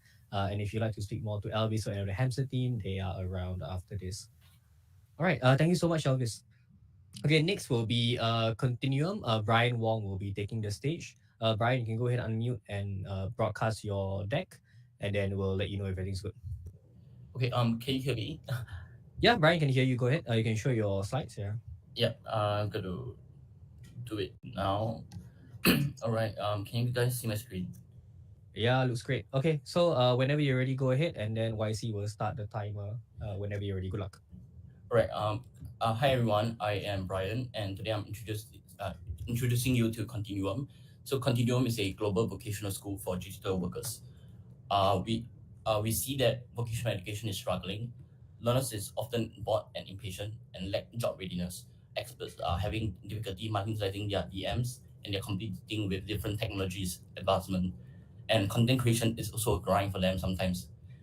Next is here's some of the things that we offer to our learners and experts. So learners get instant advice, expert answers, and job preparations. We also offer accountability tools on our app. We estimate that experts on our platform can earn about $2,000 to $10,000 a month with just about 3 hours of commitment every single month. And based on our research as well, we see there's a 16.5 annual growth rate in the global vocational market and a 2.2 trillion remote work market. Next is some of the popularity we have faced in the market.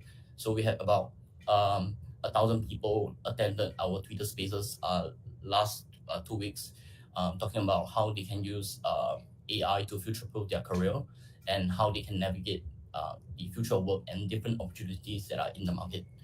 So we also got accepted into Outlier Ventures, the accelerator, and we got top 100 in Paris Blockchain Week, the pitch competition. We are also invited to pitch in Hong Kong, the WOW event that is happening right now actually. And we are one of the top 10 in the analytics, Web3 social and credentials on Polygon. Next is our go-to-market strategy. So we're going to attract, scale, and retain using a variety of methods that are listed in this slide that you can see. And our traction. So we have about 326,000 courses that have been taken on our platform, a community size of 100,000 people.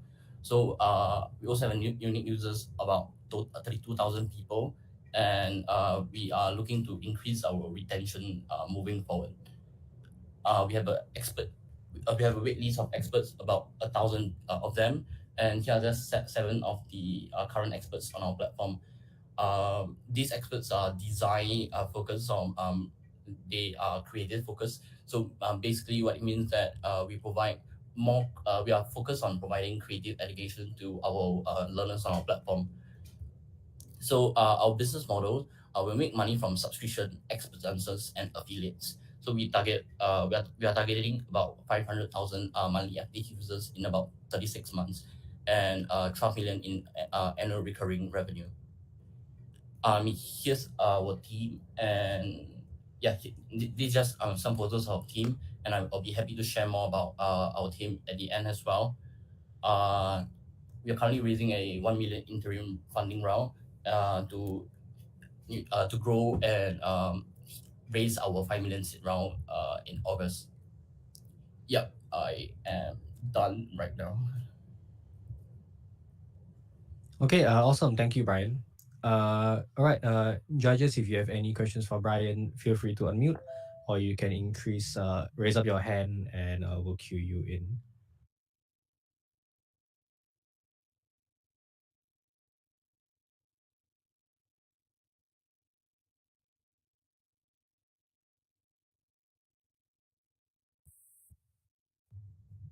Hi, Brian. Can I just check, like, how are these like experts paid out?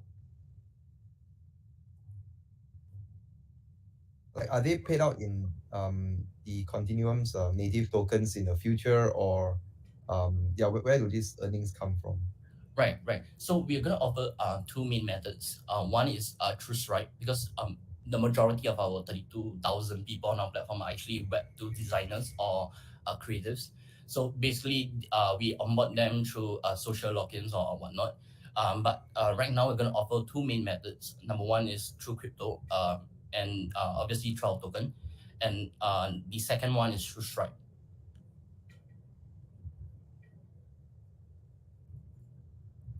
Okay, and second question is where does the blockchain element come in place in the app? Okay, yeah. So let me just go back to right. Okay, so on our app, right, users are also able to consume courses. So the courses actually, when you complete a course on our platform, users actually earn rewards for it. So whether is it a paid course or a free course on our app, they actually get rewarded as well. So in a form of course completion NFTs.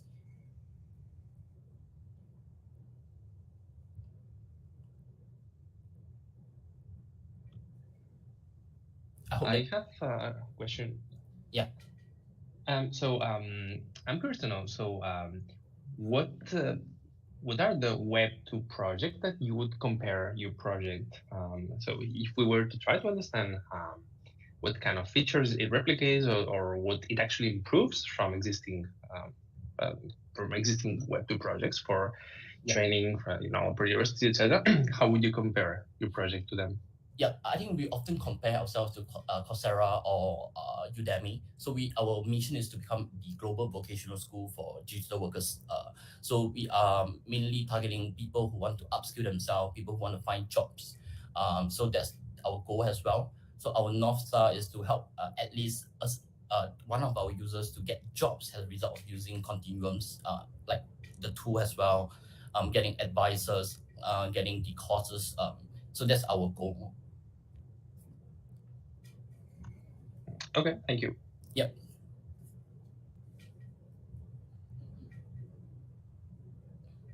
All right, any last wrap-up questions for Continuum and Brian? Yeah, maybe just one question on my end, if that's okay. Yeah, go ahead, Jevin. Yep.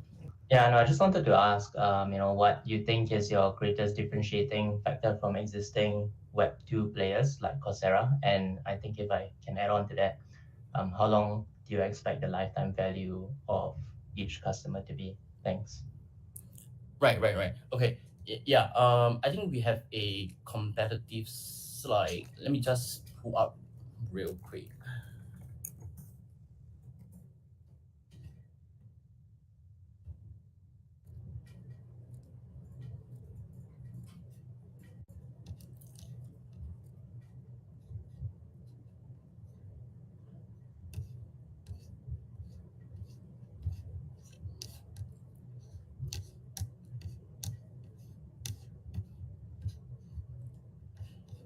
Okay, I am going to share my screen. Let me know if you can see my screen as well. Can you see my screen? Yep. Okay. Yeah. So we actually have we did a competitive analysis of the current solutions out there. So I think one thing that we provide, or one thing that differentiates us, is the kind of content that we provide. Is short form, and it really targets Gen Zs and learners who have short attention span. So the idea is that they will sample through this short form content, and should they choose to like if they find a topic that they enjoy, or they would like to dive in further, we have options for them to do that as well through our course, and they can also get live feedback or instant feedback from the experts using our new feature, expert answers. So we did look at degree, LinkedIn Learning as well, Coursera, Udemy, and different options, so that we can find out what are we providing and how we are different from the existing solutions.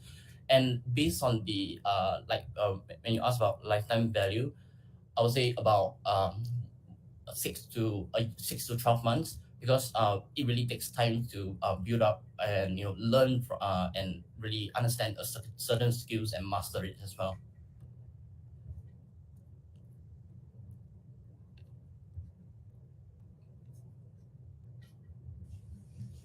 Okay, Jevin, that's good, then we'll wrap up and go into the next project. Thank you. Okay, awesome. Brian, thank you very much, everyone. Brian from Continuum. Thank you. Please give him a hand emoji if you can. But if not, we'll go into our next project. So coming up next, we will have Ludiverse up. So I believe Ludiverse is Julian, right? You'll be presenting, right? Awesome. Right. So Julian, just head up to the stage. You can unmute your mic and start broadcasting whenever you're ready. And we'll cue you in. All right, thank you very much. And thank you very much, everyone. Thank you very much, especially MoleDAO for this opportunity. My name is Julian. I'm the co-founder of Ludiverse. Okay, hold on. Give me a second, Julian. I think, is that Brian who's still on the stage? Yeah, Brian. Okay, all right. So we can let Brian come down and Bogdan go up. All right, I'm awesome. here with Bogdan on stage. We're both co-founders of Ludiverse. So thank you very much for this opportunity, especially MoleDAO. So I'm here speaking from Paris and we'll be presenting Ludiverse. So let me share my screen.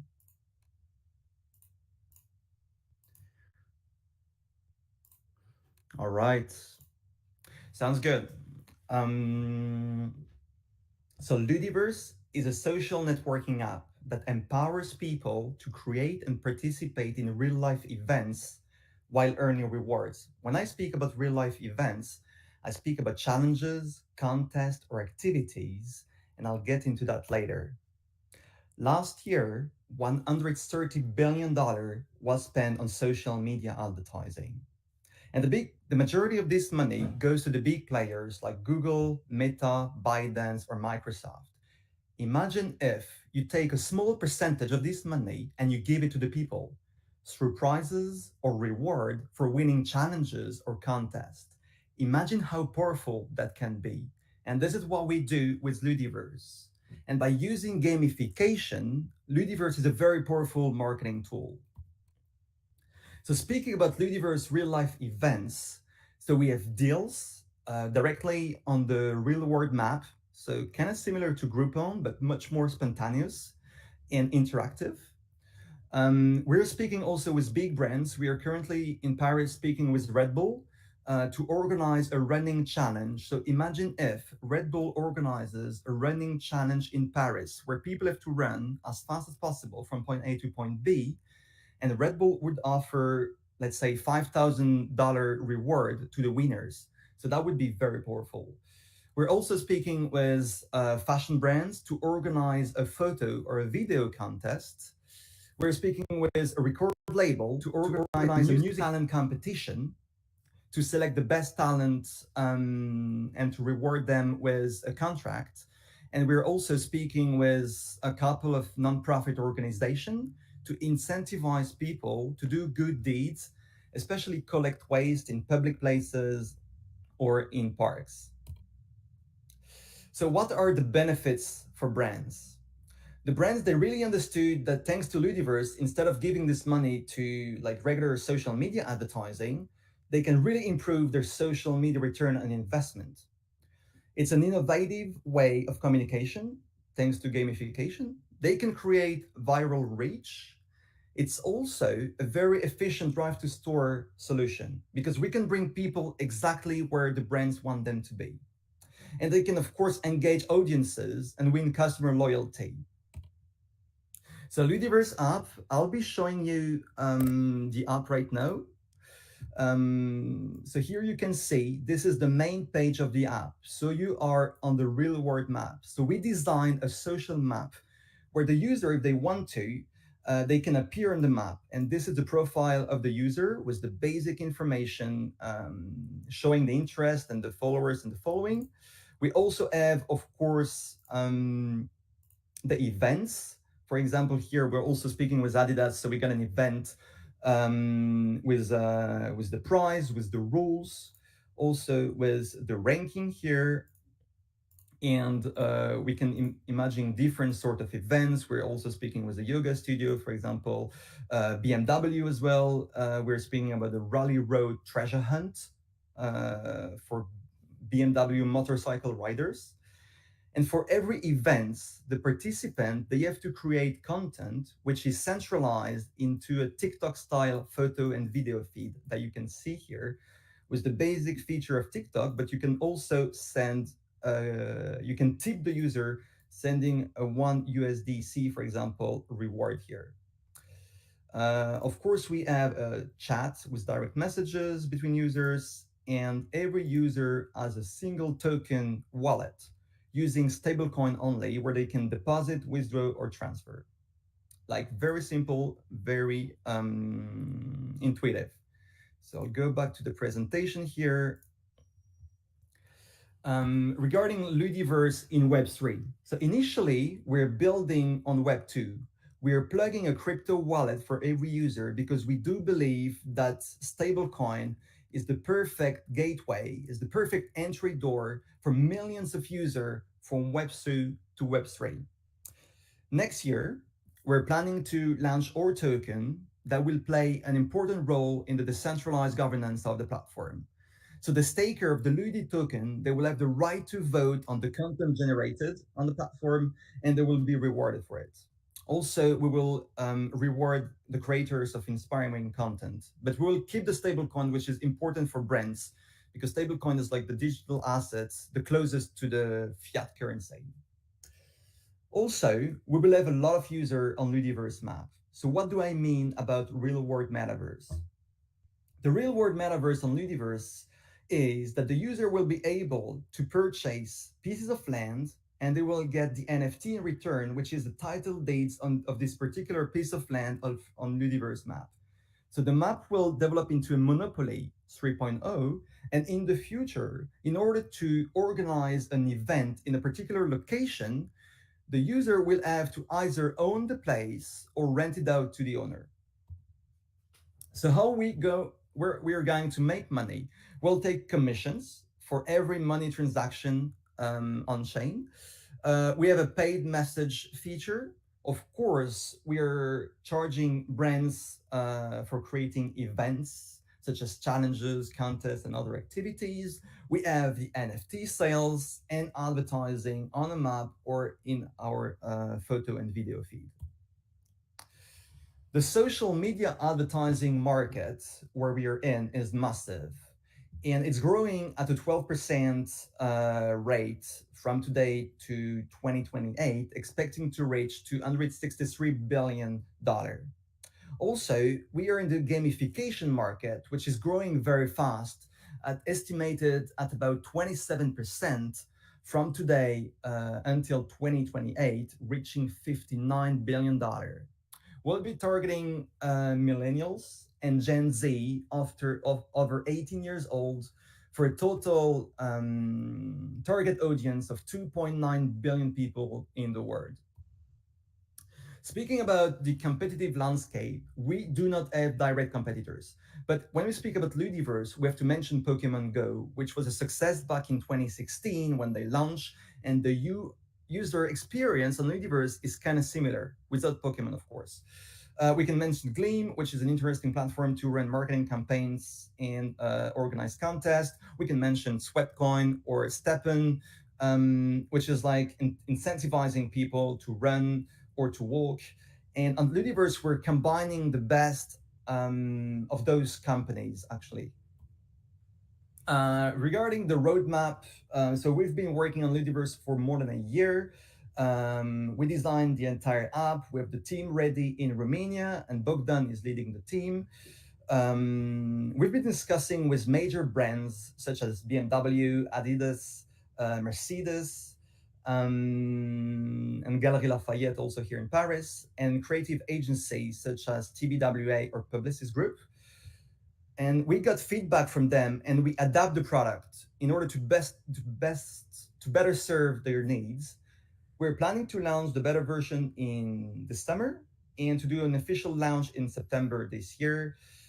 And we are planning to issue our token the first quarter of next year and to do the first NFT drop at the same period.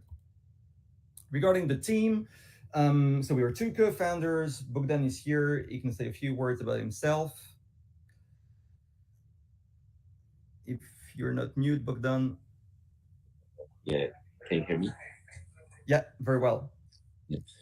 Yeah, so nice to be with you here. My background is engineering. I'm leading the development team, and I'm helping Julian to deal with the product and the relationship with the marketing agencies. I have a lot of experience in this area also.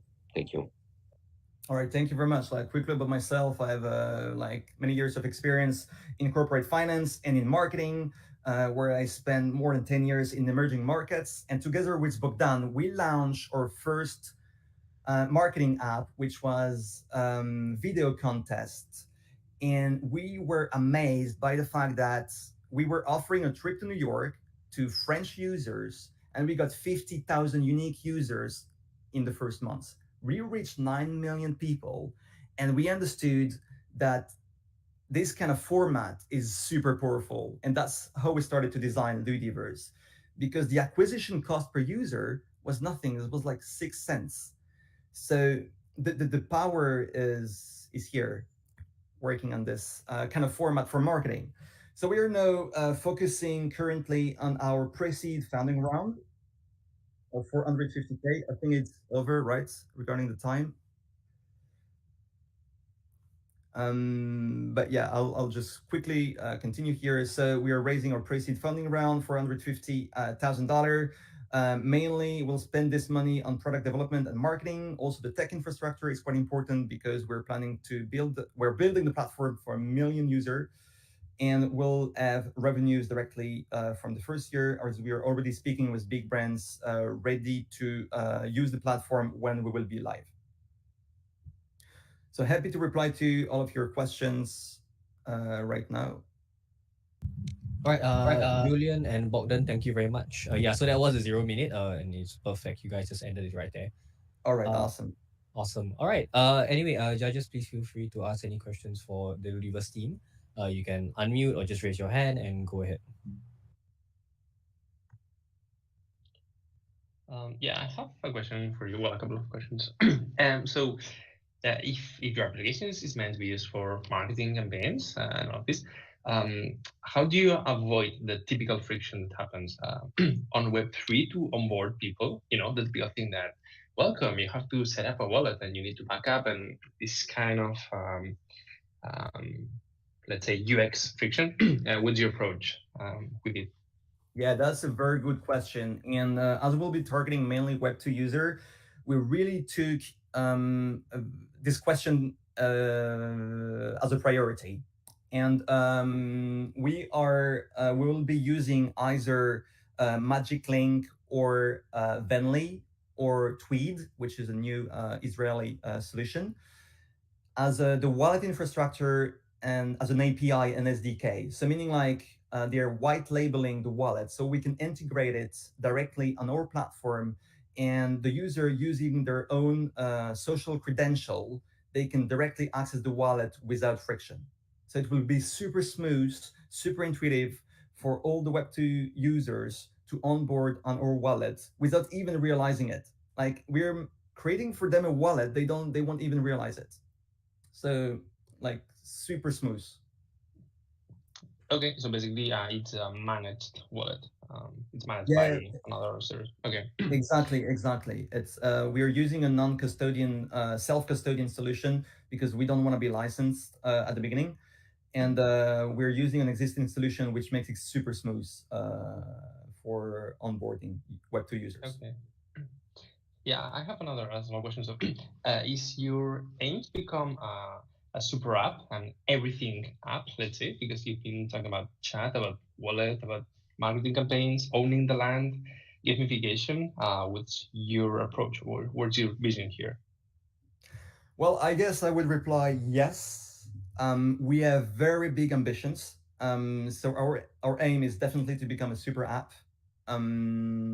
Because we understand that today the power of social map is underestimated and underused at the moment. And Yeah. So just to add on top of that, my experience is coming from these localized services. So I worked in the past a lot with Web2 Rocket Internet ventures in food tech, in brands. So these bricks and mortars and online combination. So this is the power of the social map. So the map will be the center of the application, and we can add on top of the app any services that we can think of. Like yeah, to for example, you know, we to design the product, we spoke a lot with big brands and creative agency, and they were asking us to add the feature of creating special offers and deals that they can easily create on the map, of course pay for it, and that can appear on the map during a certain period of time, and to be location based. Okay, thank you. Okay, any further questions from the judges? Thanks for the question earlier. Thank you very much. Jordi, yeah.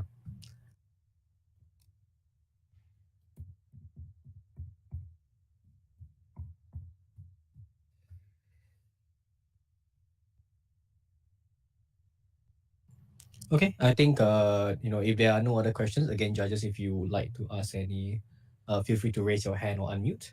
But if not, I think it seems like that should be everything. So everyone, please give a hand to Julian and Bogdan from Ludiverse. You can find them in the event hall after this. If you'd like to see further to them, judges, please make sure to sign them off. Thank you very much, guys.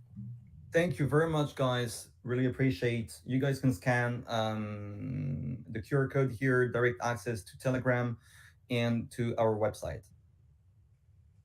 Awesome. All right. We'll go on to our next project. Next on the list, we will be having Oraclus. So Maxan, please head up to the stage. You can test your mic and screen share.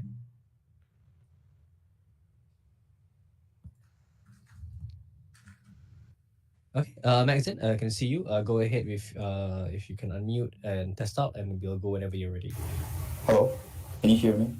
Yeah, can hear you. Ah, cool, nice. So let me share my screen.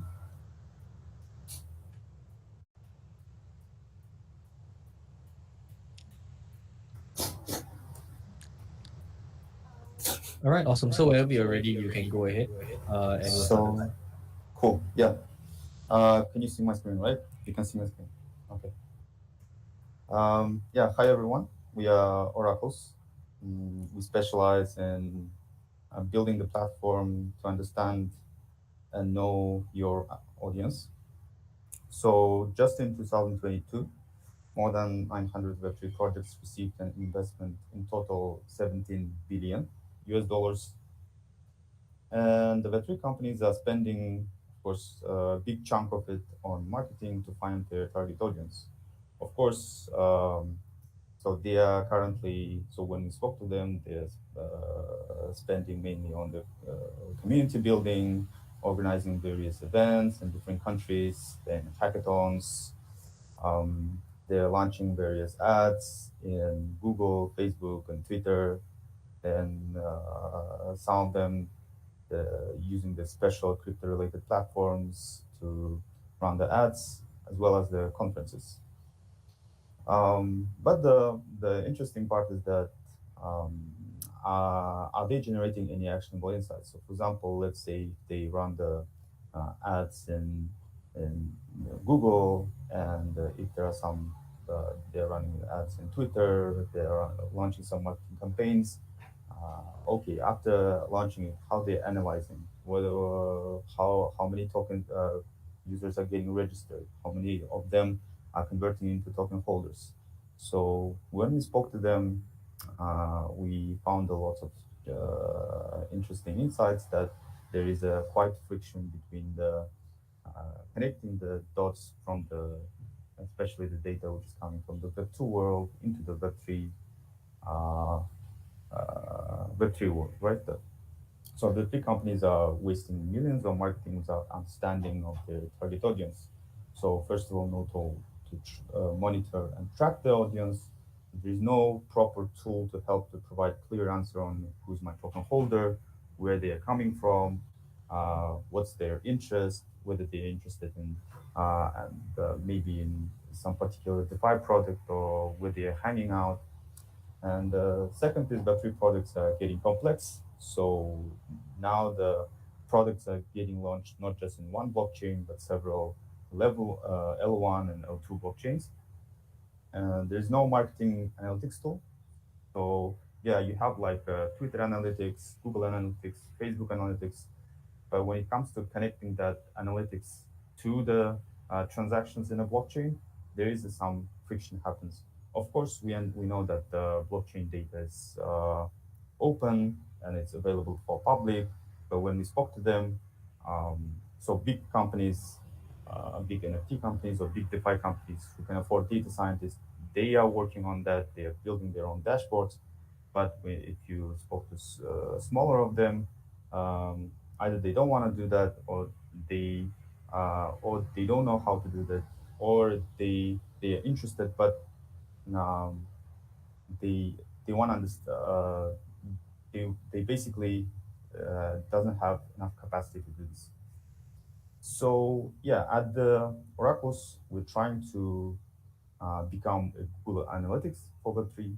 So we want to help find your target audience, increase your ROI of your solution, to make more effective airdrops if you have tokens, and basically at the end, improve your funnel. And how do we do this? Basically, we gather a bunch of transactions from the blockchain.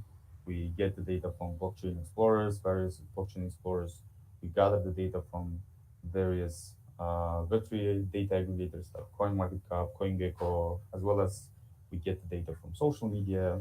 We basically clean, label, and do the mappings. And now at the end, so this is our secret sauce where we build metrics and at the end generate insights about each project.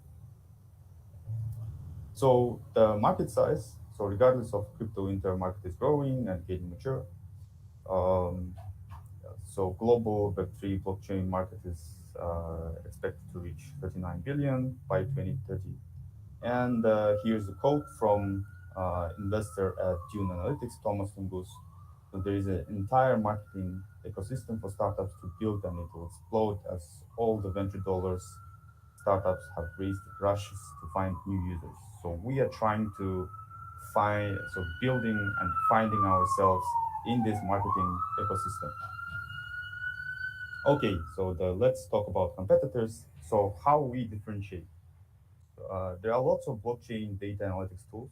So initially we have like CoinGecko, CoinMarketCap, Dune, Lisari, Nansen, but basically they are solving the problem of finance, right? So finance, the traders, investment funds, institutional funds. So what we are trying to be is specialized mainly on the marketing and providing this more marketing related data from the off-chain as well as on-chain. So we have few competitors on that side. So we have Raelian, Cookie3, which has basically launched in the same time as we are. So how we differentiate is, so our growth strategy is a bit different compared to them. So we are trying to get more credibility,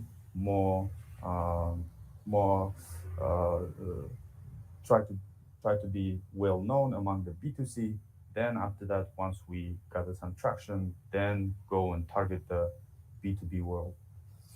So business models and our goal. So we have various business models. So first is the freemium, and we have also the monthly subscription. And our goal is by end of 2023, we want to reach 10K monthly active users. And by end of 2024, we are going to reach 2 million in revenue. So our business growth strategy, first, we want to build the credibility in B2C world. So provide value to retail investors, Web3 developers, free analytics with great qualitative content. then run pilots with P2P world, so help companies with competitive analytics, provide tools and metrics to identify their target audience, and at the end secure deals with B2B world. So we are currently building our APIs for easy integration and providing tools and metrics to identify their target audience. So we have built several strategic partnerships. So first one is Blockchain, which is a very well-known blockchain node explorer, who is basically helping us with providing the access to more than 17 blockchain data.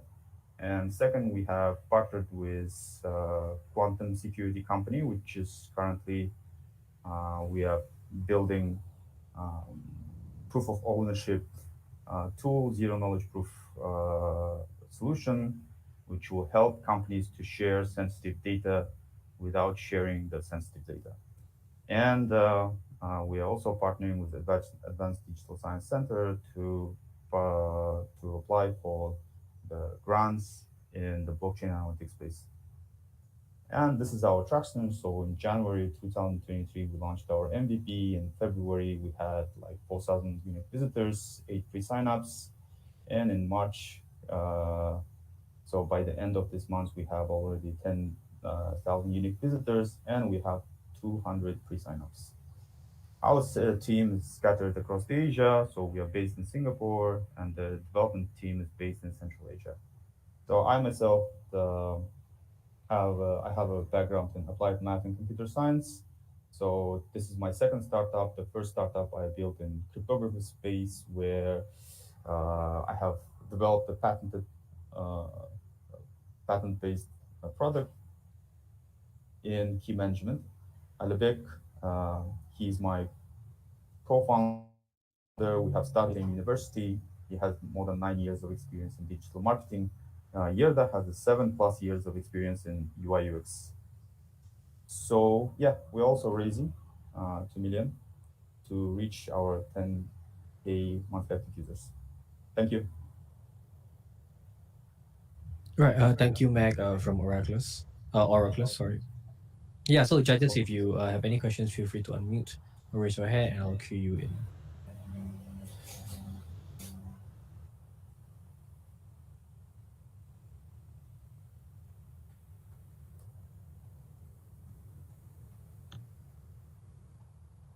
Yeah, any questions at all, judges? Yeah, you can feel free to unmute or raise your hand. I can ask a question. So I'm feeling curious about who is your customer, let's say, because in general, the analytics platforms, let's say Google Analytics or any more commercial solution, will be targeted to Web2 brands in general who want to, understand what's happening, etc. But in terms of, of Web3 brands, sorry, I think there's a huge market there. So maybe it's more like for projects doing their own analytics to understand. So maybe you can elaborate a bit more. Who is your customer, user? Yeah, thanks for the question. So currently we see, at the end, our end customer is going to be the Web3 companies, any Web3 companies. So first, currently we're targeting the NFT games, and second is DeFi products. So mainly, so currently we are building the pilot POC projects with few perpetual DeFi products and few exchanges. So so basically, any Web3 company who wants to understand their competitors and understand the competitive landscape, they can be our customer. Okay, thank you. Yeah, thanks. Right, thank you. Any more? If not, we'll wrap up and we'll go to the next project. Our last project, actually. All right, I think we'll wrap it up. Magzan for Oraclus, thank you so much for your time presentation. Thank Please you. give him a Thank you, hand. guys. He'll be around the event hall if anyone wants to speak to him. But yeah, if not, last up, we will have our final project of the day, which is Abhinav from urFeed. Whenever you're ready, sir, you can head up to the stage and share. Or Gareth is there as well. All right, awesome. Yeah, feel free to unmute and share your screen, and we'll let you know if everything is working.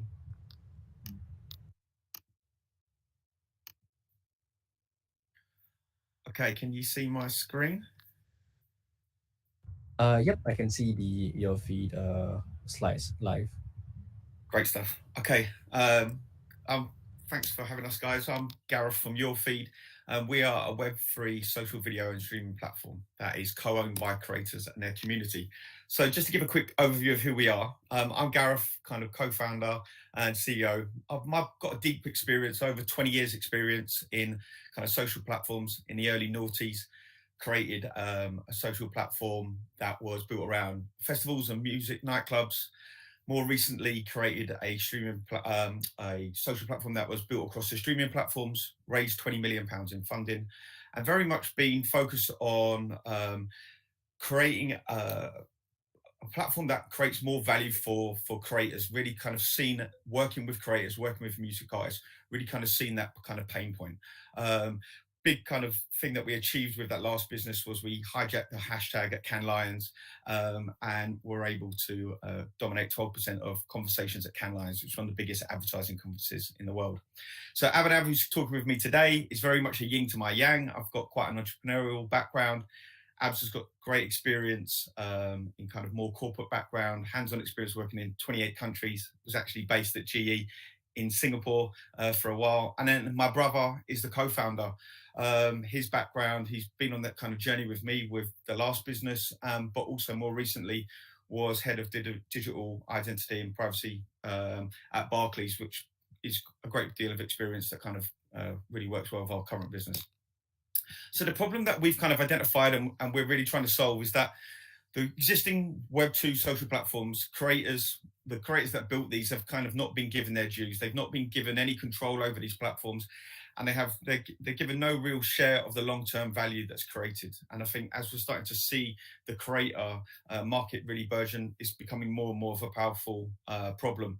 Obviously, these kind of little stats here really kind of highlight it, and the fact that TikTok keeps 99% of the kind of advertising revenue that's generated, and most creators over 50 kind of really want to see, they want more control, and they want to see their revenues increase across these platforms. So our solution to this is we've created obviously a Web3 video streaming platform that is very much in line with the popular platforms within Web2. So it's video focused. On urFeed, creators keep 100% of the revenues they keep from their sales. And then as we scale as well, and we bring advertisements into the platform, creators, those advertisements will be split between creators, users, and the platform DAO.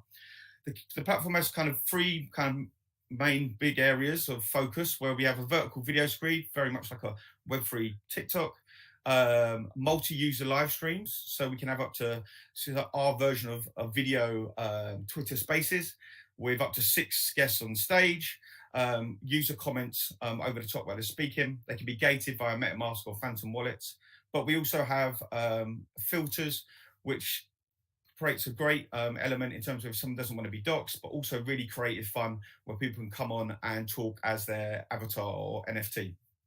We've gamified the entire social experience, so users earn rewards, and that is all built into our inbuilt wallet within the game. Our MVP is live on Apple, Android, and desktop, and we've also been selected as one of the apps to launch the Solana mobile phone. So we've got some great early traction that's really picking up at the moment. We've had over 3,000 downloads. We're growing 53% month on month, and over 40% of those users are coming back on a monthly basis. As I said, just touched on, we've had grants from the Solana Foundation to bring the app to the Solana phone, and we're going to be one of the launch apps on that. And we've also had a grant from LivePeer to help decentralize kind of our stack in terms of video storage. more recently, kind of obviously the Solana phone comes out on the 13th of April. So yeah, not long, and we've been picking up some great press, shouting about what we're doing over the last few weeks. So really exciting, kind of seeing the kind of traction that we're picking up from the industry as well. Abs, do you want to jump in? Yeah, perfect. So really what we've tried to build is a gamified social experience, so bringing the best of Web 2 and Web 3. So we've used this native UrCoin as a way to reward casual users, let them build a reputation, an on-chain reputation, give them an experience of being recognized, and then let them earn rewards through our reward box dynamic, which, think of it kind of like the Sweatcoin model in terms of rewards. And then for power users, through the same journey, they're able to actually take part in the governance and the value creation. So casual users have a gamified experience and are recognized, and top users, which are essentially creators primarily, then have a more significant share of the value drop. Looking at the business model, so kind of a three-tier prong here for us. So premium profiles basically is our version of Discord Nitro, giving you a boosted ability to earn on the platform, but also better features. We're a visual platform, so what we can do with premium features is quite interesting. The second pillar is around paid placements for our reward boxes. So we charge brands to place their NFTs, allow lists, and other discounted products for our users who are playing that game, and we charge brands for that placement. And then in the longer term, as we scale, we're going to go from these brand activations, which are kind of more pay-per-view, to more institutional programmatic advertising. All of it done in a way that users have the right to opt in. So whether they're opting into a specific learn to earn type activation, or they're opting in because they want to see ads, and that ad model is set up to share value, not only with the platform, i.e. the DAO, but also the creator and the user. So it's a three-way split. And then look, for us, creators are the gold, right? Creators make the platform, users go where creators go. So our big carrot for creators, well, I guess there's two. So one is 0% ownership in terms of, 0% take in terms of any creator products. So anything that's kind of a direct creator to fan sale, we will not take any commission from that. We think that's a great way to acquire users. Of course, also giving them some share of ownership in the platform through token. But really, we know when creators bring us users, we can monetize them, right? So giving them the incentive to be here, and us taking on the monetization from our point of view. Also, in terms of cross platforms, we know that all creators are working across all platforms. So we're building tools to make that as easy as possible, helping them pull in their content from other areas, from other platforms, and push out content from our platform that they're posting with us onwards. So Gareth mentioned a little bit about his background in growth hacking. We've also been building tools that will help us do that. One of those is something we built during the Solana Grizzly-a-thon recently. It's essentially a QR code profile NFT. So each profile would have that as a way to connect with each other. Kind of simple, dynamic, but for us, it helps us acquire users. For the users, we reward them for that connection. So it's a mutually beneficial thing. And I think that's something that we're planning to use in the next month or so. And then the people NFT. So we're in this space, and we're very much about this space. And whilst we could charge for an NFT, we know that really for us, the game is user acquisition. So we've created this collection of 10,000 NFTs, which we're going to give away to users, use those to acquire people for the platform. And also what's interesting is each NFT is an AR filter. So it's really a good fit with our platform. People can use those to interact with each other and kind of show who they are in terms of how they turn up online, but they can also use them for live streaming, etc. Next page, please. So look, we've got to this stage by bootstrapping. We're now raising a $2 million round for both equity and tokens, and we'd love to speak to any investors who would be interested to join us on that journey. What I also do is I will share a screen, so hopefully you can see this. So this is a preview of the app. So you can see a vertical content feed with these filters.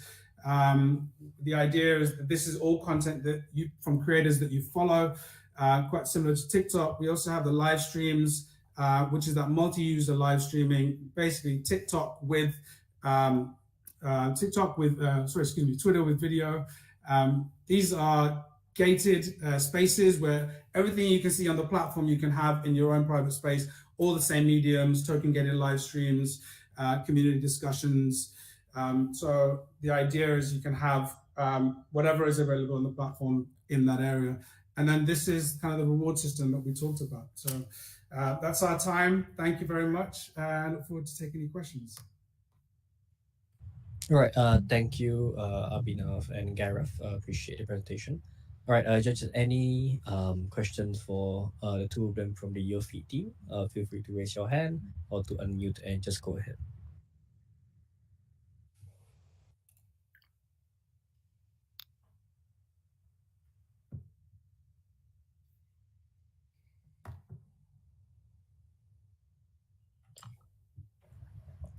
Yeah, I have a similar question to the one I did before. So, so the same in terms of UX. What's the, let's say, the onboarding process or the amount of friction that there is for me to join the platform, right?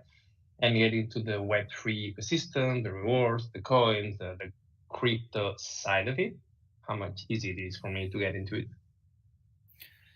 Yeah, and I think the answer is quite similar in terms of our approach. We are the way that we thought about it is we bring a user in. At the moment, we have a very simple sign up in terms of SMS, and we bring you in to the platform, really get you to see kind of the value.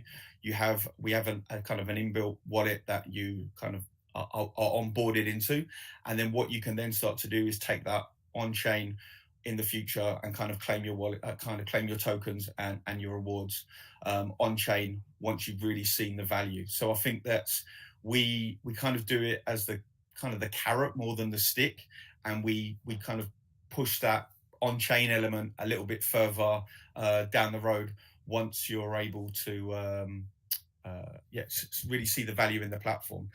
But we are also looking at different aspects around how we can use Magic Link, DFNS, which is another service, and just at what point is the best place to do that. I think obviously to your point, that is the real challenge, and I think the way we want to look at it, and I think we will constantly test that, is that when is the best point to push that activity on chain and get the user to decide that moment really. But I think that the main thing that we want to see that the user to experience is seeing the value in the platform, getting that experience of earning.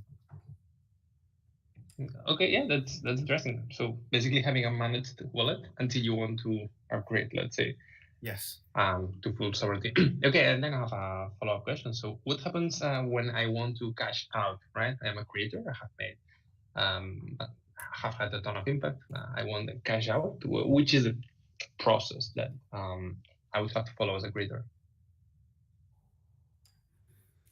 So the idea is that this like obviously a longer discussion, but there is a vesting schedule in terms of when tokens will become available and unlocked for creators, depending on when they earned them. So they would have a unlock period when those would start, and after that they would vest over a longer period of time. So when that is available is one part of it.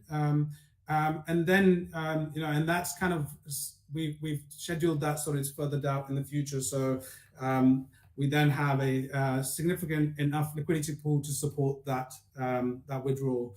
So we can kind of the tokenomics is a deep, large hole which we've spent a lot of time in, and that's kind of a discussion we'd love to have. Okay, but so in terms of I am an external person creating content, and I want to live based on this content, same as an Instagrammer or a TikToker or whatever. So then I have to I have some vesting period as well, or I mean, isn't there a liquid way for me to just get my money and go to supermarket and buy something? I think so. For, well, I suppose I was just going to say. Sorry, mate. Go. You go. So there are creator products where creators are able to monetize directly from their fans, and that's 100% funded, right? So if they're getting subscriptions, the fans are buying their merch, they're joining paid live streams. That is value that is directly available to them at that point, right? The your token is kind of more the part that has a schedule testing in terms of the long-term value that are occurring in the platform. But those creator products that we don't take anything from, that would be available to them straight away. Okay, yeah, that was it. Thank you.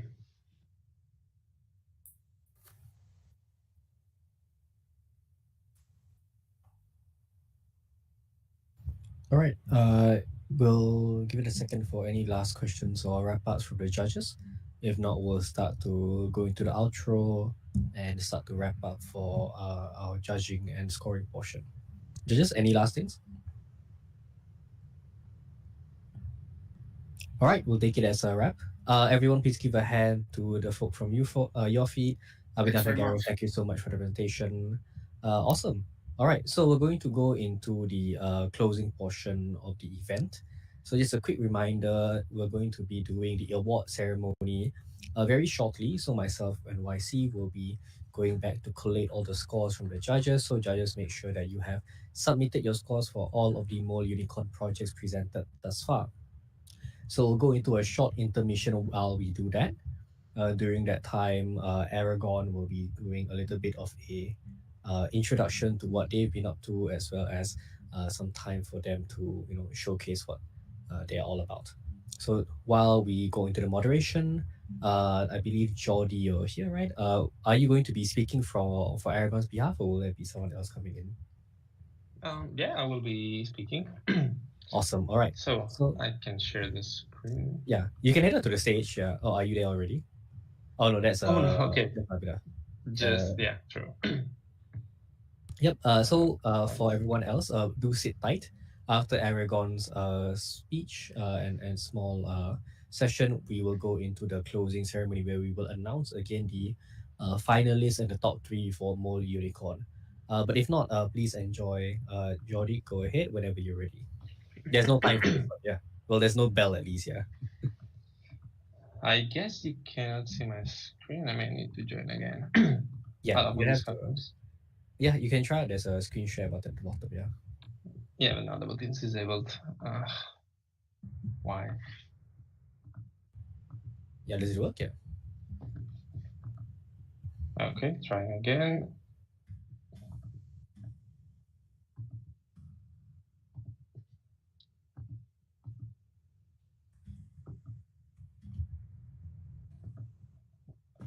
Just 1 second, guys. Okay, can you see my screen now? Yeah, we can see it. Go ahead. Okay, nice. So yeah, good morning, everyone. So my name is Jordi. I will be speaking on behalf of Aragon. I'm a protocol lead.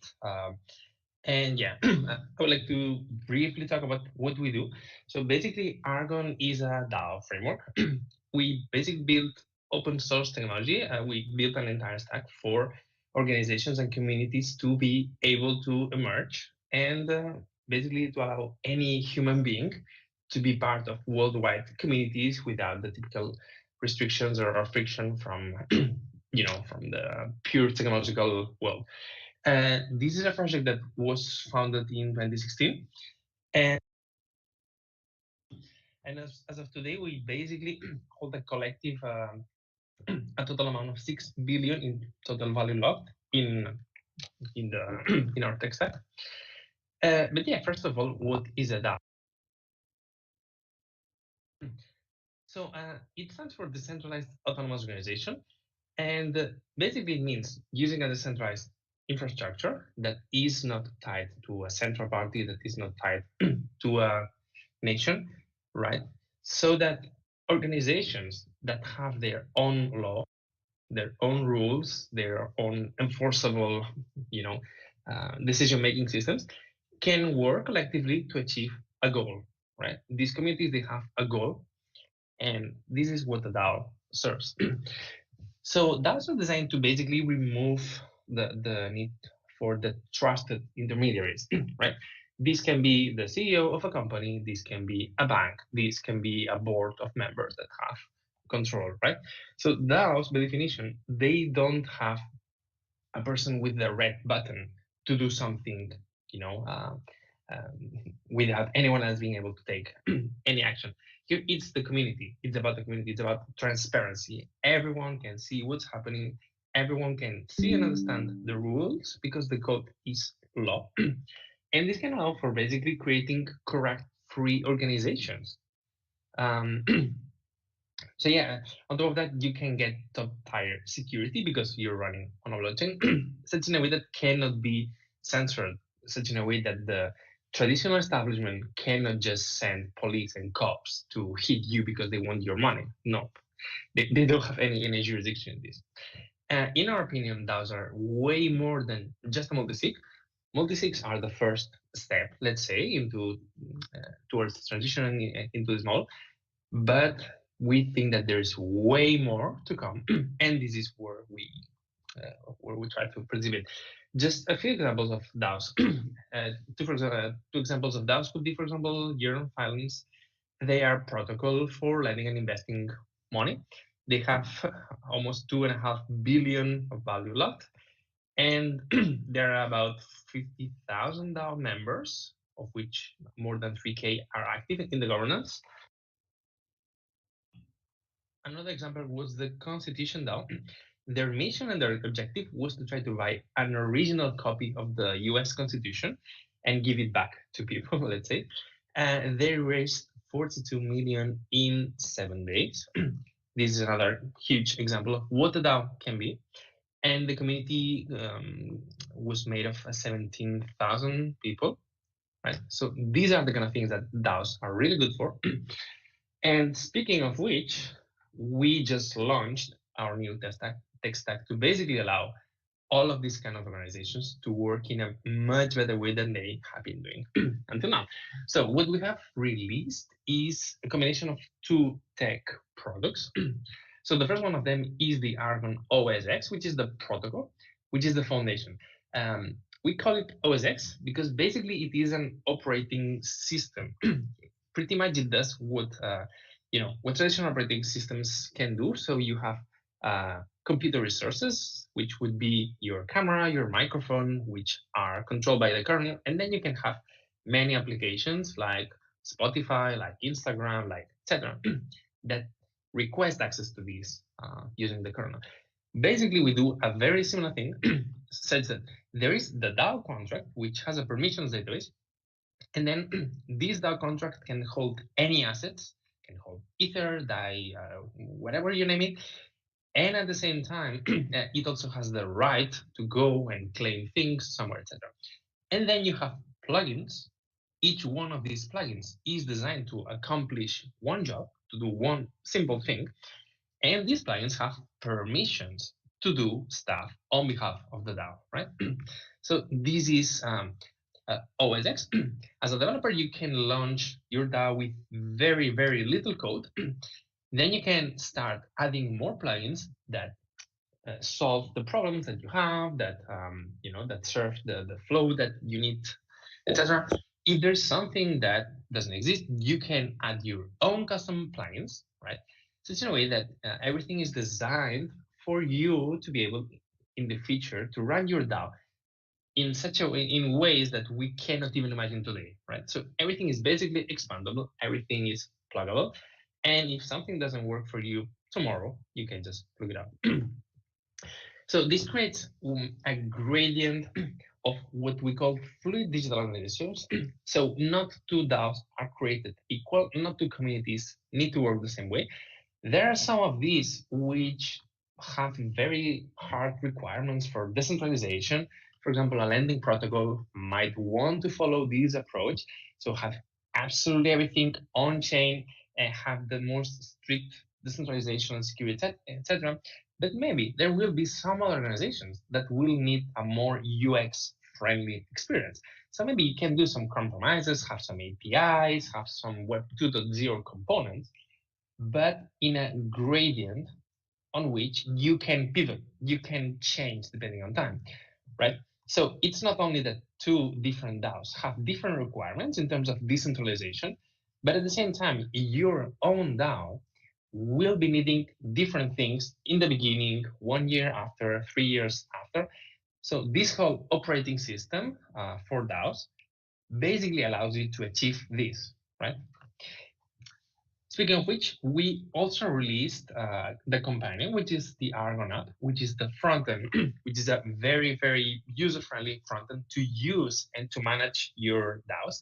It is designed, let's say, not for super advanced users. On the contrary, it is designed for regular human beings, right? And yeah, it features everything in one place. It features, finance, governance, the community tab, settings, etc., etc. Such in a way that you don't need to leave the application and get somewhere else and get back in. So yeah, our goal is basically to enable everyone, every single human being, to experiment with governance at the speed of software. There have been initiatives like, for example, the government of Ukraine has been sponsoring a course for their citizens to be able to create their own DAOs, and they are basically using the stack that we have just launched. And yeah, in case you want to get started too, you can follow this link. So the first one is basically the application. You can go right now, today, you can create your DAO on Ethereum mainnet. You can create your DAO on Polygon as well, if you need cheaper fees. If you are a developer, you can go to devs.aragon.org, in which you will find all the documentation for basically the protocol and the JavaScript SDK to make it run on web browsers. And finally, for anything else, if you just want to check out the code, if you want to write your own plugins, etc., you can check out our GitHub. And yeah, that's pretty much all I want to say to you.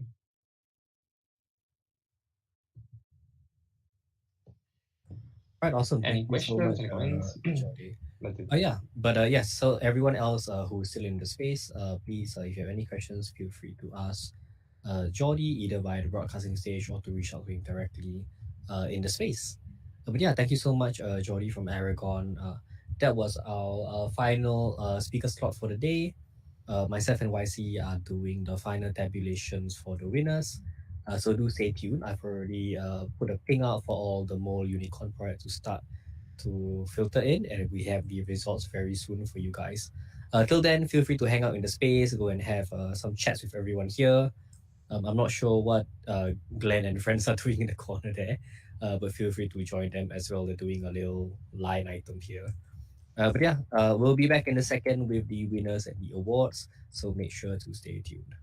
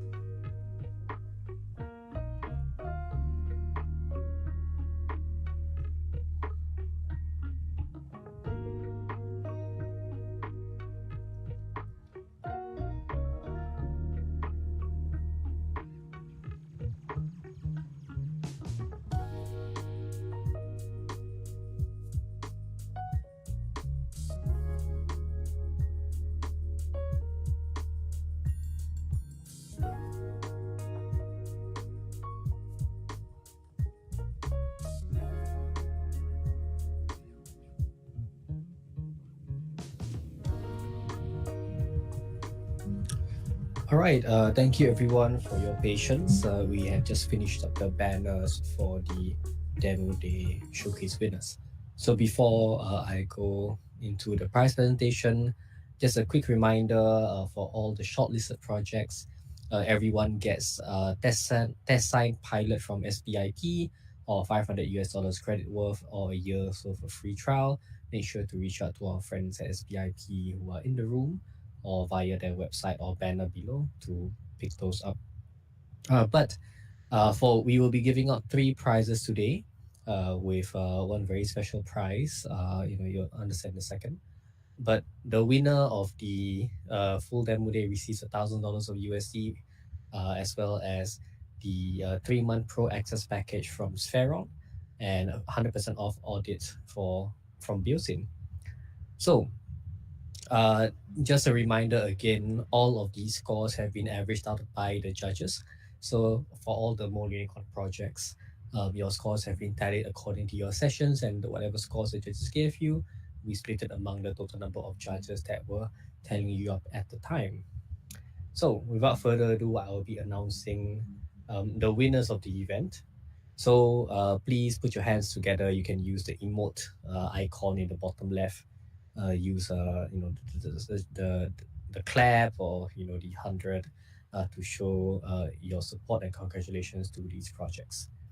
So the very first prize presentation will go to a joint second place for MoleUnicorn. So please put your hands together for our second place winners. StreamNFT and Continuum, both of you guys have won second place. Congratulations for that. No need to come up. I don't have anything like digitally to hand you. But we'll be reaching out to all the winners early next week to put you in contact with the prize winners as well as the prize presenters. So congratulations to StreamNFT and Continuum. So the banner behind me is supposed to change.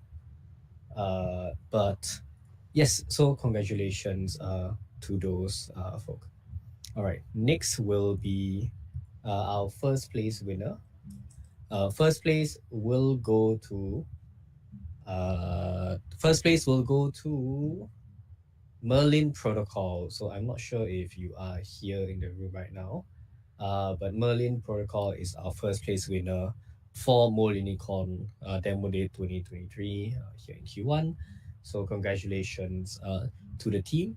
Make sure to keep an eye out for our email or Telegram next week. But yes, thank you everybody for the day of events, especially for the judges who sat in for multiple sessions and for the projects who stuck around to have fun. We really appreciate your time. Even if you did not win any of the top 3 prizes, you have, again, some of the benefits and perks from the shortlisting process here.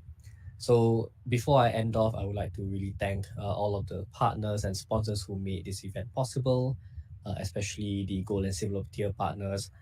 Just quickly to name them off, thank you very much to Bybit, as well as the Aragon for the great presentation earlier, Spheron for the prizes, Alibaba Cloud, and all our community partners, bronze partners, Beosin as well. So everyone just hang out for a little bit. We're going to be taking a nice picture before we head off. I see some of you are already networking and hanging out. That's awesome. But we'll be taking a few nice photos and screenshots for our social media. So when you see later on, make sure to tag us and retweet if you do see it.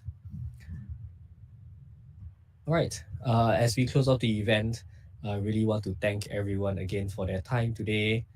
From myself, YC, and Rose from the Moledao team. If you want to get connected, you want to host events like this, or you would like to participate in any of our showcases or educational content, feel free to send us a message in any of the Telegram group chats you see us in. We will go forward from there. Also, make sure that if you are reaching out to any of the judges or wish out to network with any of the projects that showcased today, even if they were not in your session, feel free to drop any of us from Moledao a message as well, and we can reach out to the receiving party to see if we can facilitate an introduction to what they are doing. All right, if not, I think we have come to the end of Demo Day number 3. Thank you very much, everybody, especially to all the judges and projects. Please Have a great weekend ahead for all of you who are, in the Southeast Asian timing. It is evening time Friday here. So look forward to future events and announcements from Moledao in the coming weeks and months. But if not, I will be signing off from here. For those on the live stream, thank you for viewing and supporting the program. The Gather Town space will not close down. It's actually in perpetuity. So make sure to hang out and chill out. We'll hope to host more events here in the future. But for now, we'll still be hanging around and chilling out here. So yeah, have fun here. You can play with the dogs, play with the different props that our designer has lovingly made here. Shout out to Rose from Moledao. She's the one who developed and designed the space. So if you need any help with Gather Town, feel free to ask her as well. All right, awesome. Okay, I think that should be it. YC, you can turn off the stream. And everyone else here, it's been awesome chatting and calling to the event. You've been a lovely audience. Thank you, good evening, and have a great weekend ahead.